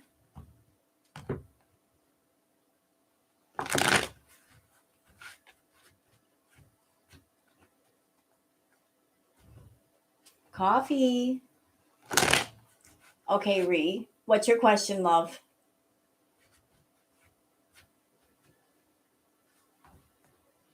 Do I paint? No, you know what? I'm good with words.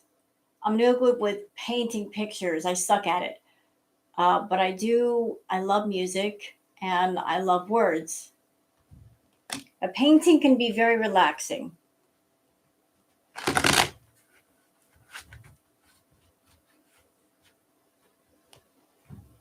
I just suck at painting. I am no Picasso, that's for sure.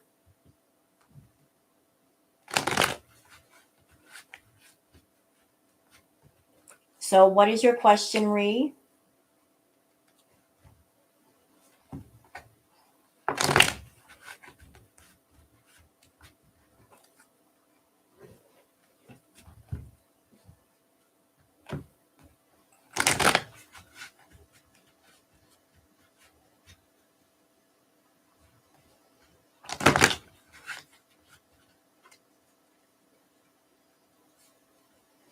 Coffee must have had to go again. They're not talking.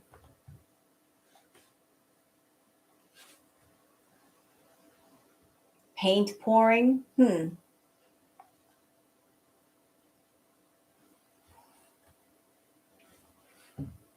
Maybe Ree had to step out for a minute.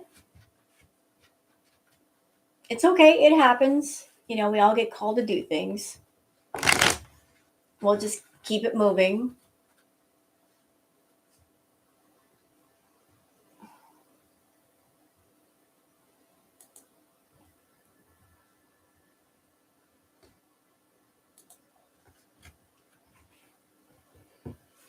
Okay, so if Tina is still here, I'll go ahead and do the tarot reading while waiting for coffee or Ree to get back.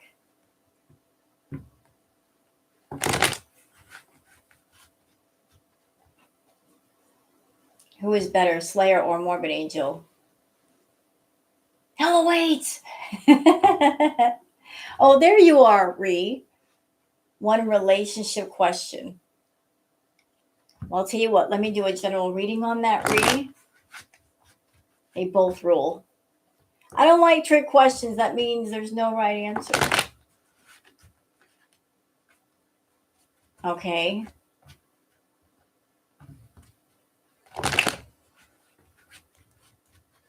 Lagging on my end, probably.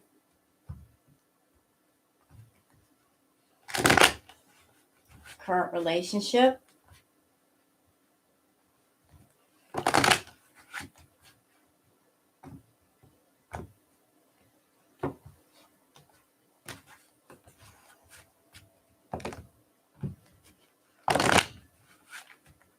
Lemmy or God? That's a trick question. Lemmy is God.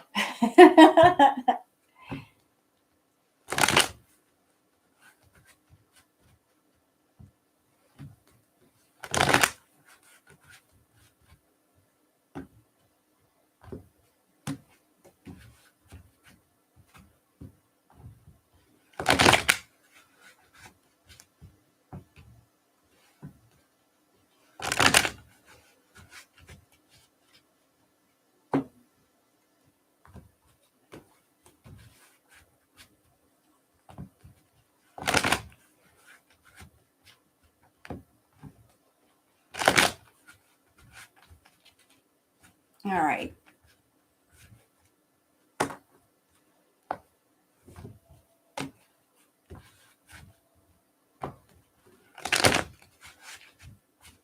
All right.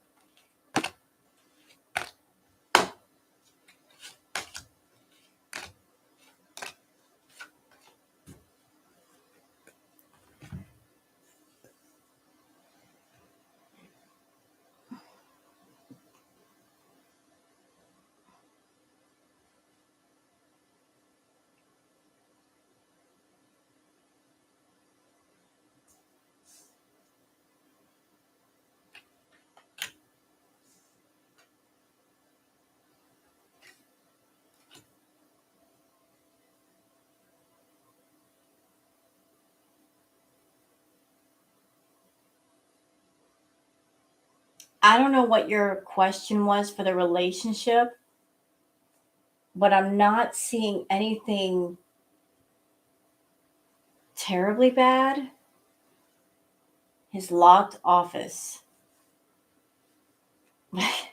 You said you were asking about the relationship, and you said that you want to know about his locked office.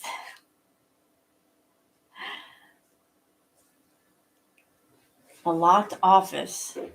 Okay, Ree.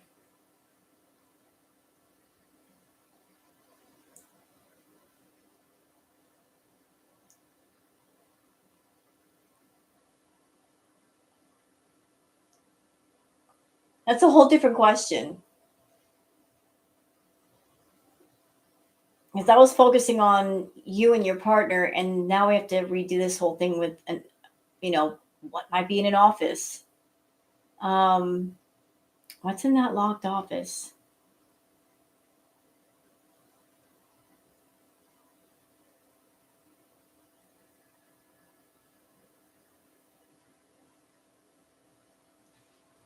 Let me redo it. Because I was focusing on matters of the heart, not a locked office. That's different.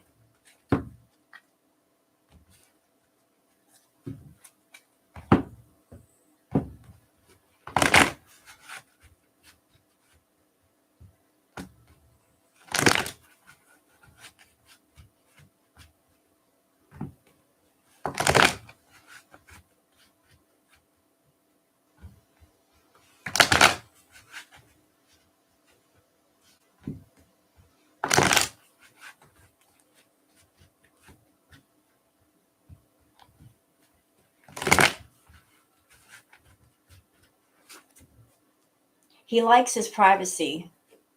He doesn't like people in his private space. He's very protective about his privacy.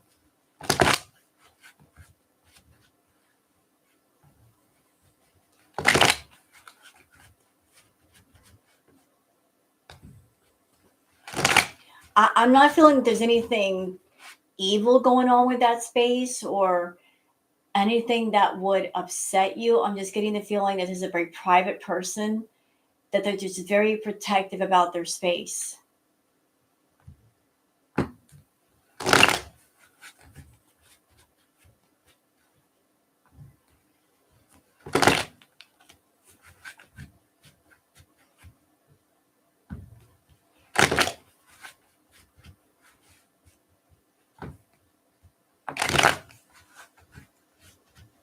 And I know that may kind of upset you because you're like, why can't I go in there? But that's just the way they've always been. If that makes sense. Like they've just always been that way.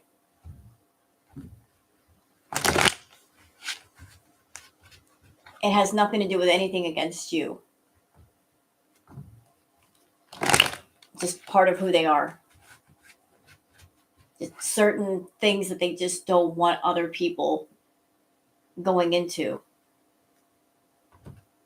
If that makes sense.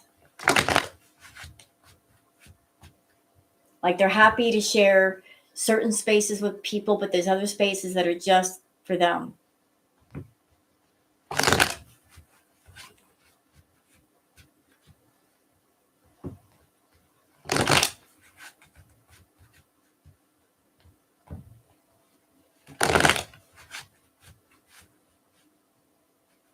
I'm sensing that there's some important documents in there, like just serious things, so they don't want anything messed with.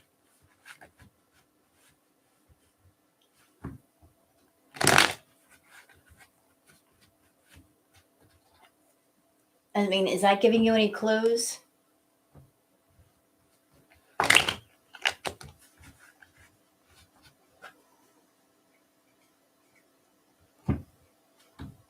Like a lot of the financial stuff is in that room. Important papers. So that's just their private space for that. So it's not like I don't like you and I'm pushing you out of that room. It's just an important private space for them. So don't take it personal.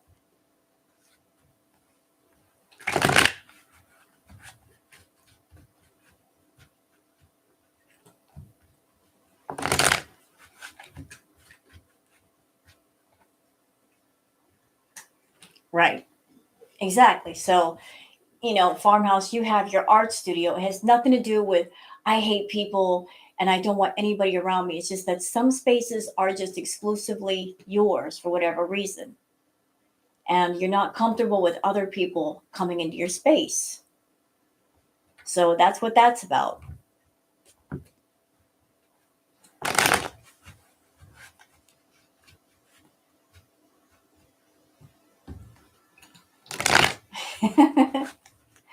My dog goes into all my spaces and she wastes what I do. What do I do? Well, it's a dog. What are you going to do?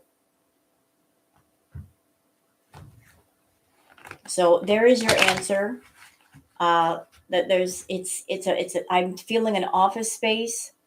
I'm feeling like there's important papers, documents in there. There's stuff relating to money. There's just government related documents in there, and I'm seeing like a locked drawer. It's his space for anything business, financial related. Some pretty serious shit is in there. Nothing that's nefarious or illegal, just money matters.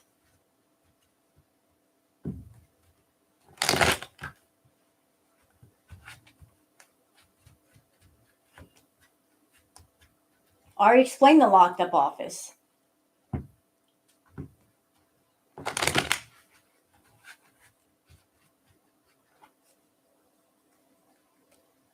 Hi, Tammy.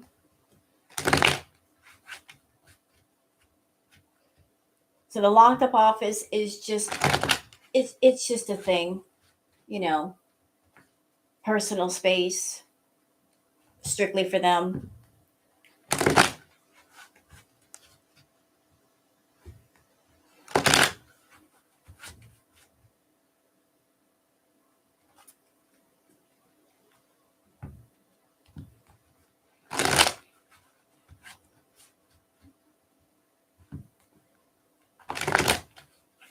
Don't read too much into it. Don't get offended if they won't let you in there.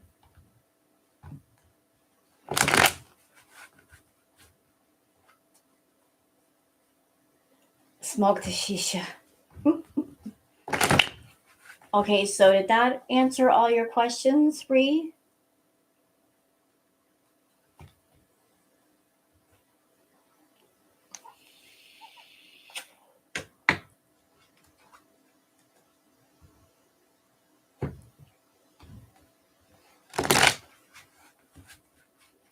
Or you wanted to know about the relationship too?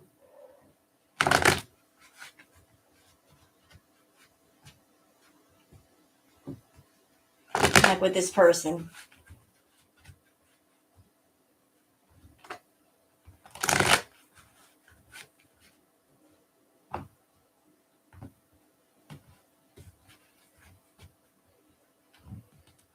Can you all see me?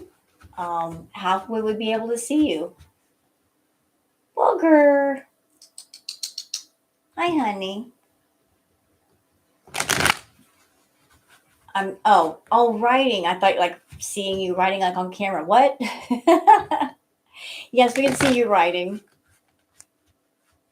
Booger. Hi, baby. Kitty break.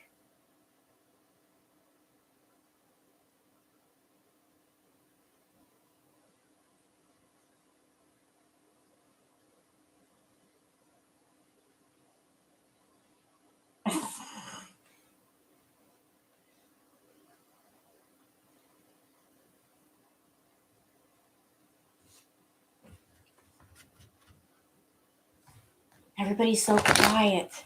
I know it's getting late.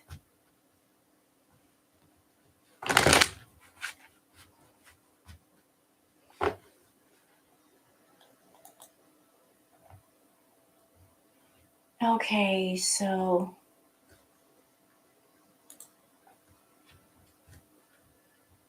I think that's it, guys. I think I'll cut it off here because my energy just dropped. And that's usually a sign to quit for the night.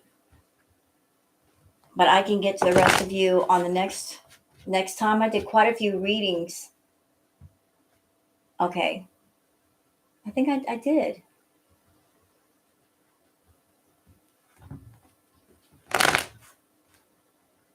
Yeah, I know, Erie. No, I didn't smoke the shisha.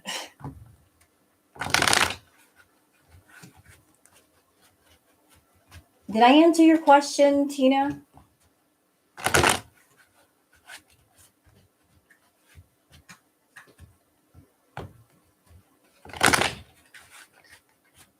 What was your question, love? Hold on, hold on, hold on. I'm going to get to Tina and store bought teeth, and then we'll just close it out for the evening. What was your question, Tina?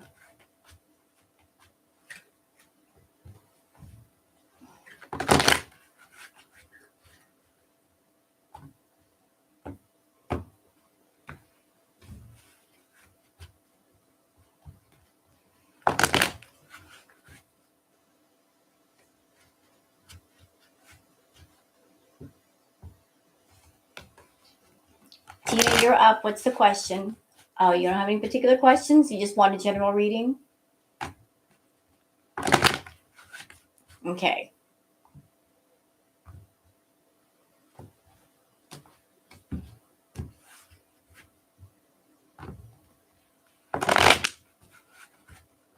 Okay.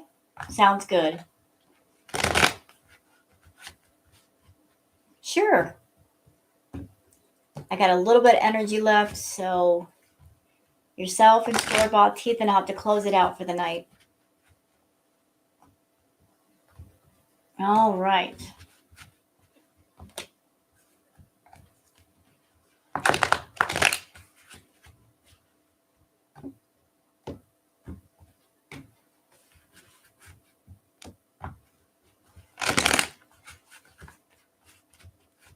Okay, Muta, have a good night.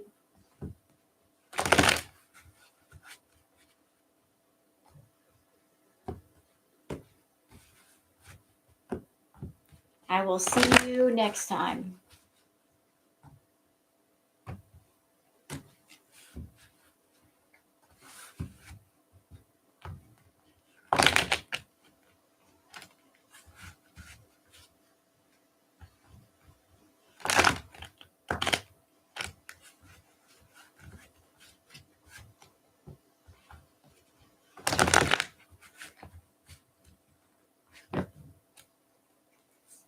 You're welcome, Aaliyah.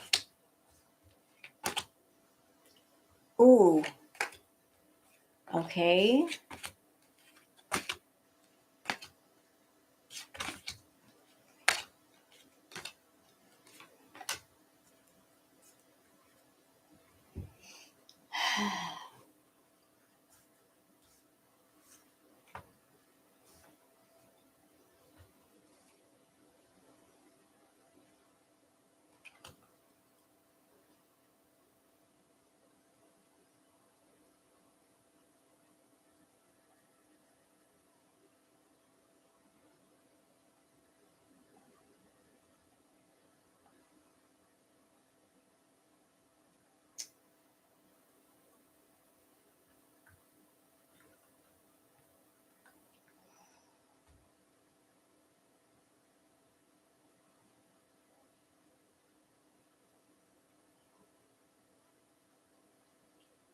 I feel like there's things that you want to do. Like there's things in the back of your mind that you want to pursue. But what's holding you back is fear. Also, like you're like, what can I financially do with these dreams? Like you're in the process of you're working and you're making money, you're kind of balancing your money, but in the back of your head, there's so much that you want to do,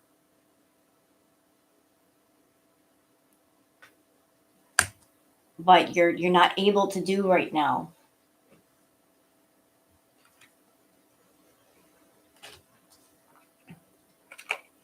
Like there's a lot of things up in the air.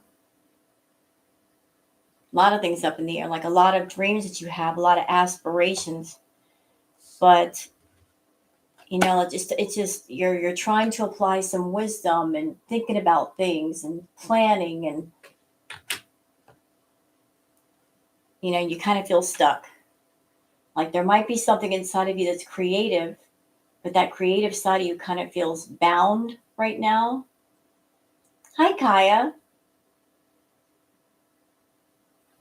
You feel kind of bound right now.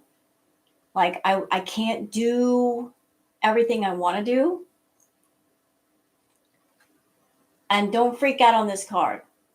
Don't freak out on it. It's not what you think it does. Hi, Kaya. I was actually asking about you. I'm like, Kaya's not going live, is she? Because if she is, I'll stop my live because I know you like to go live late, Kaya. I was like, if Kaya goes live, let me know and I can shut off my live. So, because I've been on for quite a while. I don't want to hog up all the internet time. So, Tina, like the death card, it signifies, don't look at this as like physical death. Death means rebirth. It means the start of something new, the end of something old. So I'm feeling that's what you want to do. You want to start something new, and you can. You just have to balance it out. Like there are doors, and then there are doors. There are windows, and then there are windows. If one doesn't work, there's always another one. So even if you can't do everything creative that you want to do, you can always do a little bit, if that makes sense. Just get something started, just to give yourself an outlet for creativity.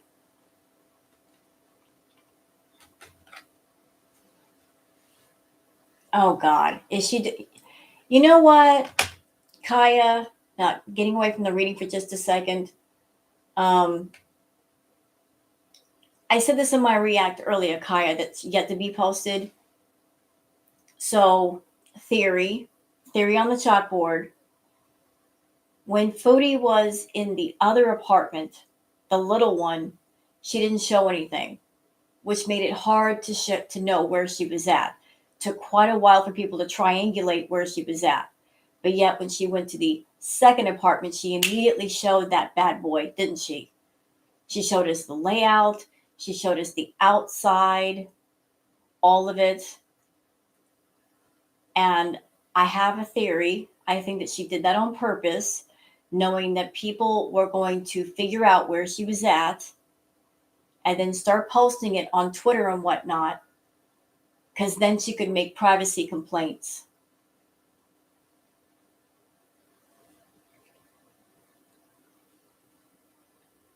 She I think she purposely showed way too much on purpose, just so she could turn around and make privacy complaints on people that figured out where she was. You're welcome, Tina.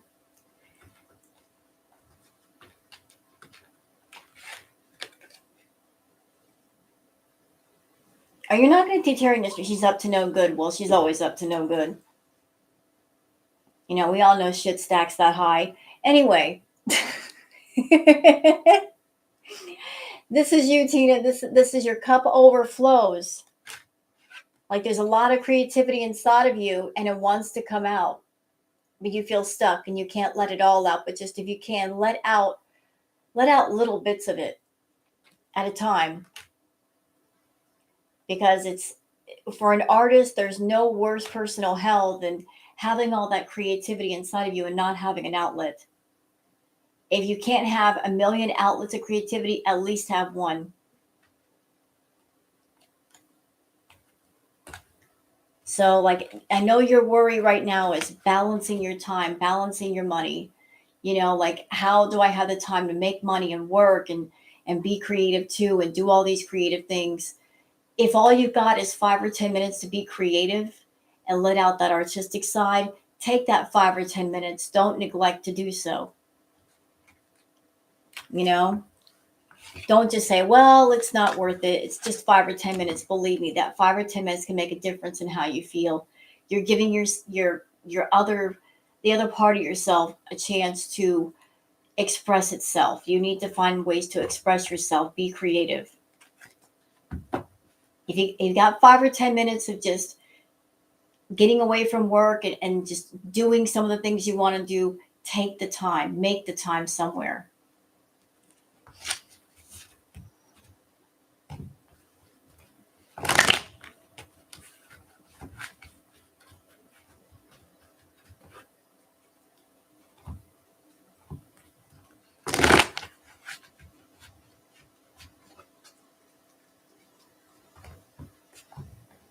So who is next? Is it, let me see, store-bought teeth?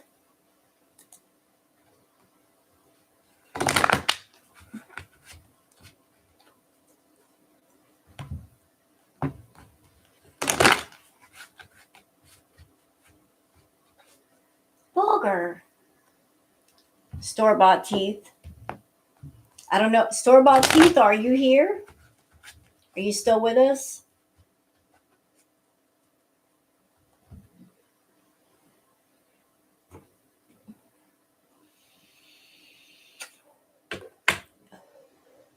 Hello, Pugs. How are you? Welcome.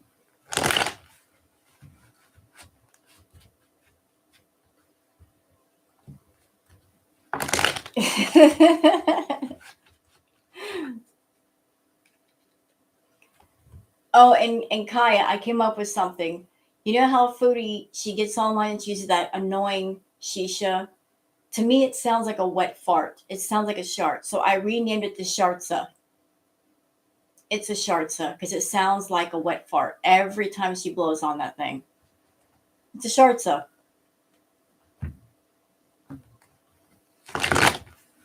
It just sounds like she's doing a shart.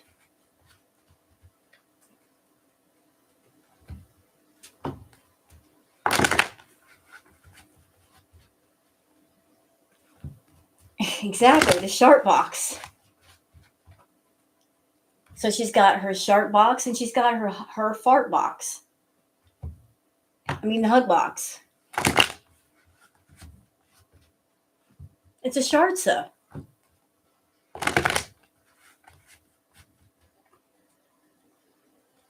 She's not blowing air out of one end, she's blowing air out the other end.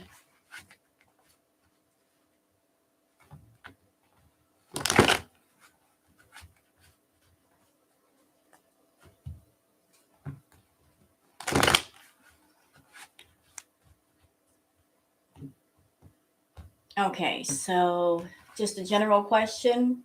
Store bought? Okay. Never trust a fart after a certain age. Well, you know what, Tina? If a fart has a certain set of acoustics, you know it's serious. Okay? If you're farting in the key of G, you better go wipe.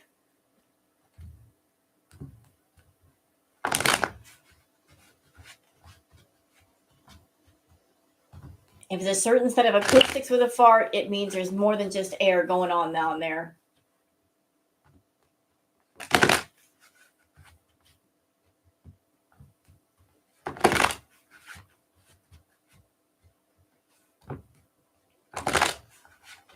If you're farting and it sounds like the shisha, you better go wipe. You need to go run for the nearest outhouse, restroom, bathroom, something.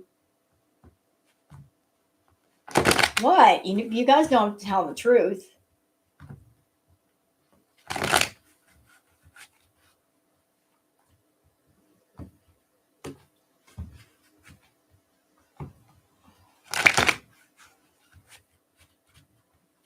Okay.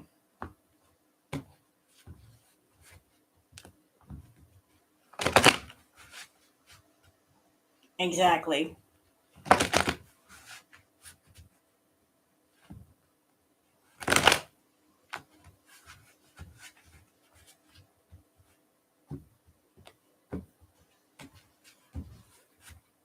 All right, so this one last reading, and then we're done with the readings for the night. So I don't know if you wanted to go live, Kaya, but I was like, I didn't know when you were going to go live. If you're going to go live tonight, I kept asking, is Kaya live? Because if she is, I'll gladly bow out, and that way you can go live and entertain the people like you do. I just wanted to do a tarot live for people.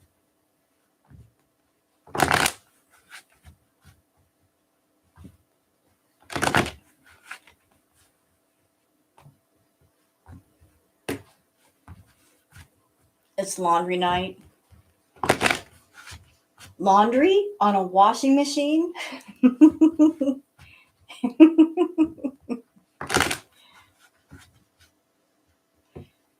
Relish on an abaya?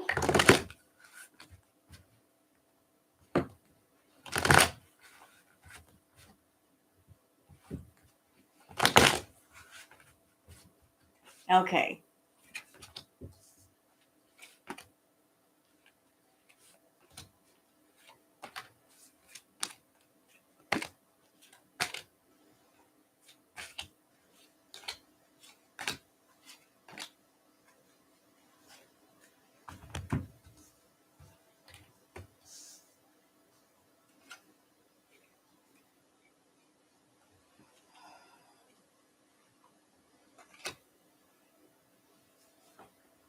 Okay, so what's this?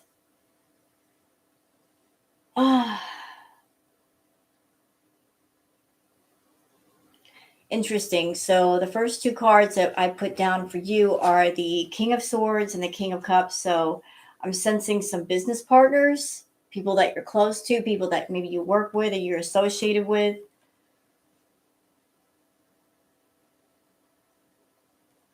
Like I'm thinking of like the feeling I'm getting is business partners. You're in business with these people. It has to do with money, and you're all trying to do something together.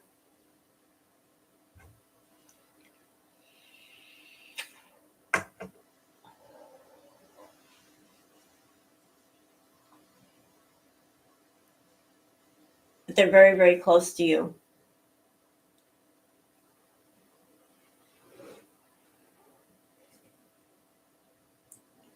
There's maybe some agreements between all of you, trying to make whatever it is you got going on work.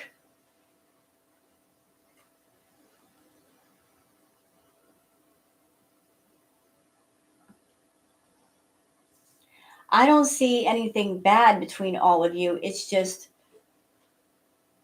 just working out the agreements. Interesting, at the temperance card, you got the star card.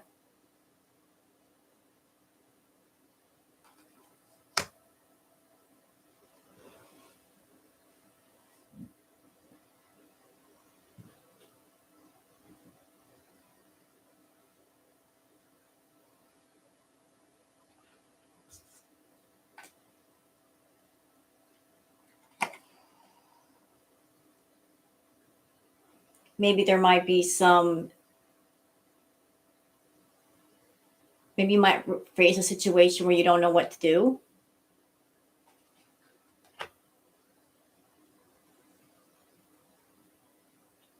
I don't see anything bad at all. It's just dealing with those people might get a little hairy sometimes. Like there's a sense of, like different projects you're trying to get different projects off the ground, and you're not doing it alone. You've got other people involved. There's going to be moments where you feel alone with it.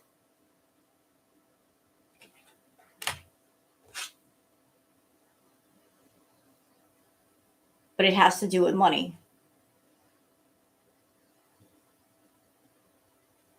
But you might be faced in situations with them that you might battle with them a little bit. But I didn't see any bad outcome, just, disagreements between friends.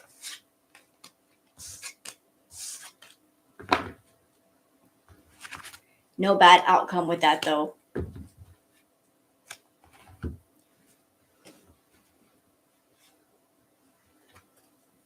Okay, so that's it for the readings for tonight, y'all. Like, I don't know how many I did tonight, over 10.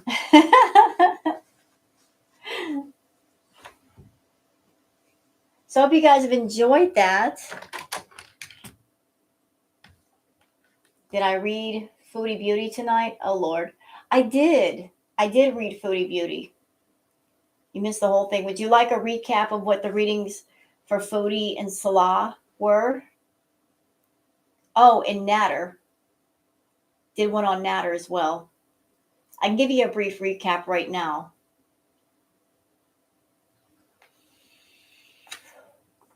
So, no, it's okay. Like, this is like a 4.5 hour live. Girl, you ain't got that kind of time. Yeah, I did 18 readings tonight. No wonder I'm tired. So with Foodie's reading, what did I say about Foodie? She is just in, make money mode. Like, oh, wait. I remember. The moving into the new apartment, it wasn't about her. It was about Salah. that was more about Salah than her, because she's very, like, give her a room anywhere where she can eat and stream and she's good to go. She doesn't care.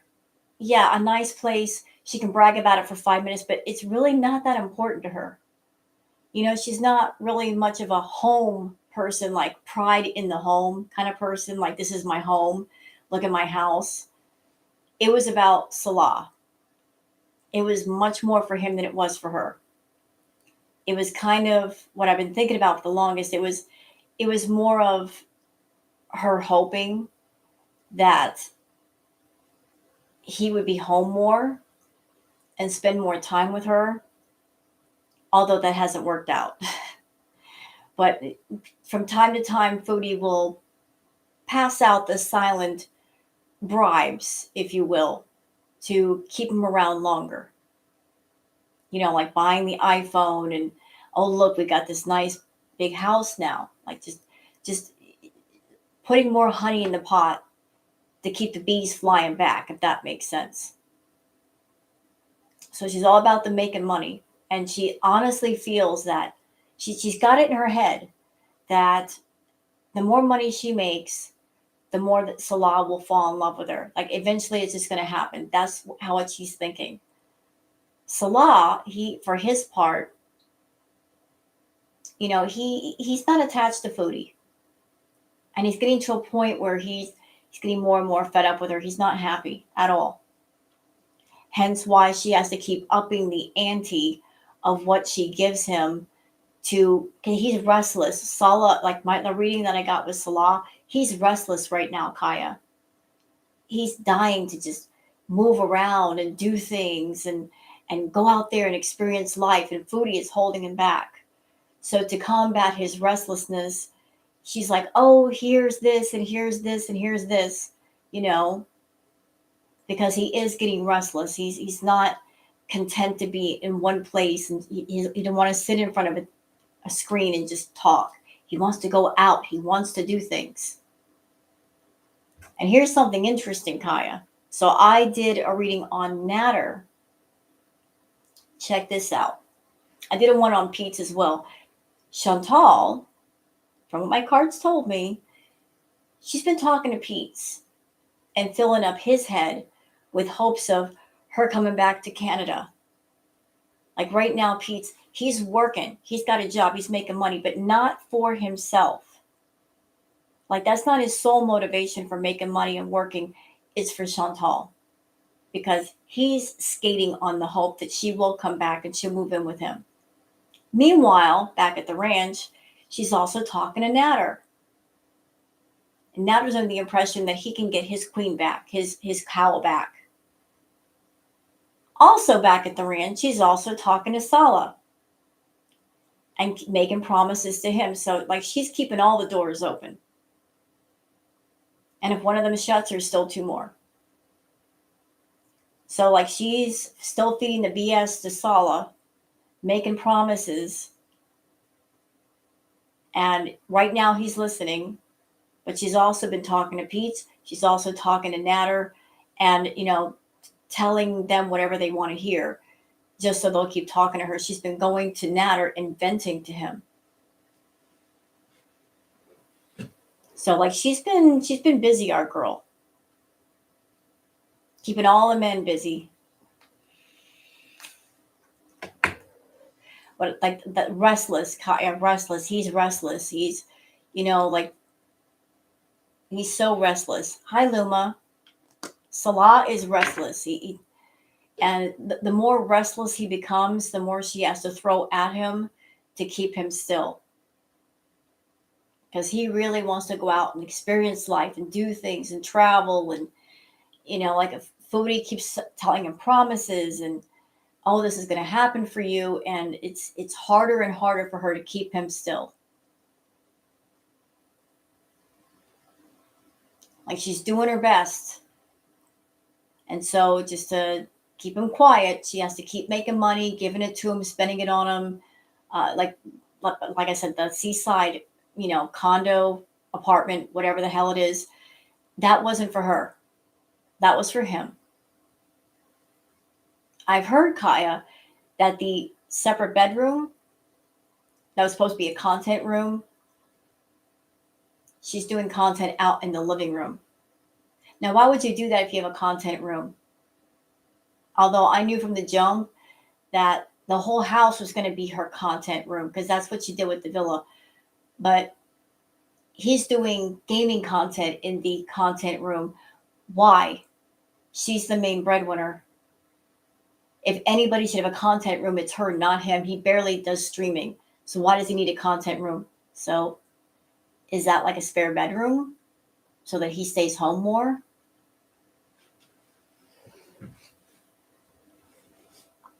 Like, I think that's what that was all about. The fact that she just, like with a small apartment, he would stay out till 2 or 3 in the morning. So she was trying to entice him to stay home more with her. And she thought a nicer place, he gets his own room, he'd want to do that. And that's not happening.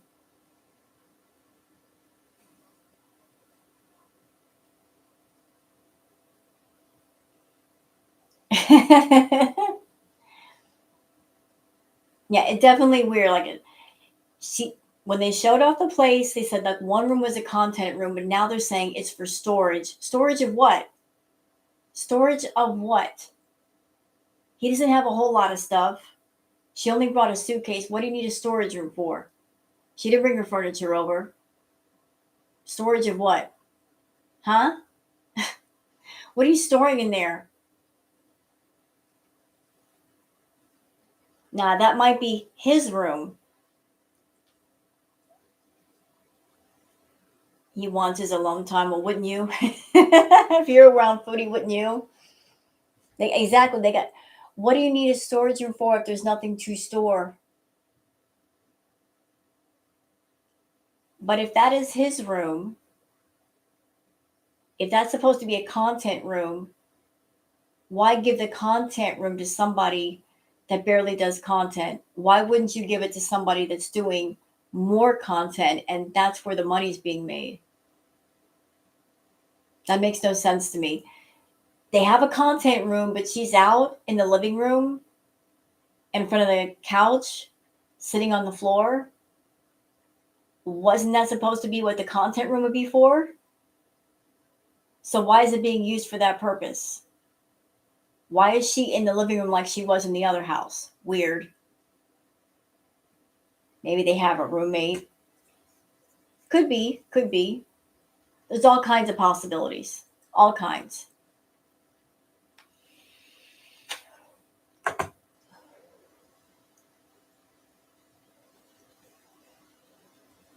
All right, guys, I have been online for almost 5 hours, and I don't want to be a YouTube creator hog and take up all the space. I'm sure there's other people that would love to go live and talk to y'all.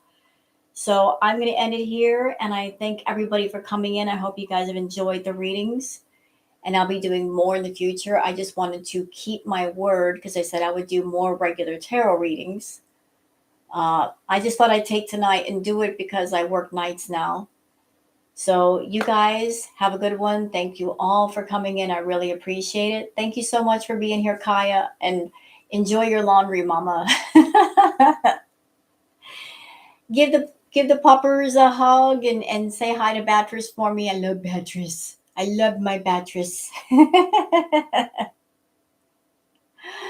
All right, and I'll see y'all later. Take care now. Bye bye.